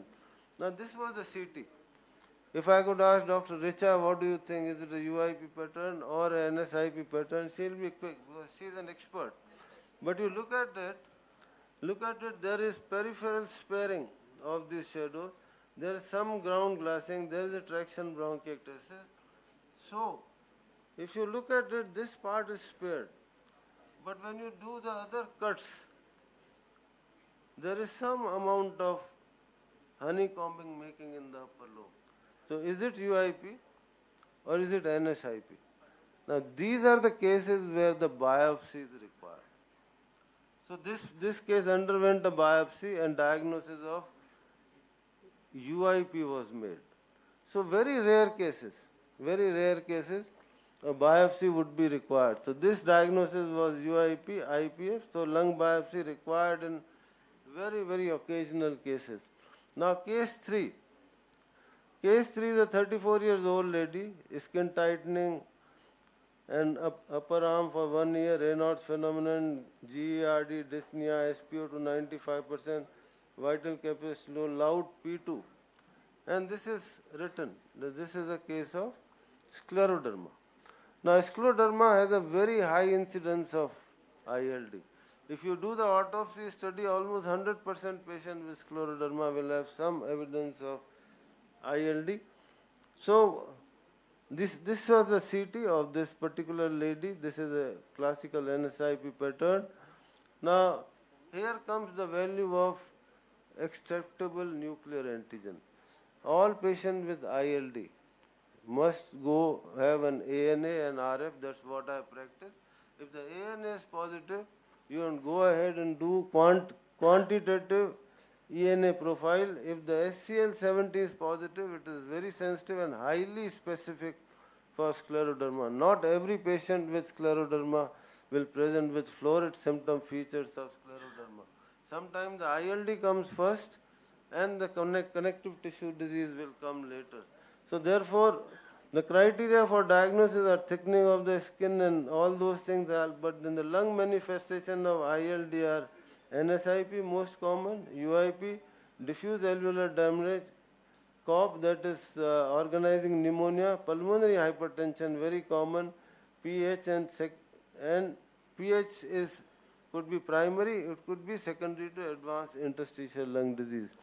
Now drug therapy for PSS related ILD I will be touching upon. Initially the scleroderma 1 trial showed that cyclophosphamide as compared to placebo led to better outcome. But scientists always look for better options. So they looked for mycophenolate mofetil and then compared with scleroderma 2 trial. What it showed that there is no difference in the efficacy. But the adverse effects were much less with MMF. Therefore, as of now, the MMF is preferred. But that's not enough. There are other drugs also, cyclophosphamide, MMF, methotrexate can also be used, but rituximab is coming up as an important drug for that, and of course the stem cell and this is of course an investigational thing. So therefore there is a lot to do in CTD related ILDs. Now, is there a role of antifibrotics in non-IPF ILD? That is a question. And this was answered by the census trial which came in 2019, nintedanib for systemic sclerosis associated ILD. This was a randomized trial with 576 patients, and it clearly showed the decline in force, vital capacity was much less, 41 ml per year was the difference between the nintedanib and no nintedanib. Of course, the MMF and other drugs have to be given. Now, case 4. Case 4 is a 63-year-old man, gradual onset progressive dyspnea with wheezing since 1 year. PFT suggestive of mixed pattern with reduced DLCO. 6-minute walk test was 300 meters with the lowest SpO2 of 86%. Symptoms correlated on pointed questioning, and this was the CT scan. Now, this is almost 25 years back that I saw, and I was unable to diagnose, I must admit, at this point of time. This patient underwent an open lung biopsy at the All India Institute of Medical Sciences, and it was diagnosed hypersensitive to pneumonitis. And today, if I show it to my senior resident, he'll immediately say, this is HP. And he actually did that. So this tells me my learning curve. There's a ground glassing opacity and classical head cheese appearance that you are seeing. So in this is the most common. This man was a bird fancier from Jaipur who took 6 months to get rid of his, because there were no takers. They had symptomatic improvement, and 25 years down the line is still alive, working. Is a journalist by occupation. So therefore, it is very important. The overview of pathogenesis of HP is that there is antigen exposure, there is immune complex mediated injury, which leads to lymphocytic infiltration and then subacute granuloma formation, fibrosis. This is absolutely diagnosable, manageable disease with amazing outcome. If you go to Google, every ILD patient reads and comes to me that my life is only 3 to 5 years, what will happen to my children and all, but actually I am following patients for 20, 30 years now, which are doing reasonably well. So diagnostic criteria of HP are given in front. There should be known exposure, but that's always not true. There should be bar lymphocytosis. There's a compatible histopathology, and this is one condition where transbronchial lung biopsy will help. The bronchoalveolar lavage will help if it is necessary, and of course we do HP panel, what is hypersensitivity pneumonitis panel, which will help. The drug treatment for hypersensitivity pneumonitis is steroids. If persistent symptoms are there, you can treat with MMF or azathioprine, or some people have also used rituximab, but I don't have an experience with that. This is the last case. 45 years old lady, diagnosed case of diabetes mellitus, hypertension, dry cough for 1 year, no medical attention, history of acute cholecystitis. Montus test was 0, ACE was 114, normal serum calcium. She had calciuria, and PFT is showed restrictive, and this X-ray is not the best X-ray, but you can see a right paratracheal shadow and left hilar shadow. So this was the CT scan. You can see a large mediastinal node, subcarinal nodes, and also right paratracheal nodes, and some lung shadows also. They are not the best for. So what next? So we did a lavage with transbronchial lung biopsy for sarcoidosis. The bronchial biopsy has a yield of 60%, TBA LBA yield of 60 to 90%. The cryobiopsy will not be required, and it showed non-necrotizing epithelioid cell granulomas. There could be several other things with sarcoidosis, that is papular sarcoidosis, subcutaneous nodule, erythema nodosum, lupus pernio. So the initial treatment, the sarcoidosis is one drug which has amazing outcome. And when I was doing my MD long time back, I didn't see a single case of sarcoidosis. And today, in my OPD, it is one of the most common disease that I treat. I don't know why, like ulcerative colitis also I didn't see, and now it has become so common. So glucocorticoids, 0.5 milligram per kilogram are the drug of choice, which should be gradually tapered, low dose steroids for a period of 6 months.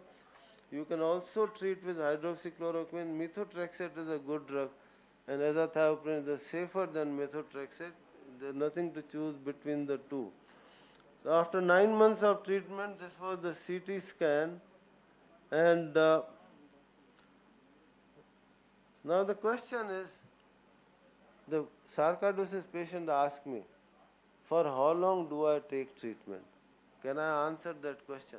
So I tell them one thing, that 50% of the patients will get rid of sarcoidosis without any recurrence.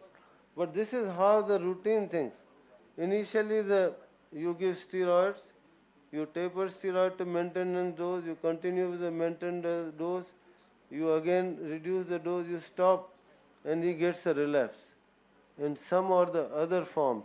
So this is one disease where you have to use all your knowledge and judgment to modulate the treatment so that you cause minimum harm, you give the best comfort, and try to stop. If you want to give a difficult topic to a pulmonologist, which I tell him, tell me when to stop treatment for sarcoidosis, and he will be in a tizzy. He says, "Kyun mere ko topic de diya? Isme to main kuch nahi kar sakta." It's a very difficult disease, but a very gratifying disease to treat. So, how do I compare methotrexate with azathioprine? They are equally effective. But we all prefer methotrexate because we have more experience. If the lady is pregnant, then I give azathioprine, otherwise my choice is methotrexate. The current treatment option for sarcoidosis are methotrexate, azathioprine, leflunomide, MMF. Disease progression is there, you can give infliximab or adalimumab. Rituximab is tried in all diseases, so in this also.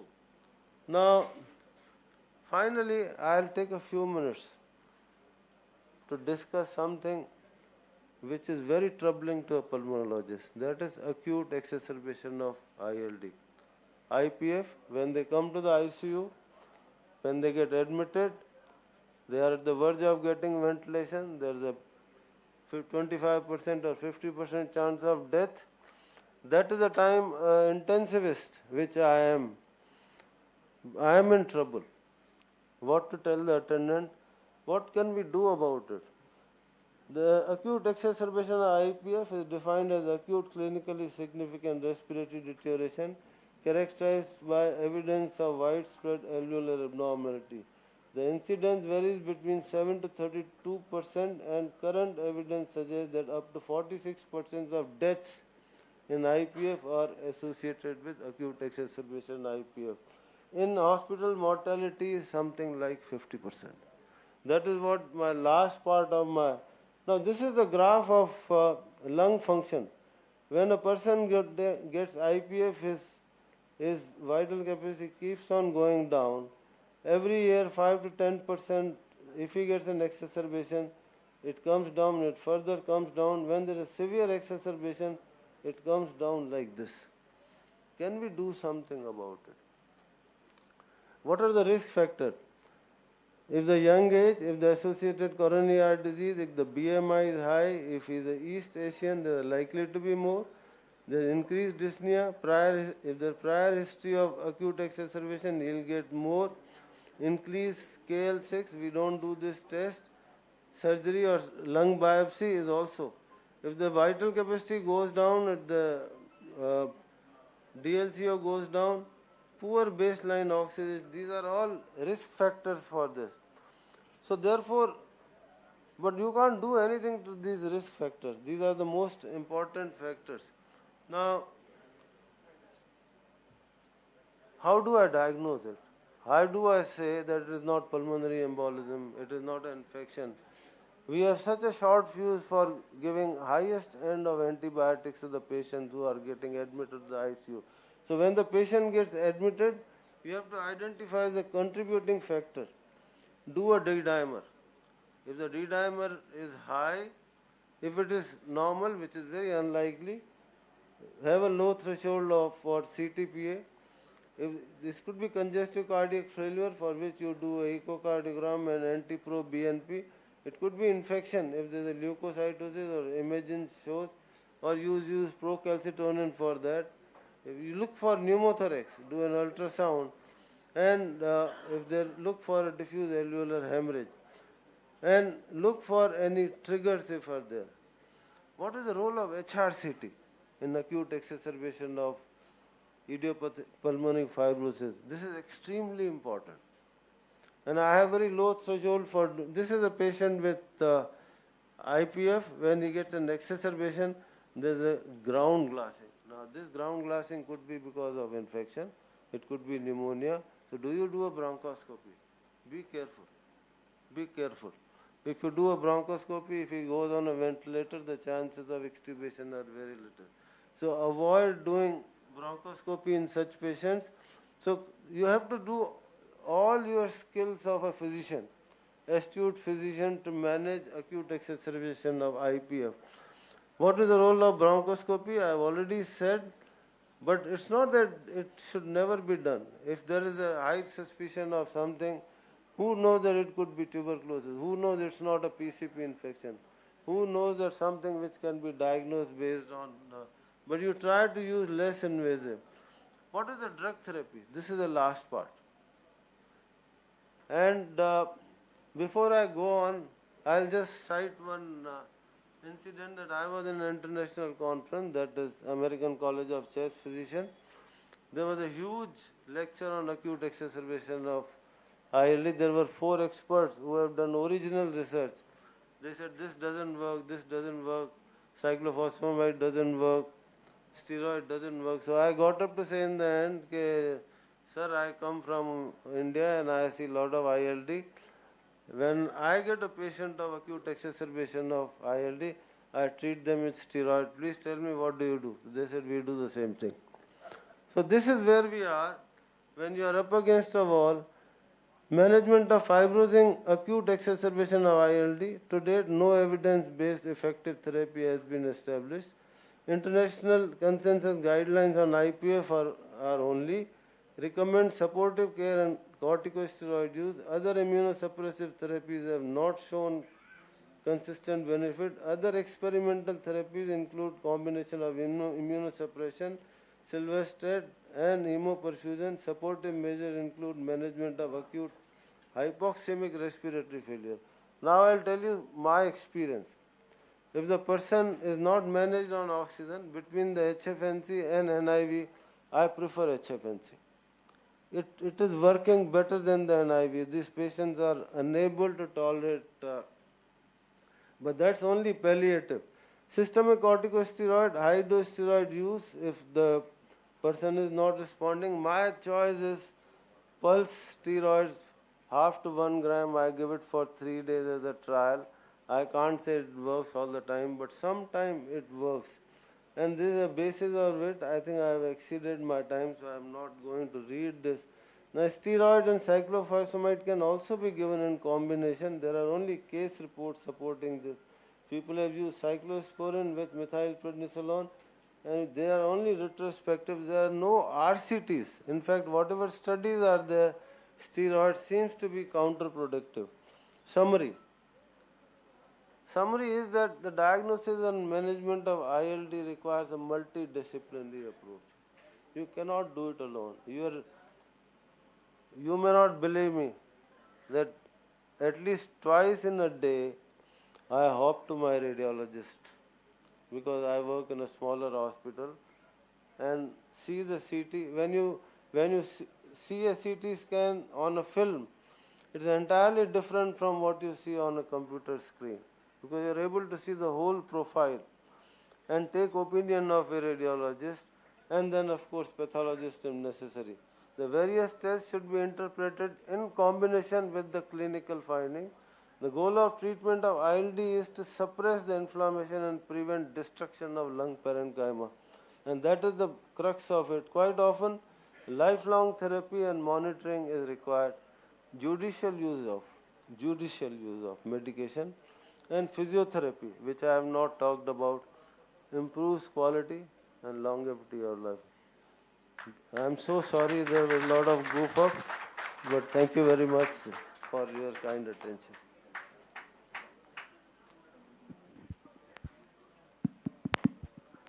Any questions from the audience? I would like Dr. Richard to comment on. Yes, sir. One query only I would like. Yes, sir. Because we are working at the tertiary center of our place. Yes, sir.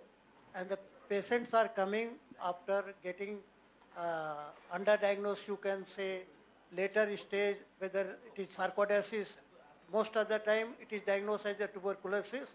They took treatment for tuberculosis, even up to the MDR, because underlying pathology is sarcoidosis. And it comes to our center. So in case of any late diagnosis of ILD, any variety, whether it is IPF, HP, or the sarcoidosis, and patient ultimately diagnosed as any part of the ILD. And patient is already on anti-tubercular treatment midway. So how do you feel that he should go ahead with the tuberculosis or anti-tuber treatment, or when we should suddenly stop ATT and we should switch over to the any ILD? Number one question, sir. And end of the treatment, as you told, that acute exacerbation of, it is very difficult to manage and very difficult to decide what to do. So end of the treatment, is it the not quackery in the ICU? So all physicians are quacks like me. First and foremost, I always keep reciting this. Sir, your first question is easier. When I started my career in 1991 at the All India Institute of Medical Science, it was pretty often that we were starting anti-tubercular treatment empirically. Empirically means based on X-ray or CT scan and symptoms. And the study that I conducted under my mentor, Dr. J.N. Pandey, on hepatotoxicity, where I started my anti-tubercular drug, response to ATT was taken as a diagnostic criteria for tuberculosis. Even for study purpose, this paper was published in the Thorax. Today, with the availability of Gene Expert and Gene Expert Ultra, and with the diagnostic facilities, I don't even remember when I started anti-tubercular without a diagnosis, without a microbiological confirmation. So it's very, sir, easy, not so difficult to, and I have a low threshold for doing bronchoscopy in such cases. I do a ball and send it for whatever Gene Expert, and sometime if the suspicion is high, directly LPA bhi kara deta hu. If there is a MDR is suspected, the majority of time I am able to rule out. In that case, the anti-tubercular can be stopped. The second question, which I did not discuss, the management of ILD has become somewhat easier with a term which is called progressive pulmonary fibrosis. That means even if you are unable to diagnose etiology of the interstitial lung disease, in your wisdom, looking at the HRCT, if you think the person has fibrosis, interstitial fibrosis, which can be seen on CT, not by histology, and there is a decline in forced vital capacity or vital capacity, then this patient is a progressive pulmonary fibrosis. Your job becomes very easy, because the two drugs like nintedanib or pirfenidone are approved and are very used for treating fibrosis of whatever etiology. So it becomes little easier. As far as the immunosuppressive like MMF or other drugs are concerned, that requires further investigation, of which ENA profile has helped us a lot. and also that HP panel. So I've sort of lived through it in last 35 years, and nowadays, one, that I'm not doing too many biopsies in these patients. I did in All India Institute little more than what I'm doing it now, and I think the management of ILD has come a long way, as I said, at the cost of repetition. Now the second question that you ask, what I do, and I'm not saying any evidence. If I am treating a patient, I do their test, that is vital capacity, diffusion capacity, and 6-minute walk test every 3 months. At the end of 1 year, I plot a graph. If the graph has become straight, I ask myself, is it important to continue with the treatment? Now that you require a courage. You require a courage to stop the treatment. And I do that. In patient with sarcoidosis, I do that. In patient with NSIP, I do that. But I must see that 1 year the patient has been totally stable. There is no ground glassing on the CT scan. And PFT and 6-minute walk test, I rely much more than the diffusion capacity.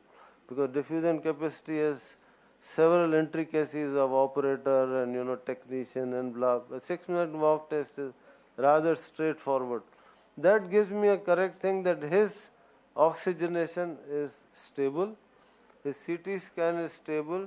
So in the interest of the patient, I do reduce or stop the medication, but follow them up after 3 months. Or with the symptoms. If the symptoms recur, I go back to. A word about corticosteroid, which you have not asked. Corticosteroids have million adverse effects. But now what I am telling you is personal. IPF, idiopathic pulmonary fibrosis, steroids have been dumped completely. Dumped means dumped. There is no evidence that they work. But in my experience, the symptomatic relief comes only with steroids, immediate. So I do give them steroids even if I know there is IPF. For a short period of time, I generally give 0.5 milligram per kilogram. This is my personal dose, not from a book. And then I reduce it, bring it to 10 milligram. And if the person responds, I stop that. Well, thank you so much, sir. Professor Khilani, we heard.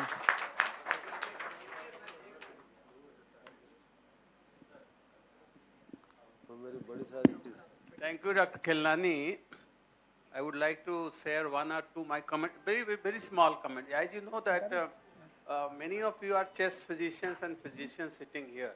And you have heard Dr. Khilani that CT is, especially high resolution CT, is one of the very important investigation to first diagnose ILD and then to subclassify ILD. And what we are seeing from these smaller districts, Dr. Khilani himself has confessed that he has to go to the radiologist very frequently to discuss about these CTs. And I believe when he goes there, he sees on the board and he sees every picture. So what I'm trying to say, quality of CT is very important. And to improve the quality of CT, it is the duty of chest physicians also, of physicians also. You interact with your radiologist and say that if you are not doing CT the way it is required. Now there are guidelines how the HRCT should be done in the ILD. So meeting after meeting I say, and I usually advise my brothers and sisters, please interact with the radiologist, have a good CT, good quality CT, and especially if you have a volumetric film, then it is very important. Otherwise, many of the misdiagnoses what I have seen, even Dr. Khilani has said, a lot of patients of ILD, they receive ATT. And then we have not been able to even subclassify. Many of the biopsies can be saved if you have really a quality CT. What I'm trying to say in brief that probably we physicians and radiologists had to sit together, had to discuss and make them that they will provide. अभी मैं देखता हूँ CT अगर कोई बलिया, बस्ती, बनारस से आ जाते हैं, एक प्लेट जो आती है उसमें 35-40 होता है। जब कुछ पढ़ने में नहीं आता उसमें देखने में क्या आएगा, समझ गए? So please make what guideline says. Hardly there will be 9 to 12 those films, but nobody is practicing. So unless we compel them, we discuss with them, and then they will definitely going to improve. Thank you very much. Thank you, Doctor. Thank you, Dr. Khilnani sir. To present memento to Dr. Khilnani sir, would like to call Dr. S.K. Pathak sir. Dr. G.C. Khilnani sir, Chairman, PSRI Hospital, New Delhi.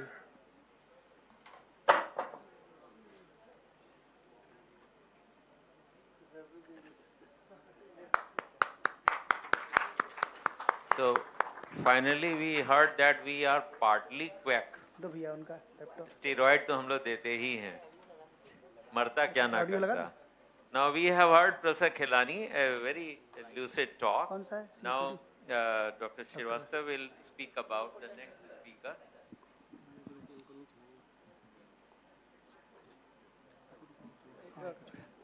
So our next speaker among the pulmonologists is very popular man, Professor Rajadhar.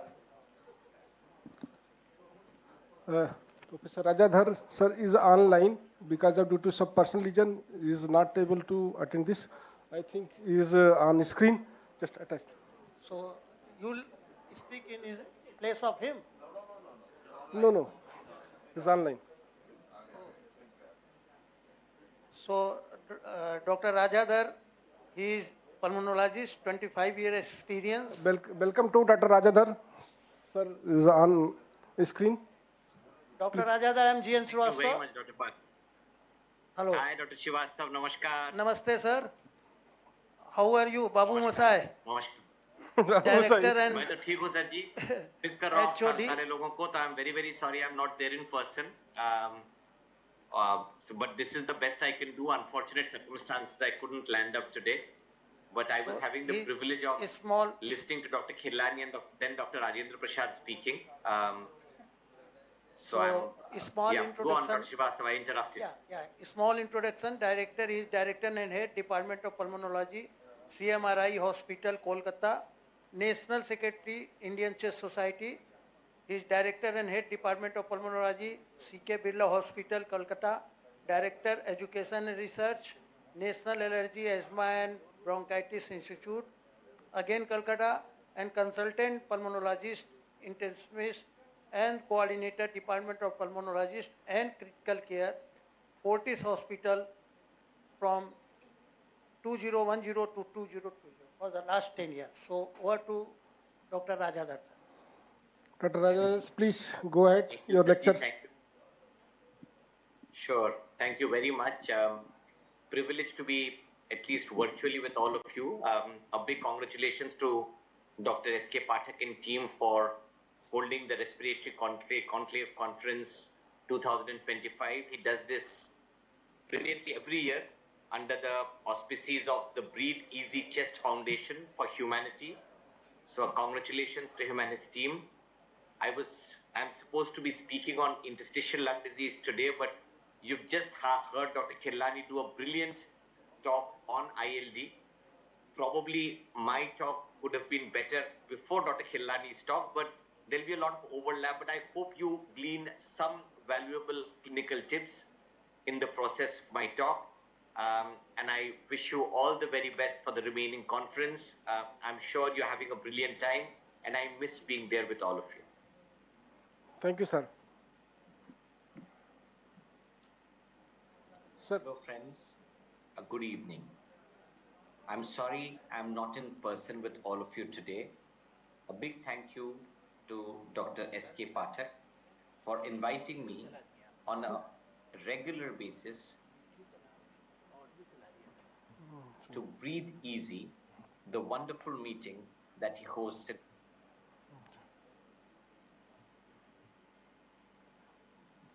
Hello, friends. Good evening. I'm sorry I'm not in person with all of you today.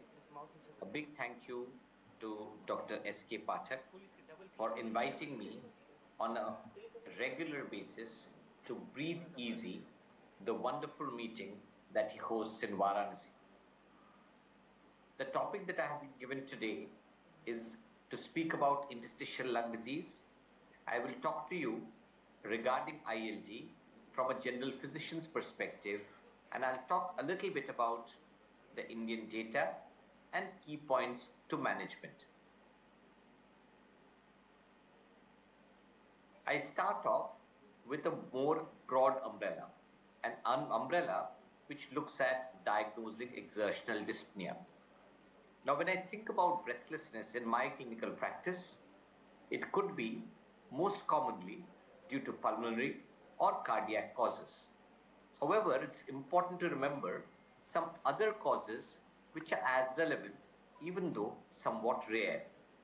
Neuromuscular, vascular, and then a waste paper basket category where you have multiple causes like anemia, anxiety, obesity, muscle deconditioning, hyperthyroid state, etc.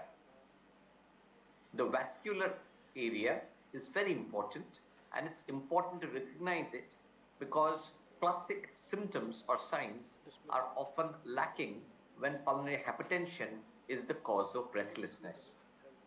Similarly, in neuromuscular disease, we need a high index of suspicion before we diagnose it.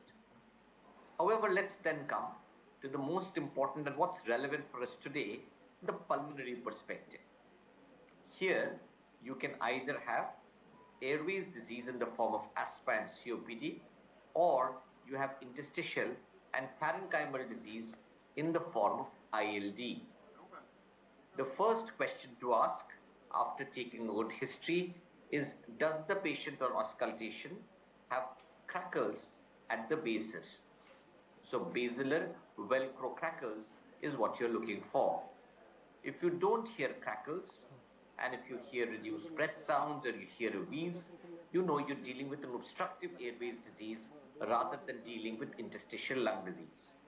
If you do hear crackles, then it's likely to be an ILD. You look for other signs like clubbing, peripheral cyanosis, etc. However, the most important investigation here would be to do an HRCT scan, and it's on the basis of this that you make a diagnosis of interstitial lung disease. So if you suspect an ILD based on your history taking and clinical examination, you would first do a chest X-ray and a spirometry. If you see a restrictive spirometry, you would then do an HRCT and certain relevant blood investigations. So of course, routine bloods, but along with that, you would test for connective tissue disease. So maybe do an ANA, a rheumatoid factor, anti-CCP antibody, a creatine kinase, etc. You might, in some difficult cases, need an MDT assessment at this stage. With or without an MDT diagnosis, you go on and ask yourself, am I confident of the diagnosis? If the answer is a yes, then you assess severity. Assessment of severity is based on a full lung function test, a 6-minute walk test, and sometimes, rarely though, an overnight oximetry. You look for pulmonary hypertension, as we said, as a complication, and here it's important to do a screening echocardiogram. You then do disease-specific investigations, trying to find the etiology of interstitial lung disease, which might include a gallium scan or a 24-hour urinary calcium for sarcoid, a pituitary MRI for a Langerhans cell histiocytosis, a tuberosclerosis genotyping for LAM. The list is long. So you look for differentials. However, if even after doing a history and a clinical examination, doing a CT and blood test, you're still not confident of the diagnosis, then you consider doing a BAL, and a BAL cytology is important, or you end up doing a transbronchial lung biopsy.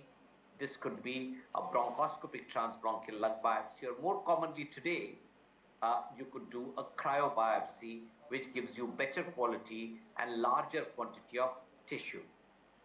In some cases, you might end up doing a surgical lung biopsy, even though these are now vanishingly rare numbers. You might need an MDT after this. It's actually quite common to need an MDT meeting after this, and then you come to a definite diagnosis. So on physical examination, just to reiterate the point, inspiratory crackles are constant. It's as high as 90% of patients of IPF or a UIP pattern on CT where you would hear inspiratory crackles. This is by far the most sensitive test you have. The specificity is slightly lower but still very high in the diagnosis of a UIP pattern, the most important cause of which is idiopathic pulmonary fibrosis. Add to this, if you find clubbing, which is present 25 to 50% of cases, the specificity of your diagnosis increases even more. You look for markers of connective tissue diseases, so joint deformities, synovitis, muscle weakness, rash. All of these point towards a CTD underlying the ILD pattern, and hence IPF becomes more rare, and hence you investigate further for the presence of rheumatologic diseases. Lung function, we said, is very important. It demonstrates the severity of the underlying interstitial lung disease. So you could do an FVC, which is the easiest parameter to obtain with a spirometry. You might need detailed lung function tests. You might need to do a total lung capacity. You might need to do a DLCO. In fact, a DLCO is a must in the screening and follow-up of patients of interstitial lung disease. Important to remember that a normal FVC, while does not exclude the diagnosis of ILD. In fact, in early ILD, the FVC might be preserved in most cases. What about the chest X-ray? The chest X-ray is pretty non-specific for interstitial lung disease. There are some signs. You might get asymmetric peripheral basilar reticular opacity. You might have lost lung volumes, which is especially predominant in the lower lobes. There might be presence of airspace filling opacities, which makes IPF unlikely, and you look for something like an organizing pneumonia in these cases. We said, do not depend on a chest X-ray for a diagnosis of interstitial lung disease. What is most dependable, what clinches the diagnosis in a majority of cases, is a high-resolution CT scan of the chest, and this should be performed in any patient where you have a suggestive history, where auscultation of the chest reveals crackles, where there is presence of clubbing, and where you might find a suggestive chest X-ray. So do a CT in all of these cases. UIP, we said, is characterized by subpleural, basilar predominant, reticular abnormalities, traction bronchiectasis, and honeycombing. The last two, that's traction bronchiectasis and honeycombing, normally indicate the presence of fibrosis. There's a lot of variability in the quality of CT scan, and hence a pretest probability discussion, maybe telling the radiologist a little bit of the history, will ensure that an ILD protocol is followed when a CT is getting done.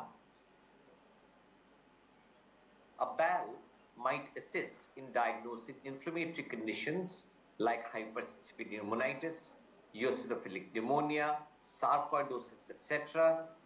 Does not help in locating or identifying more central, more peripheral diseases like IPF. The latest guidelines do recommend against performing a BAL where IPF is high up on your list of differentials, whereas doing it in presence of patients with chronic HP or sarcoid has been recommended. We spoke about surgical lung biopsy, the fact that surgical lung biopsy is becoming vanishingly rare as time is gradually going by.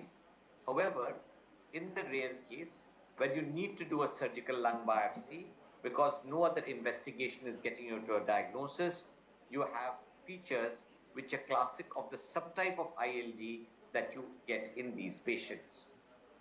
This is looking at cryobiopsies. You can see these are large chunks of tissue that are extracted by means of cryo, freezing tissue and getting them out.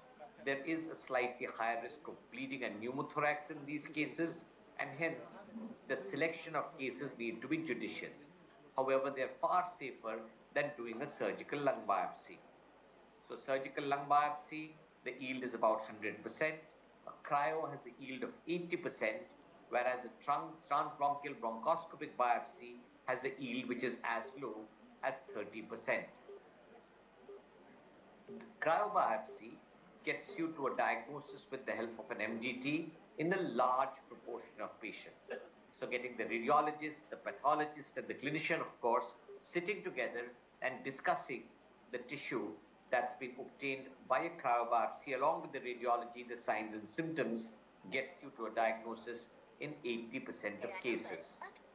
It's important to make sure that an early referral is done for patients with ILD to start treatment. And this referral to a pulmonologist in a tertiary care center is extremely important. The Indian registry showed that the time to diagnosis of ILD is as much as 4 years. And you understand that longevity in these cases would be minusculely small. Even in centers of excellence, it sometimes takes up to 2 years to make a diagnosis. Hence, very important for early referral. Early referral also might be done to get the patient seen at a lung transplant center, especially if your patient has IPF. That's not to get a transplant immediately, but just to make sure that the transplant team is aware about a patient with IPF who would inexorably progress at some point of time in spite of appropriate treatment. So important to remember this algorithm. Delayed diagnosis translates into initiation of ineffective and harmful interventions. There's delay in evaluation for lung transplant, and there's worse outcomes. The other side of the coin, prompt recognition results in access to an ILD specialty center early institution of standard protocol trials, and lung transplant evaluation. The ILD India registry is now dated. There's a new registry which is underway just now.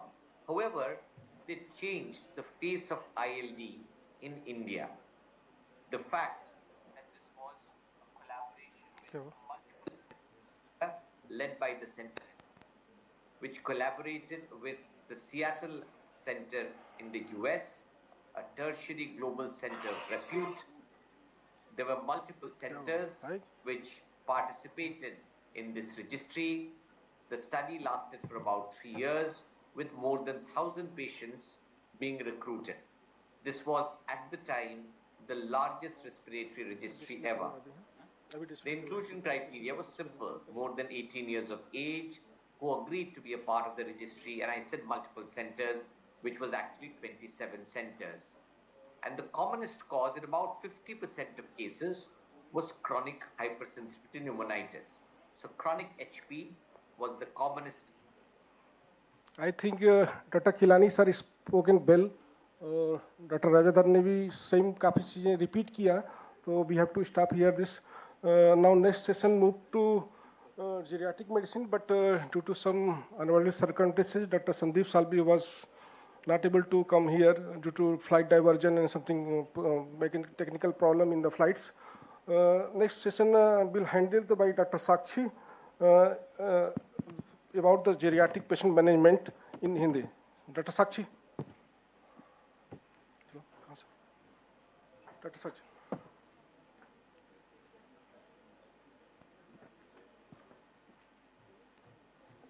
Okay. A very good evening to everyone. I don't think I'll be the right person to talk about geriatrics, considering my thesis guide and my consultant is here only. I would like to welcome Professor S.S. Chakrabarti, sir, from Department of Geriatrics, IMS BHU. Please put your hands together for him. Thank you, Sakshi, and thank you, Sir Pathak, sir. And this is full-on buttering, don't do that. So I think there are invited speakers who have come from far, and I will not be taking much time. I think just want to highlight that chest medicine is very closely related to geriatrics. We get a lot of support from our chest department colleagues. Dr. Mohit Bhatia was here. He was my immediate junior from MBBS times, a pretty good clinician. And whenever we get complex cases, we take their opinion. And our perspective changes because as one of the previous lectures, it was being shown that IPF is probably not the commonest ILD in Indian scenario from the registries and all. And if it's more than 50 years, then you suspect IPF. Now we are geriatricians, we will all get patients above 60 only. So the etiology and other things, the approaches, they all change a lot. And I'll not waste much time going through this. I think this is just a filler in this program, and we can move on straight to the speakers who have come from outside so that they can get adequate time for the talk. Thank you. Thank you. Thank you very much, sir.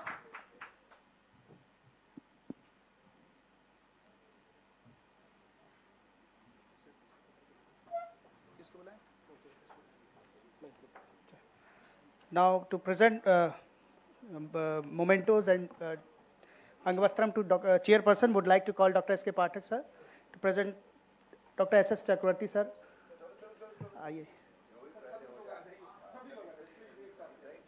Dr. K.K. Tripathi, sir, and Dr. G.N. Srivastava, sir.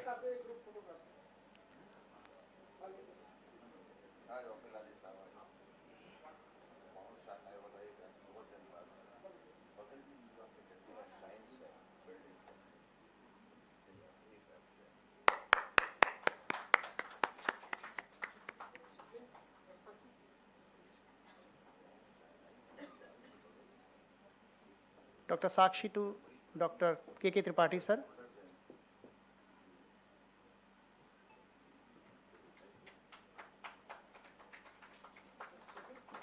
Dr. Swapnil is not here. Dr. Pathak to Dr. G.N. Srivastava, sir.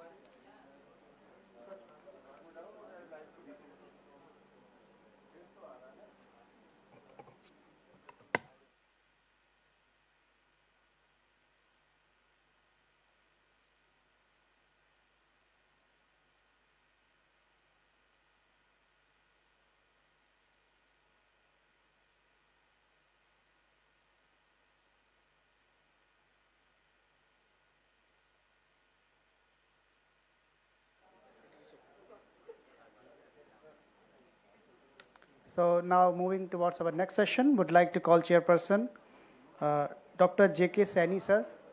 Dr. J.K. Saini, sir, as a chairperson. Dr. J.K. Mishra, sir, IMS BHU. And Dr. Recha also as a chairperson. The next topic is the next step in COPD care by Dr. Sushmita Chaudhary, ma'am. And for unka hai.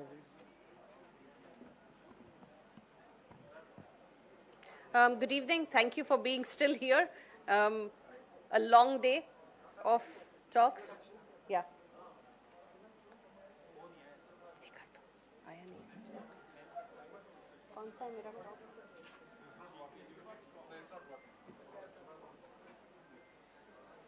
Next talk is by Dr. Sushmita Roy Chaudhary, madam.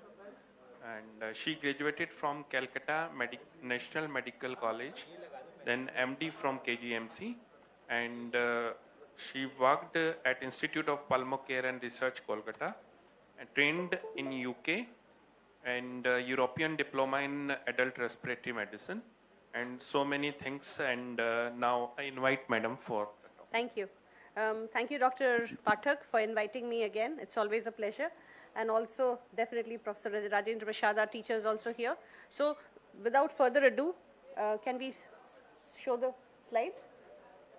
So, basically, is COPD, what is COPD? We all know that it is not homogeneous, it is quite heterogeneous, and it's a lung condition characterized by respiratory symptoms. The patient comes and tells you, I have dyspnea, I have cough, I have sputum production, not always, it's the chronic bronchitis type that have it, but in emphysema, they might present just with infection. And it is progressive, that is the main point. It doesn't stop, it gradually progresses. And our job is to try and stop the progression.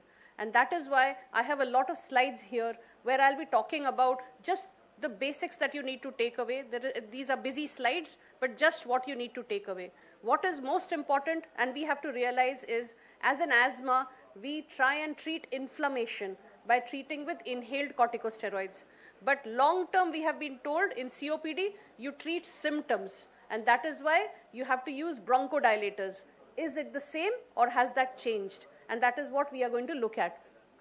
What we know very well now is that the burden of COPD is substantial because they have to spend a lot of money on their medications, in hospitalizations if it is not well controlled, and just one moderate to severe exacerbation can lead to decline in lung function progressively, and these exacerbations can cause mortality. And therefore, low expectations are there with treatment, even with the doctors. Oh, COPD है, सांस की दिक्कत नहीं हो रही है, ज़्यादा हो रही है, inhaler दिया है, लो एक और inhaler ले लो. But is that enough? We have to try and look at ourselves whether we can have a more clearly defined endpoint to align management and give them a good quality of life. After one exacerbation, when we discharge patients, they tell us, हम ठीक नहीं हो रहे हैं. How long does it take? You have to give them clear indications.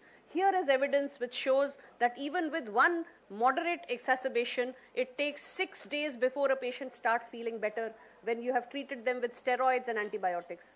In hospitalization, it takes 35 days before the patient starts feeling to their admission levels. So you have to realize that that is an expectation you have to fulfill. What can you do to make that, bring it down? Because severity and frequency of exacerbations are associated with the risk of death. As you see, that red line there, that is one severe exacerbation increases the number of death in a year by significantly, and this has been incorporated in the American Thoracic Society guidelines. And therefore, the COPD optimal management pathway is extremely important. We now know that COPD is not just one disease, it comes with phenotypes. What does that mean? Lots of our patients have asthma since childhood and have then smoked or have been exposed to lots of pollution, and they develop COPD. So that is an asthma phenotype. There are patients who have had TB and now develop COPD. So that's the TB phenotype. Patients who have bronchiectasis and now have COPD, that's the bronchiectasis phenotype. So the bronchiectasis phenotype patient will make a lot of sputum. So you have to treat that secretions also along with treating the airway dysfunction. So optimum management of COPD has to be done after phenotyping, and follow up the patients, as Dr. Khildani was saying, every 3 months to 6 months to make sure that they are stable enough. So goals for stable COPD are relieve their symptoms and reduce their risk of exacerbations, and only then your patient and you will be happy treating, because these are chronic patients. They will not go away anywhere. They will keep coming back to you if you are assessing all these things together. So each exacerbation, as I said, increases the rate of further exacerbations, and one moderate exacerbation can increase risk of hospitalization by 27%. Therefore, a history of COPD exacerbations is a strong predictor of further exacerbations, and what they showed was if they also have increased eosinophil levels, in adding inhaled corticosteroids helps, because the lack of prompt escalation in management can result in preventable exacerbations and disease progression. This is a very important slide. What did we do? We used to give these patients LABA and inhaled corticosteroid.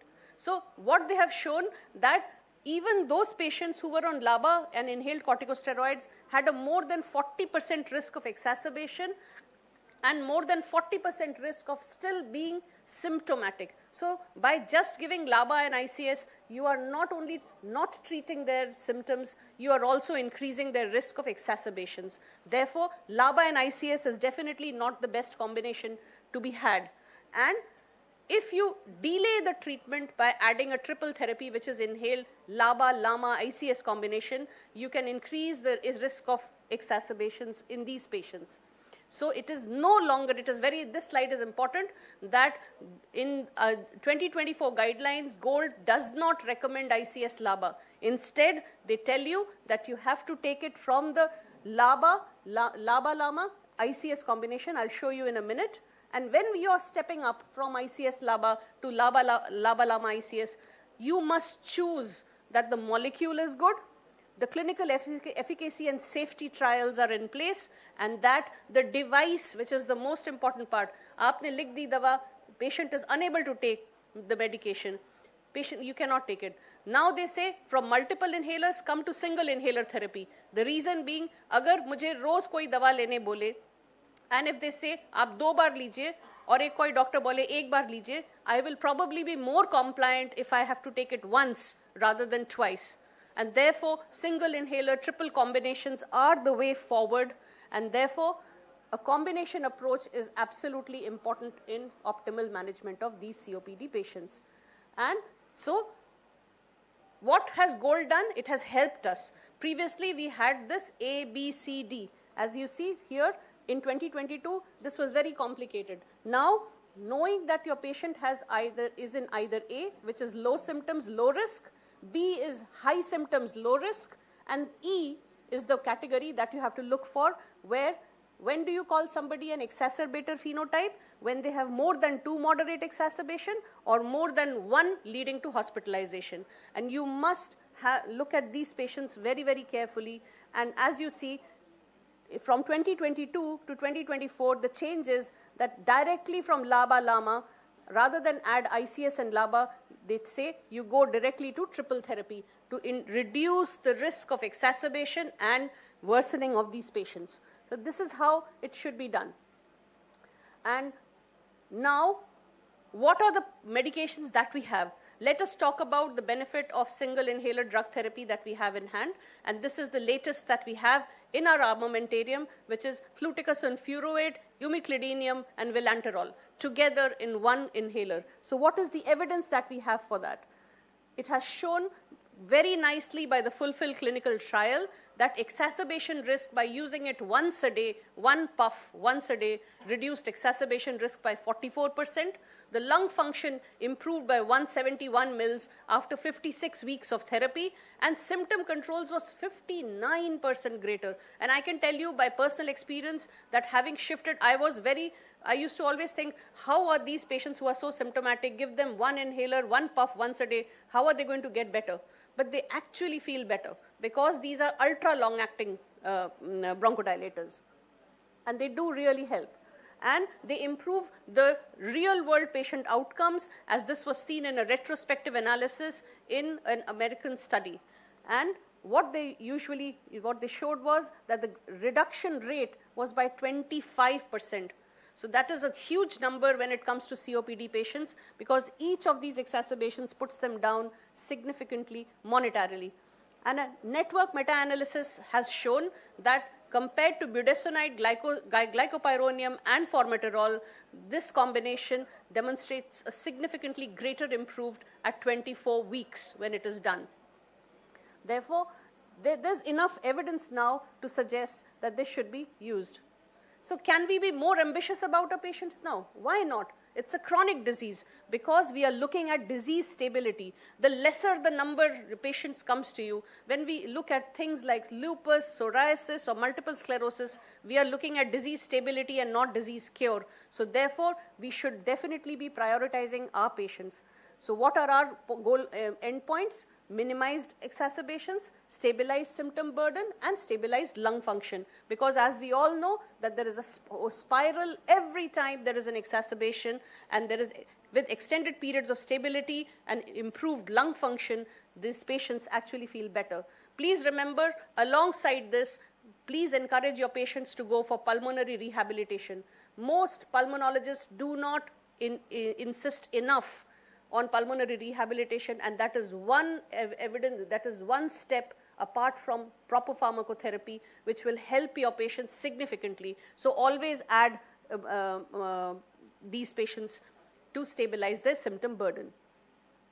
Okay, so what does data show for symptom burdening? As I have already spoken to you about, Fulfill trial post hoc analysis, which was a phase 3 double-blind randomized controlled trial, has shown that after exploratory definition at 56 weeks, exacerbations, I will show you here, with the SGRQ, which is the symptomatic way, it shows 50% improvement. And in CAT containing device, which is your, again, symptom-based device, it showed a 49% improvement in these patients. So these patients were stable for 5 times longer compared to budesonide formoterol group alone, which is LABA ICS group again, as we were talking about. And also, the disease stability for my patients would be twice the improvement in disease stability and 5 times in their symptom management. And that is great for me. So burden of COPD on patients is substantial, yet our expectations of these lives are often low. And I think from the talk today, if you take one thing back, please try and change over to inhalers that your patient will use and use effectively. So SITs are very, very important. Here you get 24-hour anti-inflammatory action with fluticasone furoate. Umeclidinium will give you a 24-hour bronchodilation, and vilanterol will again give you a 24-hour bronchodilation. Therefore, once a day will improve compliance and also help your patients with easy-to-use device, as I said already, like a device that we have here. So if I was to summarize it quickly, we know that COPD is a major growing healthcare burden, and we have in our country so many reasons that cause it. Therefore, there's a need for early optimized management to prevent exacerbations and premature death. Just one exacerbation requiring oral corticosteroids has increased the risk of COPD hospitalization and death, and the impact goes beyond the lungs. Remember, it also affects your heart with increased risk of cardiovascular complications, and proactive management is extremely important to reduce risk of premature deaths in these patients. Thank you very much for your patient hearing.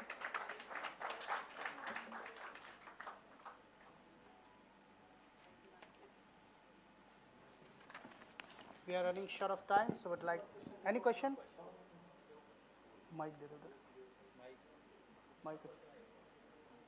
A question from Dr. Swapnil. These COPD patients, so as per Goal 2025, they say that patient on LABA-LAMA ICS combination, so the cutoff is absolute eosinophil count, that should be 300. So someone who's less than 100, so we can't use LABA-LAMA ICS in these patients of COPD, irrespective of the phenotype, whether he's a frequent exacerbated with the emphysema phenotype or ECOS or maybe chronic bronchitis phenotype. Yeah, that's a very good question, because what they were saying before is that eosinophil count less than 300, don't give it to them. But on the other hand, they also say if somebody has had one major exacerbation on the current inhaler therapy, reduce the risk of exacerbation by adding inhaled corticosteroids. On something that is very soft, which will never be written in the books, is in our country, we have a significant proportion of patients who have had chronic asthma and have never got themselves treated. On top of that, they have risk factors of pollution, which we again don't talk about. Some of them will be smokers of some sort or the other. And then those are the category of patients you need to be an astute clinician to assess who is a chronic asthma patient. And guidelines are always to guide. What you will give will depend on what you assess of the patient. Yes, you should, even if with an exacerbation, you should give it. Thank you. Thank you, Dr. Now, I would like to add Dr. G.C. Khilnani, sir, as chairperson.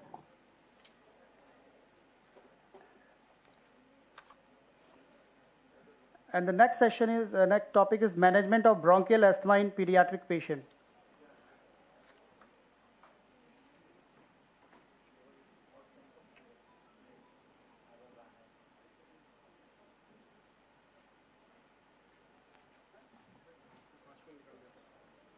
चला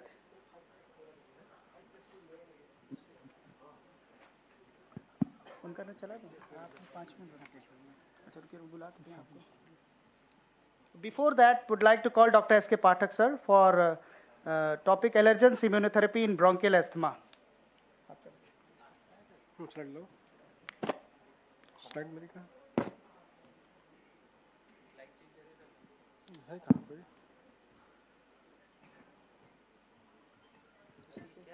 slide मेरी slide कहाँ है? मेरा वो print है। So Dr. S.K. Pathak is going to be the next speaker, but I don't think I need to introduce him, right? So he's my batchmate. So Sanjay, we are not going to introduce you. You don't need any introduction. You can start off your talk right away. Yes, yes.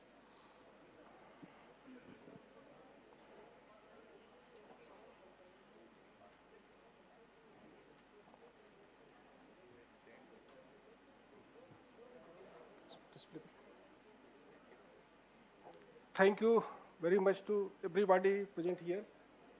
Sorry to interrupt you. There's 5 minute slides from my sides. There's welcome to all of you from the Brithiji Society and Brithiji clubs. And our topic today is the very important. Dr. Bian Tripathi sir will speak much more about the bronchial asthma, but I will just add as a role of immunotherapy in allergic bronchial asthma.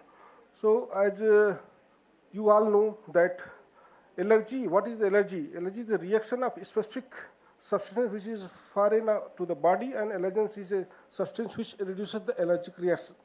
So in normal individual, allergens estimate the production of Ig equal to allergens, and allergens destroyed. But in allergical patient, allergens estimate the excess of production of Ig, and some allergens are get destroyed and some allergens have allergic reactions. So there are different types of allergens: inhalant, indigescent, injectable, and contacts. As you know all well that pollen grains, fungal spores, food additives, and insect bites, etc. These are the allergen pictures here. This is the allergic conjunctivitis, is the result of the allergic reactions in the body. There is a disease which may have the allergic component, is the rhinitis, conjunctivitis, asthma, and dermatitis. So there is some allergy test needed to diagnose the patient. That allergy skin prick test. This is a Ig mediated, small but significant potential for the anaphylactic reactions. So you have to check the reactions and watch the patient regularly during the procedure. You have to stop the medicine before any allergy test, like any anti-allergic medicines. These are allergy kits we are doing in the practice for the allergy test. This is the procedure how we are doing the allergy test in lab. These are the post-allergic effects we are watching in the patients after the procedure. This is the procedure of pricking of the allergy test. This is some significant allergens positive response pictures. So this treatment is very important in the case of the allergic patients. So antihistamines, decongestant, mast cell stabilizer, anticholinergic agents, and intranasal steroids, and antinutrients are the medicines usually used for the treatment. The immunotherapy is one of the important basic treatment, but not advanced, but is very important to patients who are regularly suffering with allergic reactions. We have to desensitize the body by allergy desensitization immunotherapy. That alters the disease process, prevents the allergic reactions from the occurring, and changes the immune system of body and development. So these are the allergens we are using to give the patients for allergic patients. This is the allergen kits. We have to use the patient directly to desensitize the body in the 5,000 dilution, 500 dilution, and 50 dilutions regular basis for 1 to 3 years. This is the procedure. This is a vaccine of the patients. This is the procedure. You have to use this medicine intradermally. This is the immune response, how the allergens affect the body, and immunotherapy. These are the indications where we have to use the allergic immunotherapy. There is the food allergy, atopic allergy, systemic reactions, hypertension, allergic respiratory diseases. And clinical sequence is very important. We have to go not much more. Here details.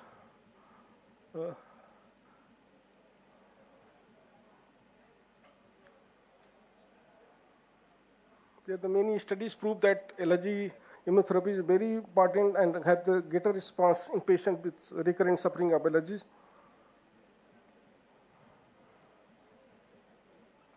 The GINA guidelines also suggest to patient for the immunotherapy in the long duration for better result. The combination of the immunotherapy and biological treatment both have the excellent result for the patient of recurrent allergic reactions.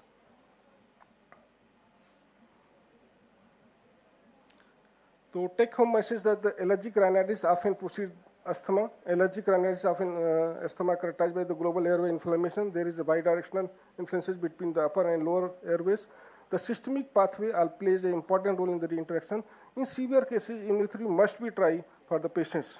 This is the procedure where we are doing the summary, as I told you, detail. As reduction in the short-term symptoms, medication scores of allergic, increase the quality of life, decrease the airway hyperactivity and efficacy and safety of patient. This one is the important slide here.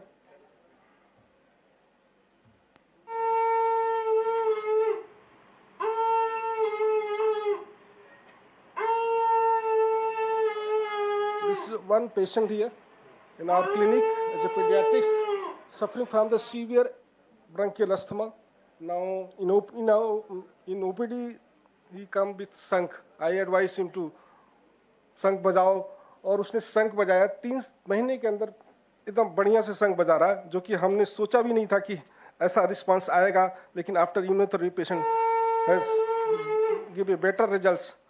So thank you so much for kind hearing. आप किसी भी allergic patient, किसी भी asthma patient को अगर शंख बजा ले रहा है तो बहुत बड़ी बात है, क्योंकि बच्चा है, इसके पेरेंट्स काफ़ी परेशान थे कि हमारे बच्चा कैसे ठीक होगा. तो जब मैंने उसको ट्रीटमेंट पॉलिसी बताई और उस पर ट्रीटमेंट रिजल्ट्स आया तो बहुत खुश हुआ, और उसने खुद ओपीडी में एक बच्चे को शंख लेके दिया और लेके आया. तो इसके लिए सो मच कि हमने जो रिजल्ट दिया बहुत अच्छा दिया और पेरेंट्स काफ़ी खुश होते हैं, तो मुझे भी अच्छा लगता है. और as a physician, as a clinician, we have to happy with patient everything. Thank you so much. Thank you. बोलो सब बोलो, हर हर Mahadev. Thank you, thank you, thank you sir, thank you sir. सही बात है सर, शंख बजता है तो मतलब लगता है कि कुछ अच्छा. हाँ, बिल्कुल बढ़िया. So now would request Dr. V.N. Tripathi sir. So it's my pleasure to introduce Professor Dr. V.N. Tripathi. He is a Fellow of American Academy of Pediatrics, ex-Director General Medical Education, Principal and Dean, Government Medical College, and he is also Professor and Head, Department Pediatrics, GSVM Medical College, Kanpur. He is Superintendent in Chief, LLR and Associated Hospital, Kanpur, National Vice President of Indian Academy of Pediatrics. He is President of Indian Academy of Pediatrics and National Neonatology Forum, President UP Medical Council and Faculty, President Rotary Club of Kanpur, and Assistant Governor Rotary Club. So Dr. Tripathi has several facets as a social level, and he recited that he is the only pediatrician. So we are waiting to listen to you, and actually managing. हमारे तो हाथ पैर फूल जाते हैं अगर बच्चा आ जाता है तो. We don't know how to say. कुछ पूछ तो सकते नहीं है, वो बताता कुछ नहीं है, फिर पता नहीं आप कैसे करते हो, तो ये बताओ हमें. Thank you very much, sir.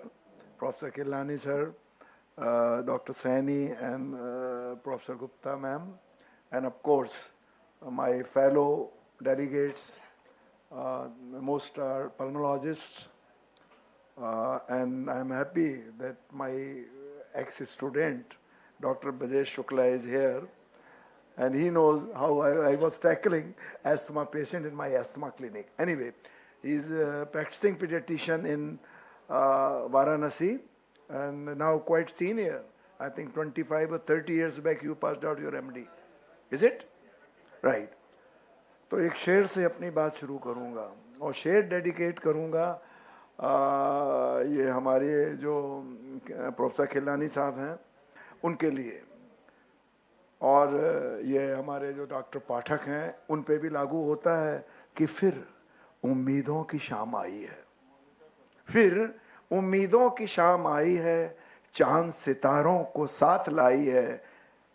ये एसके पाठक का इनविटेशन नहीं है, ये आप सबकी चाहत तो देखो कहां कहां से बनारस खींच लाई है। When we talk of bronchial asthma, many things are among the pediatrician, I can say, and the practicing family physicians. Bronchial asthma in children is always underdiagnosed, so result in undertreatment. And later on, when he grows 20 or 20, 25, 30%, Dr. Sani will be the right person to tell, 25% around, they turn into adult asthma, if not properly treated. So around 75 to 80% they get all right.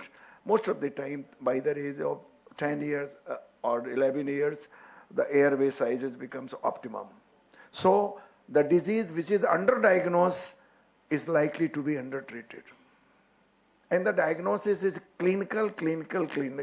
As contrary to adults, where you can have a spirometry and all, even in the Western countries, because for some time I was in the Boston Children's Hospital, way back in 2000, for the fellow of respiratory medicine. There also the American children are very smart. 6-7 साल के बच्चे गटागट स्पायरो, हमारे यहाँ का 12 साल का भी क्या करें, फूकें, कैसे फूकें, और यही होता है. और बनारस इज नॉट. सो कहने का तात्पर्य है कि spirometry is the best tool for diagnosis. तो अब हमने क्या किया है कि स्पायरोमेट्री की बात ही नहीं, smaller children 6 month, 7 month, 8 month, तो जीना तो एक बहुत बड़ी एसोसिएशन है, सब लोग आप जानते होंगे. जीना ने बड़ी सिंप्लीफाई कर दी. In paediatric asthma, child asthma, if any child under 5 years having reversible wheezing 2 to 3 times, this is asthma unless until proved. Simple thing, most of the physician will diagnose. So this was the second. I tell you, the prevalence of asthma in pediatric age group is increasing. And another, I think, दुख की बात है कि mortality from bronchial asthma in all ages group is increasing in spite of best available inhalation techniques and drugs, unfortunately. Another, in a family physician, a practicing doctor, again, I don't know how much they have a spirometer, or not a spirometer, a peak flow meter. मैं अपने कानपुर में सब paediatrician से कह चुका हूँ, भैया thermometer लेते तो 400-500 रुपए का peak flow. Simple thing. Older children they can reversibility की बात हमेशा करते हैं. रिवर्सिबिलिटी है, क्रॉनिक रिकरेंट अगर वीजिंग है तो it is bronchial asthma unless until. Definition, I am not teaching a PGs or UGs, so that then diagnosis, again I am coming. Diagnosis, again, it is easy. It's a clinical. Message यहाँ से लेके जाना है कि ये clinical diagnosis है, spirometer बड़ों की चीज है. So recurrent wheezing, continuous wheezing नहीं ठीक हो रहा, think of foreign body, think of tuberculosis, think of any other things. But it is a chronic recurrent is that is. Then the night symptoms, रात में खांसता है, सुबह उठ के खांसता है, दौड़ता है, खांसता है, मौसी के यहाँ जाता तो खांसता है, दिवाली पे खांसता है, होली पे खांसता है, ये खा के खांसता है. Think of bronchial asthma in children. पहले डॉक्टर साहब वो सेंटर फॉरवर्ड खेल लेता था. डॉक्टर साहब अब तो he want to be a goalkeeper. बेचारा एक्सरसाइज इंड्यूस एस्थमा है, समझ ही नहीं पा रहे हैं, ना स्कूल के टीचर ना parents. Yes, I have seen a child in Kanpur, football player था, पहले सेंटर फॉरवर्ड, लेफ्ट आउट बिल्कुल पूरा था, अब he want to be goalkeeper. So maybe exercise-induced asthma is a well-known entity. Then the early morning symptoms. Night में कफ के दो ही कारण हैं, एक तो एलर्जिक राइनाइटिस के बाद जो tonsillar enlargement post nasal drip होती बच्चों में, या ये आपका bronchial asthma. There are many reasons, hormonal and all, and wheezing or the obstruction is very common in any lower respiratory infection in kids, particularly under 5. Because there are so many anatomical, immunological, physiological reasons, that is the short of time I can't go. So trial of bronchial, what is? क्या होता है कि doctor साहब जब फलाने शर्मा जी इसको दवा दे देते हैं, क्या देते हैं, एस्थेलिन सिरप देते हैं, पेडनिसोलोन सिरप दे देते हैं, बच्चा ठीक हो जाता है, मगर महीने भर बाद फिर हो जाता है. तो ये ठीक हो जाता दवाई देने से, लेकिन फिर हो जाता है जब मौसम बदलता है या सर्दी जुकाम होता है. जुकाम अंदर घुस जाता है, ऐसे बताएंगे साहब इसका जुकाम सर्दी जो यहाँ थी ना सीने में घुस गई. तो जुकाम जब सीने में बच्चों को उतर जाता है तो there are many reason, and any lower respiratory infection, viral, non viral, allergic and all can lead to obstructive symptoms. Narrowing, पॉइसलीजो पढ़ा होगा इंटर में. if little narrowing 4 times decrease in the airflow, वो क्या R square क्या होता था मुझे याद नहीं, पॉइसलीज लॉ सर फिजिक्स में नहीं पढ़ा था हम लोगों ने. तो smallest narrowing lead to 3 or 4 times more decrease in obstructive airway. So that was the. Then step-wise management. Gina always say step-wise, and it is not a uniform. It is according to age, according to symptoms. It is regarding the various classifications, whether it is the mild, episodic, mild persistent, moderate persistent, or severe persistent. So treatment is also, it is tailor-made.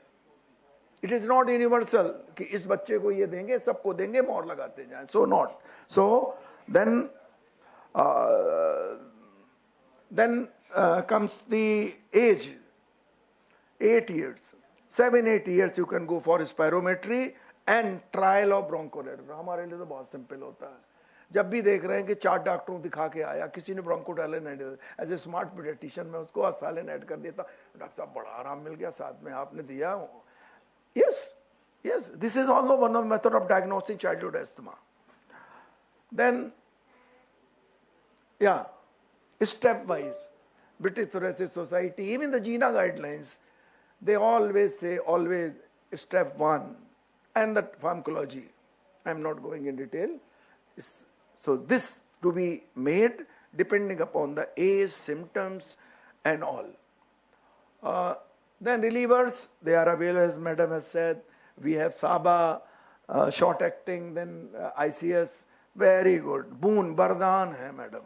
Inhaled corticosteroids is a boon, and along with the LABA also, particularly in the moderate, persistent, or severe persistent, depending upon the severity, dose, the low dose ICS, then the little medium dose or the higher dose. But please take the height and anthropometry in children receiving moderately high doses of ICS, because it can lead to growth retardation. So one should try not only the bronchial asthma, but the child as a whole, because the child is growing. Adult नहीं बढ़ेंगे. COPD में steroid आप दे देंगे बहुत ज़्यादा, लेकिन ये बच्चा छोटा रह जाएगा. So one should take also mind that the high doses of ICS, long use, 3, 4 months, 6 months, can lead to growth retardation, please. Then second things, exacerbations. As Madam has also said in COPD, exacerbations, they are important. Severity assessment, salbutamol nebulizer.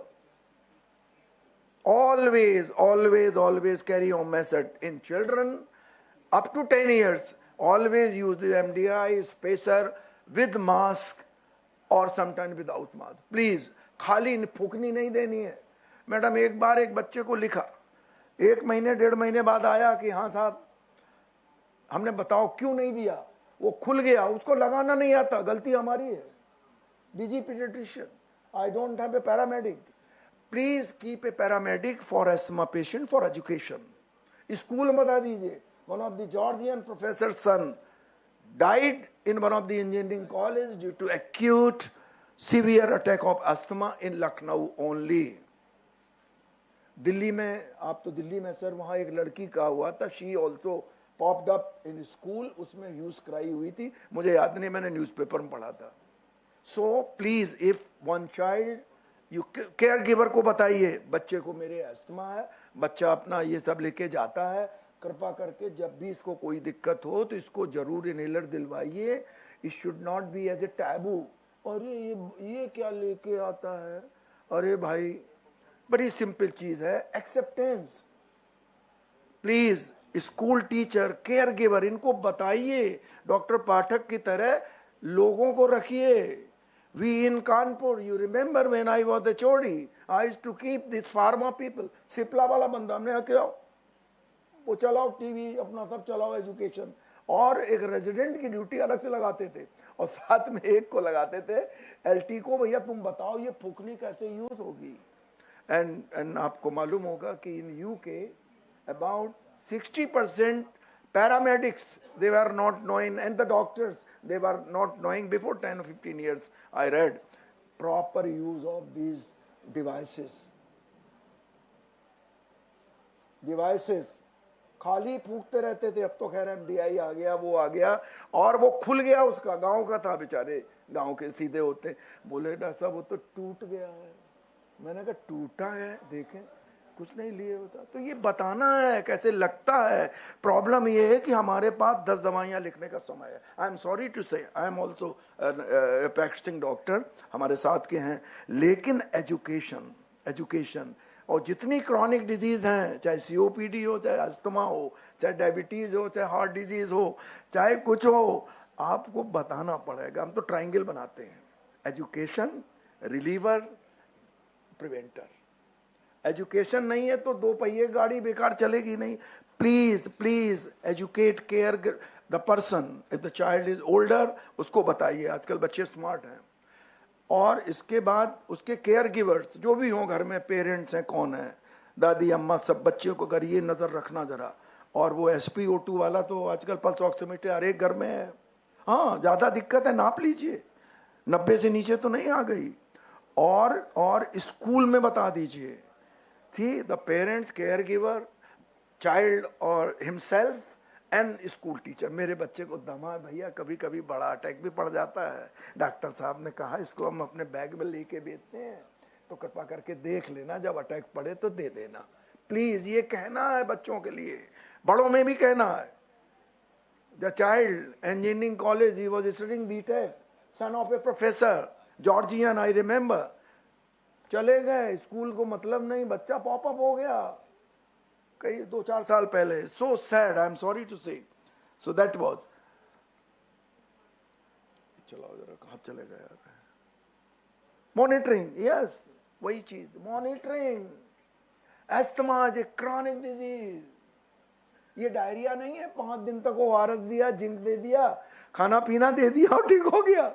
It is a chronic disease. बताइए, ये diabetes की तरह है, ये heart disease की तरह है, ये और JRA, तरह तरह के जो हैं, इस तरह से है. इसका ट्रीटमेंट भी लंबा है. एपिसोडिक कलर टेलर ने बताया था. बाकी परसिस्टेंट कुछ भी हो, चाहे माइल्ड हो, चाहे मॉडरेट, चाहे सीवियर हो. और कब इसको तुरंत आना है, इमरजेंसी भागना है, ये जरूर बताओ, ये जरूर बताओ. ठीक है ना. तो ये सब चीजें हैं, ये जरूर बताइए. अकेले नहीं होगा. डॉक्टर साहब असिस्टेंट रखिए, कोई वार्ड बॉय ट्रेन कर लीजिए.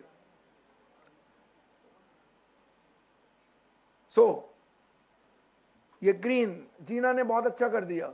ग्रीन जोन में है बच्चा, ऊपर लिखेंगे ये ग्रीन जोन पे, येलो में है या रेड में है. ठीक है ना. सिम्टम के हिसाब से, नो सिम्टम, दिन में भी नहीं, नाइट भी नहीं, चलिए ग्रीन, गुड, गो.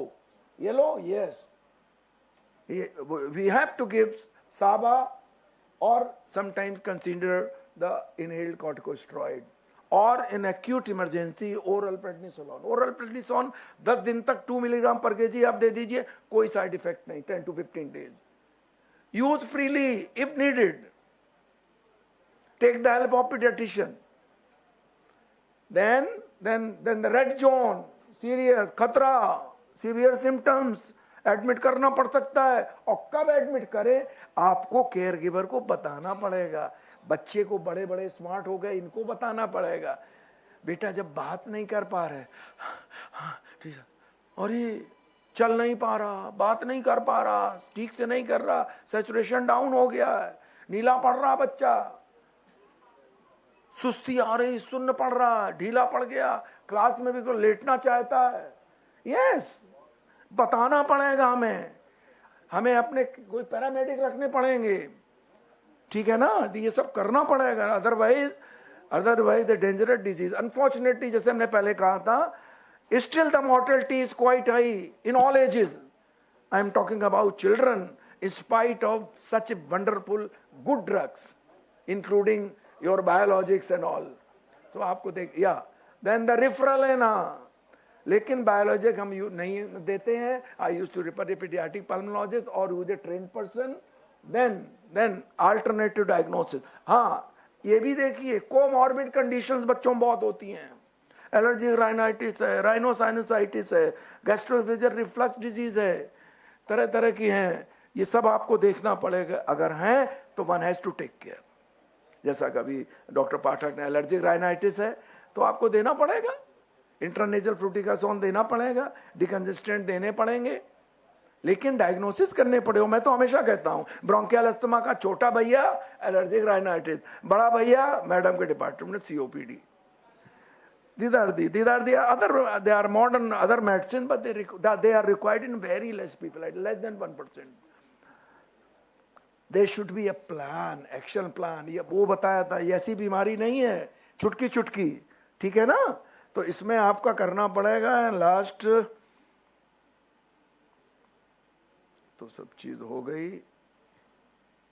केयर गिवर्स, बात स्कूल के टीचर केयर गिवर बच्चे को खुद बताइए कब खतरा है, और पीक फ्लो मीटर, वो थर्मोमीटर है ब्रोंकियल अस्थमा का, कृपा करके वो रखिए। और कैसे किया जाता, प्रिवेंटिव स्टडीज, वैक्सीनेशन, टीके लगवाइए, फ्लू एवरी ईयर, न्यूमोकोकल देख लीजिए लगा कि नहीं लगा है। मैं तो हर एक बच्चे तो कहते हैं हर साल ये फ्लू का टीका लगाना है। एंड कोविड-19 वैक्सीन के बारे में कुछ डिबेट है, लेकिन अगर नहीं लगा है, चूंकि we had a trial in Kanpur, बच्चों में कोवैक्सीन का ट्रायल किया था, by the way I was one of the investigators, तो बहुत सेफ थी, सब कुछ बढ़िया था, तो आप लगा सकते हैं, लेकिन डॉक्टर से पूछ के वो करके। एनवायरमेंट कंट्रोल, घर के अंदर का नहीं ध्यान रखते हैं, हैवी कारपेटिंग, पर्दे, ये परफ्यूम, वो परफ्यूम, अगरबत्ती, फलानी चूहा बत्ती, कछुआ बत्ती, अरे ये सब गड़बड़ है। मच्छरदानी सर, मच्छरदानी और पैसिव स्मोकिंग, ठीक है ना, एक्सरसाइज, टाइम नहीं है, 2.5 साल पे एडमिशन करा दिया सर। सबको भूख लगी है बहुत। भूख लगी सर, मुझे भी लगी है। आज मैंने लंच भी अपना स्किप किया था इसलिए कि ब्रेकफास्ट हैवी हो गया। तो again I am saying, exercise normal बच्चे की तरह, सर जो नॉर्मल बच्चा है वो अस्थमा का बच्चा भी खेलेगा। कई लोगों ने लंच भी नहीं किया। कभी शॉर्ट एक्टिंग देना पड़ेगा खेलने के पहले। खेलने के बेटा सुट्टा लगा लो या। So this is a technique, and friends, now be serious. Now everything can wait. Our dinner can wait, but the child cannot. We are guilty of many errors and omissions, but our worst crime will be abandoning our children. Right time, the bones are being formed, the brain is being developed, and the blood is made. And to him, Kilnani sir, to him, we can't answer tomorrow. His name is today. Thank you very much. So it was amazing. कैसे मजाक में आदमी message convey कर सकता है, that was और आपने जो शेर सुनाया और बीच में जो हिंदी और अंग्रेजी का आप, हाँ तो मैं आपको अमिताभ बच्चन की उपाधि देता हूँ।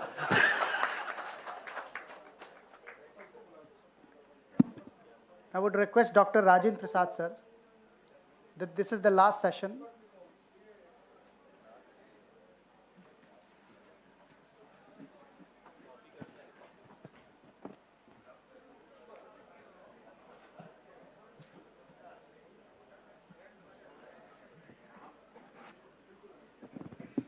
ये आपने डॉक्टर वी.एन. त्रिपाठी साहब को मिल सुना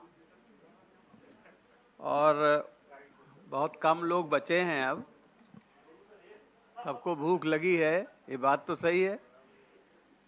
और आई विल बी वेरी, मैं बहुत लंबा नहीं भाषण देने वाला हूँ। I'll skip many slides in between. आपकी पाठक साहब ने मुझे पता नहीं क्या टाक दिया था, मेरे को समझ नहीं आया, तो मैंने एक केस अभी रिसेंटली देखा है, वो मैं उठा लाया। सो स्लाइड ले आओ भाई, स्लाइड ले आओ। अच्छा, so these are my institute where I have worked and कभी-कभी मुझसे लोग पूछते हैं कि आप ऐसे कैसे हो गए, तो मैं कहता हूँ मैं इस आदमी को फॉलो करता हूँ। And he says if you want to shine like a sun, first burn like a sun. हाँ सर, बच्चे भी हैं।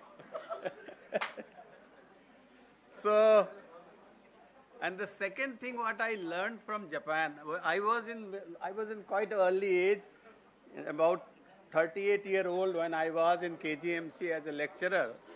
I happens to visit the Japan under the WHO fellowship, and you will surprise. In 89, the institute which I have worked, they have 2 lung cancer department. One was small cell and one was non-small. So see how say transfers, how they have developed. I'm talking of 89. So there were 2 head of departments. तभी अभी जो सैनी साहब ने कहा कि कुछ छोटी मोटी ट्रेनिंग हम लोगों ने यहाँ KGMC में इनको लंग कैंसर की दी, तो that was when I came back and we started. So let me go, and there are many YouTubes. अब मुझे लोग खिलनानी साहब यूट्यूबर कहने लगे हैं, और यूट्यूबर कहने का रीज़न ये था, ये मेरा एक एक्सरे में I was just teaching in ERA and I put in the YouTube and about 3,70,000 people have seen this. तब समझ में आया कि एक्सरे कितनी इम्पोर्टेंट इशू है। अभी ऋचा ने पूरी बात बताई, और so then brought a book, and I'll just skip. And so what I'm trying to say, one case which I saw recently, I would like to have your attention. This was the symptom. 24-year female look से ऐसे लगती थी ये tuberculosis है।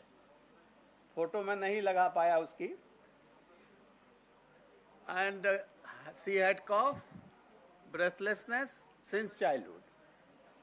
अभी त्रिपाठी जी ने बताया, recurrent history of recurrent chest infection, and symptoms used to aggravate in winter. Those were the symptoms. About 24-year female, unmarried female. सवाल है हिंदुस्तान में ऐसे फीमेल की शादी भी, she was about 32 kg होती, ऐसे फीमेल की शादी भी जरा मुश्किल से होती। लोग जब देखते हैं कहते हैं बहुत दुबली पतली है, कहीं टीबी तो नहीं है, तो लोग डरते हैं शादी करने में। So, and this is the X-ray,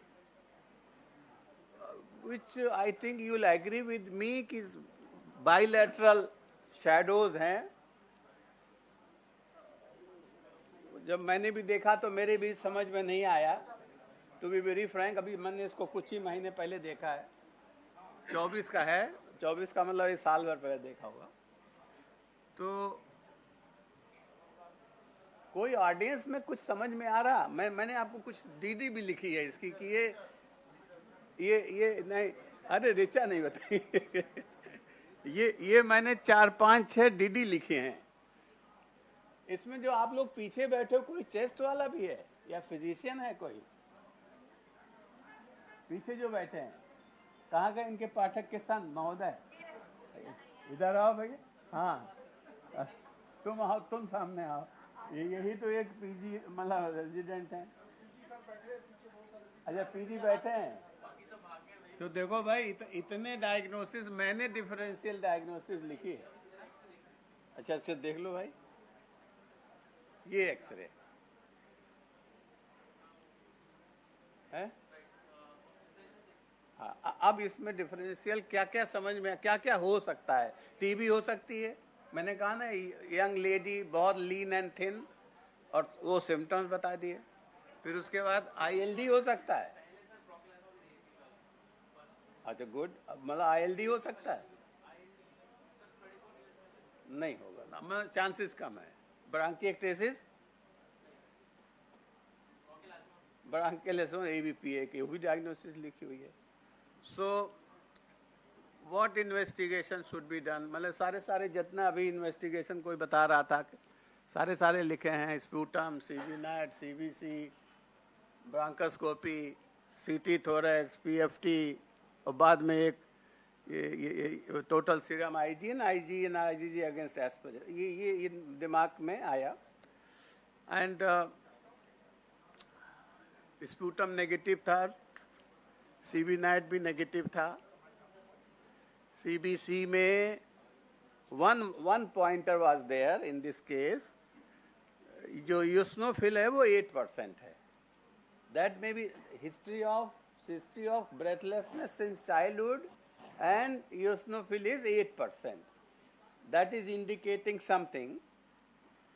And then PFT was done, and we are talking about PFT. PFT was very typical है, तो PFT देख के समझ में आ रहा है कि एयरवे ऑब्स्ट्रक्शन है, उसको क्लियर कट एयरवे ऑब्स्ट्रक्शन है। एंड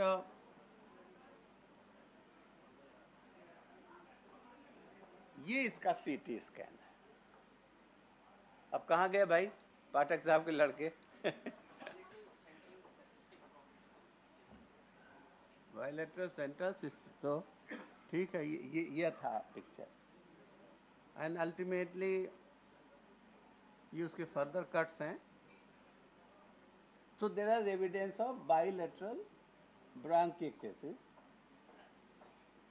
एंड प्रॉक्सिमली भी खूब दिख रहे हैं, प्रॉक्सिमल भी दिख रहा है। ऑल्दो अब नाउ द टर्म प्रॉक्सिमल, लेकिन अभी भी प्रॉक्सिमल खूब देखने को मिलता है। तो लेटेस्ट सीटी अभी जल्दी का, and then all the CT pictures are there, and then you see that out of all the investigation positive were, total serum IG was more than 2500, IgG was 130, serum specific IgG was 130। कितना normal होता है? हाँ, IgG, हाँ तो कितना बताओ, तो ये तो पूछ रहा हूँ। 2 लैब के 2-3 हैं, मतलब किसी में 8 है, किसी में 11, ये भी एक बड़ा हिंदुस्तान में कंफ्यूजन चल रहा। लेकिन 30 जो है वो स्टैंडर्ड माना जाता है, लेकिन वो डिफरेंट वेज से करते हैं इसलिए। और स्पेसिफिक आईजी कितना है? 45। हाँ, तो सारे टेस्ट पॉजिटिव निकले। That's why she was diagnosed as allergic। so हाँ, बिल्कुल सही बताया पाठक साहब। लड़का आपका सीख रहा है इसके मतलब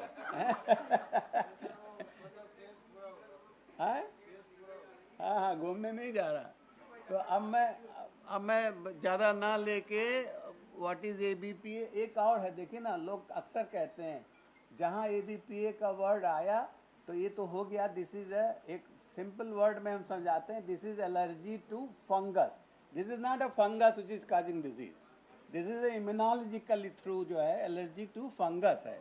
तो एलर्जी टू फंगस है। वैसे तो जो फंगस बहुत सी चीज़ें कर सकता है, एस्परजिलोमा कर सकता है, वो सैप्रोफिटिक है। इन्वेजिव एस्पर वो फंगस का काम कर रहा है, but this is an allergic condition. And so prevalence is not so rare. It is not day to day. I have couple of near about 500 cases from last 30-40 years. ये लोग जब पढ़ते थे तो खूब केस हम लोग देखने को मिलता था और खूब हम लोग डायग्नोस करते थे। In one of the studies we have shown in Lucknow, the prevalence rate was around 7.4, and these are the diagnostic criteria. And diagnostic criteria अभी सब चेंज हो रहे हैं। लेटेस्ट क्राइटेरिया जो है वो 24 ERJ में आ गया, अपना जो चंडीगढ़ वाला ग्रुप है। And they have said that, and they have even sub classified the ABPA into B, MP and HAM and so on. So this was ultimately, and now there are molecular diagnostics are coming up on ABPA. means those fraction of those things also come on, and in this case we did CRD also. CRD say कहते हैं ना recombinant ASP F1 F2 F3 F4 everything was positive. So possibly C is a now a case of a ABPA, and what should be the treatment मैंने बता दिया. दो treatment है, या steroid है या एंटीफंगल है से इट्रोकोनाजोल या कॉम्बिनेशन है. लेकिन अभी भी जो प्रेफरेंस है वो फर्स्ट चॉइस जो स्टेरॉयड का ही है. अगर स्टेरॉयड आप किसी तरह नहीं दे सकते हैं, नहीं यूज़ कर सकते हैं, the second choice goes to the antifungal. So how to treat, ये रेजिमेंट है, I will not bore you, and antifungals के भी. लेकिन एक बैकग्राउंड में और है, एस्थमा का इलाज भी करना है, because this disease is on the background. Though the inhaled steroids is not indicated in ABPA per se, but inhaled steroids will be required to manage the asthma. So, and usually long term use होता है steroid का भी, इसमें lower dose में होते हैं. And after treatment ये chest x ray बड़ा अनयूजुअल पिक्चर था मेरे को. जब खिलनाई साहब, जब मैंने पहली बार इस लड़की को देखा तो मेरे भी नहीं समझ में आ रहा था, but the investigation led to the diagnosis, and now she has improved a lot. CT है फॉलो अप टू 25 का लेटेस्ट CT है. वो तो ब्रांकिटिक चेंजेस तो they are likely to persist, they will not change, but symptomatically she has improved and everything now she is fine. Follow up usually done only by serum Ig and chest X-ray and clinical. On the three things, follow-ups are usually done for this condition. So I have come to end of my presentation, and few take-home messages. Everybody who is treating asthma, if some patients come like this, early diagnosis and appropriate treatment of ABP is very important. Otherwise, it may lead to fibrosis, and I have seen even 3 deaths in IBPA because they were late diagnosed. There were a lot of fibrosis, carpulmonale, and died. And I made this slide quite early. All patients with bronchial asthma should undergo aspergillus skin test, या आजकल specific IgE आ गया है तो आसान हो गया है. अगर स्किन टेस्ट की नहीं सुविधा है, patient with aspergillus sensitivity, further immunological test, like in this case we did say specific Ig and IgG. And so I say, usually my saying, what I have learned in last 50 years literally, that any asthma patient, if he has some pulmonary shadow, asthma background, some pulmonary shadow, and simply with TLC, DLC सब लोग कराते हैं. If the eosinophil count is, पहले cut off 10 था, 15 था, 5 का आ गया है. So if eosinophil count is more than 5%, or 6, in this case it was 8%, then you must suspect this condition and confirm by various immunological tests, which I have already shared to you. Thank you very much. And I once again, I say my last slide usually, और किसी के मैं अपने PGs को बताता हूँ जो कि बहुत यंग हैं सब. हम लोगों की तो शाम हो रही है, लेकिन मैं उनको बताता हूँ, अगर तुम्हें अपने को, if anyone who keeps learning, हमने कहा किसी के लिए पढ़ो या ना पढ़ो, सुन रहे भैया पाठक साहब के बच्चे, जैसे अभी हो ना ऐसे अगर बने रहना चाहते हो तो keep on learning. With this, thank you very much. Once again, I thank Dr. Pathak for inviting me and saying if you have any question, I love to answer, provided I can answer. Yes, in some cases you can come. Yes. Thank you very much, sir. I would like request all the speakers, Dr. Sushmita ma'am, Dr. V.N. Tripathi sir, Dr. Rajan Pathak sir, and Dr. S.K. Pathak sir, to please come on the dais. ये light जला दो, ये वाली, ये तेज करवा दो.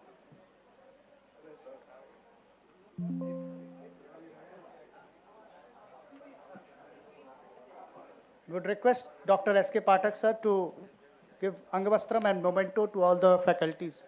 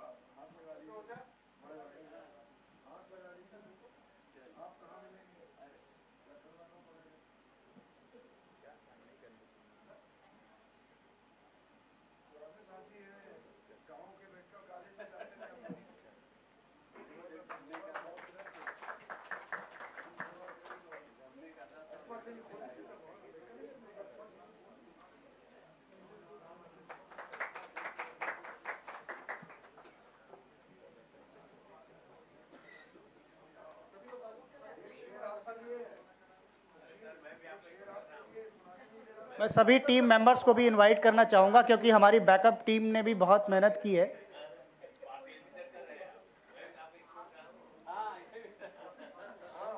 Trophy लेकर है, सभी टीम मेंबर्स भी हमारे आ जाएं साथ में। माइक दे दो।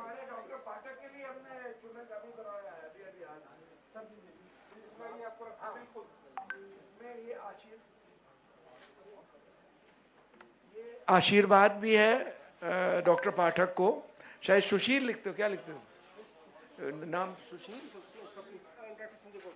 संदीप, संजय, चलिए संजय।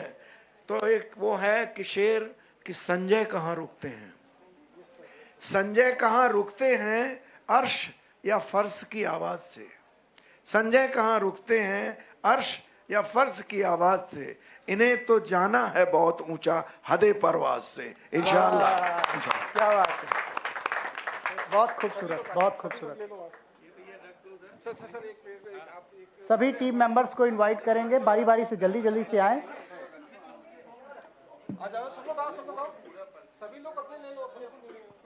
सभी लोग अपना ले लेके आए। सभी लोग आओ। ये हमारे टीम मेंबर्स हैं जिन्होंने अथक प्रयास किया और दिन रात मेहनत करके इस कॉन्फ्रेंस को सक्सेस है। तो सभी लोग एक साथ, सभी लोग आओ। टीम को बैठ जाओ विक्की बैठ, सभी लोग बैठ जाइए नीचे।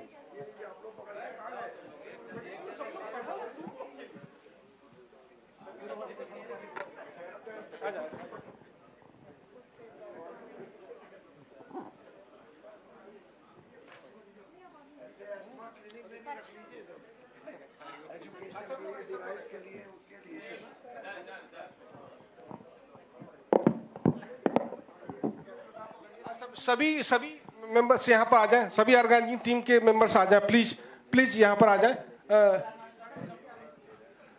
हम सभी के शुक्रगुजार हैं और डॉक्टर सुनीता मैडम हैं, डॉक्टर साक्षी, डॉक्टर राजेंद्र प्रसाद सर और डॉक्टर खिलानी सर। प्लीज सर एक साथ एक चेयर अप करा दें प्लीज सभी लोग को। Sir doctor JK Mishra sir please join क्योंकि आपकी ब्लेसिस बहुत इंपॉर्टेंट है। आपने अभी तक एक भी मेरी कॉन्फ्रेंस में मिसेस नहीं किए, तो मैं इसके लिए आपको थैंक्स कहूंगा और शुक्रगुजार हूं कि आप यहाँ पर प्रेजेंट रहते हैं हमेशा। प्लीज थोड़ा ज्वाइन करें।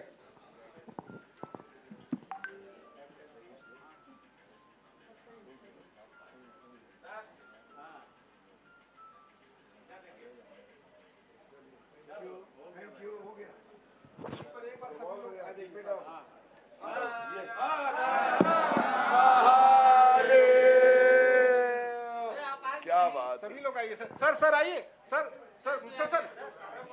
आइए सर सभी लोग आइए। अरे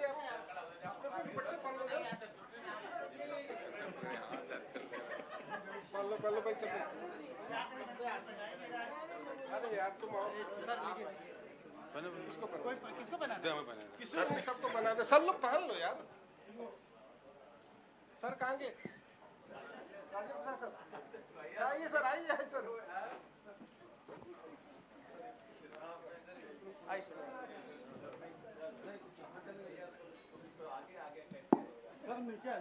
सब लोग नीचे बैठ जाओ, नीचे बैठ जाओ, नीचे बैठ जाओ, नीचे बैठ जाओ।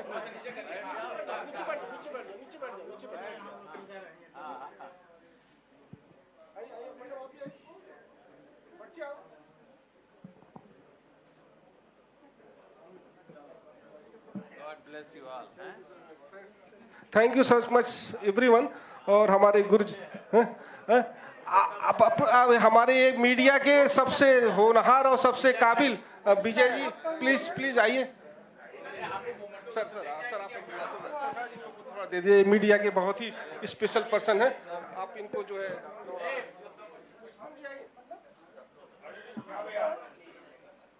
ये दो हमारे फ्रेंड हैं।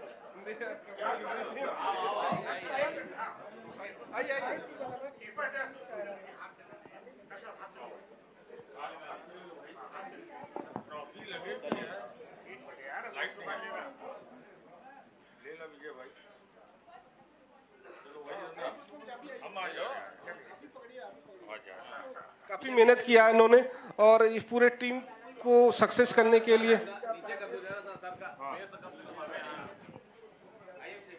रुक जाइए।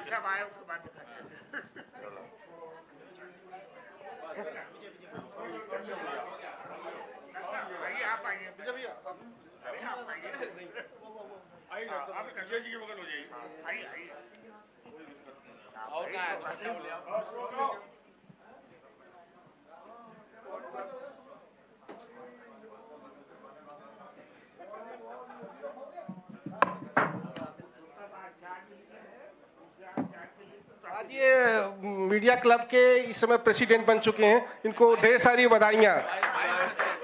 Vice president, thank you so much. Thank you sir. Thank you everyone. Sir dinner है सर, अभी सभी से रिक्वेस्ट करूंगा कि एक अरे दुपट्टा ले लीजिए। अरे सर अभी आर्यन लोग को भी दे दिए, तुम लोग भी आ जाओ यार, इंटरनेट वाले को भी बुलाओ। और dinner Thank you sir for dinner. We are just going for the dinner. This is late. अरे मोमेंटो लेके आओ सर, मोमेंटो लेके आना। लैपटॉप भी तुम्हारा है ना? मोमेंटो लेके आना, सारा उठा के ले आना। क्या चीज सर? सभी लोग लेके आओ, पूरा लेके आओ, पूरा एक साथ पूरा लेके आओ, सभी लेके आओ।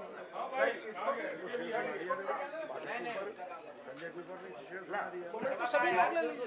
बहुत सुंदर सर, बहुत। आइए लेके आइए, सब लेके आइए, सब लोग आइए, सब लोग अपना ले लीजिए। आइए आइए आइए, मल्टी टैलेंटेड पर्सनालिटी। आइए आइए सब लोग, सभी को आइए, एक एक करके सबको पकड़ा दो प्लीज प्लीज। आइए आइए, चलो सब लोग भी ले लो, सभी लोग ले लो यार, सभी ले लो एक एक। अच्छा पकड़िए। और भी मोटो अभिषेक आप आओ। अभिषेक ने काफी मेहनत की, आप अलग से आइए सर। आइए अभिषेक आओ। अभिषेक हो गया। अभी एक तो फोटो भी इसको लगवा दे, ये अभिषेक का। आइए, एक तो इसका फोटो करवा दे। चलो सर।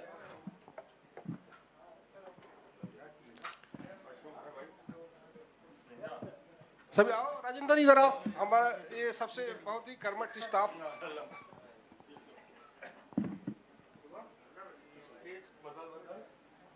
आओ अरे आज आ जाओ, ग्रुप भी फोटोग्राफ तक। अरे उतनी गोरखपुर से चल के आए। Recording in progress. Thank you sir. आ जाओ आ जाओ।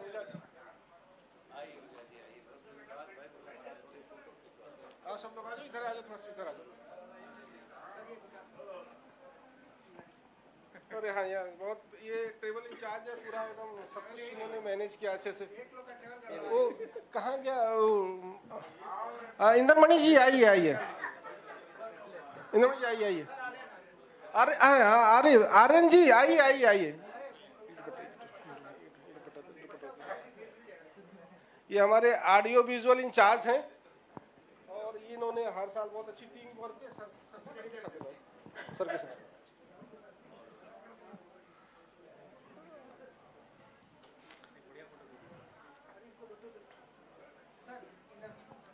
इंद्रमणि जी ये हमारे पूरे शुरुआत के टीम मेंबर हैं सर।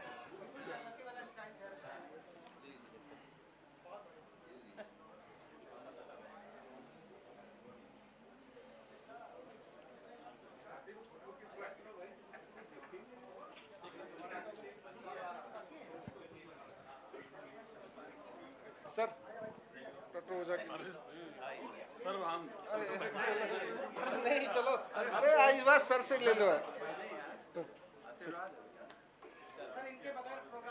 अच्छा हाँ यार ये तो पूरा टीम मेंबर इन्होंने पूरा एकदम बढ़िया से फंक्शनिंग किया। आओ विनय और अमित जी इधर आइए। बस sir 2 minute.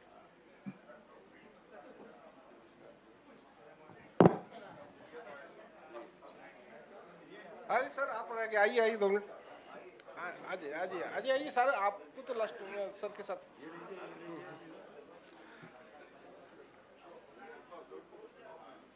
Thank you so much everyone. Thank you sir. Thank you sir.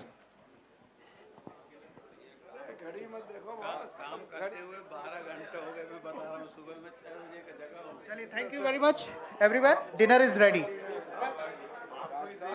आपको देख के हम लोग को बहुत सर को देख के हम लोग एनर्जी मिलती है। सर को देख के एनर्जी मिलती है। इस एज में इतना वर्कआउट कर लेते हैं। सर चलिए डिनर लीजिए।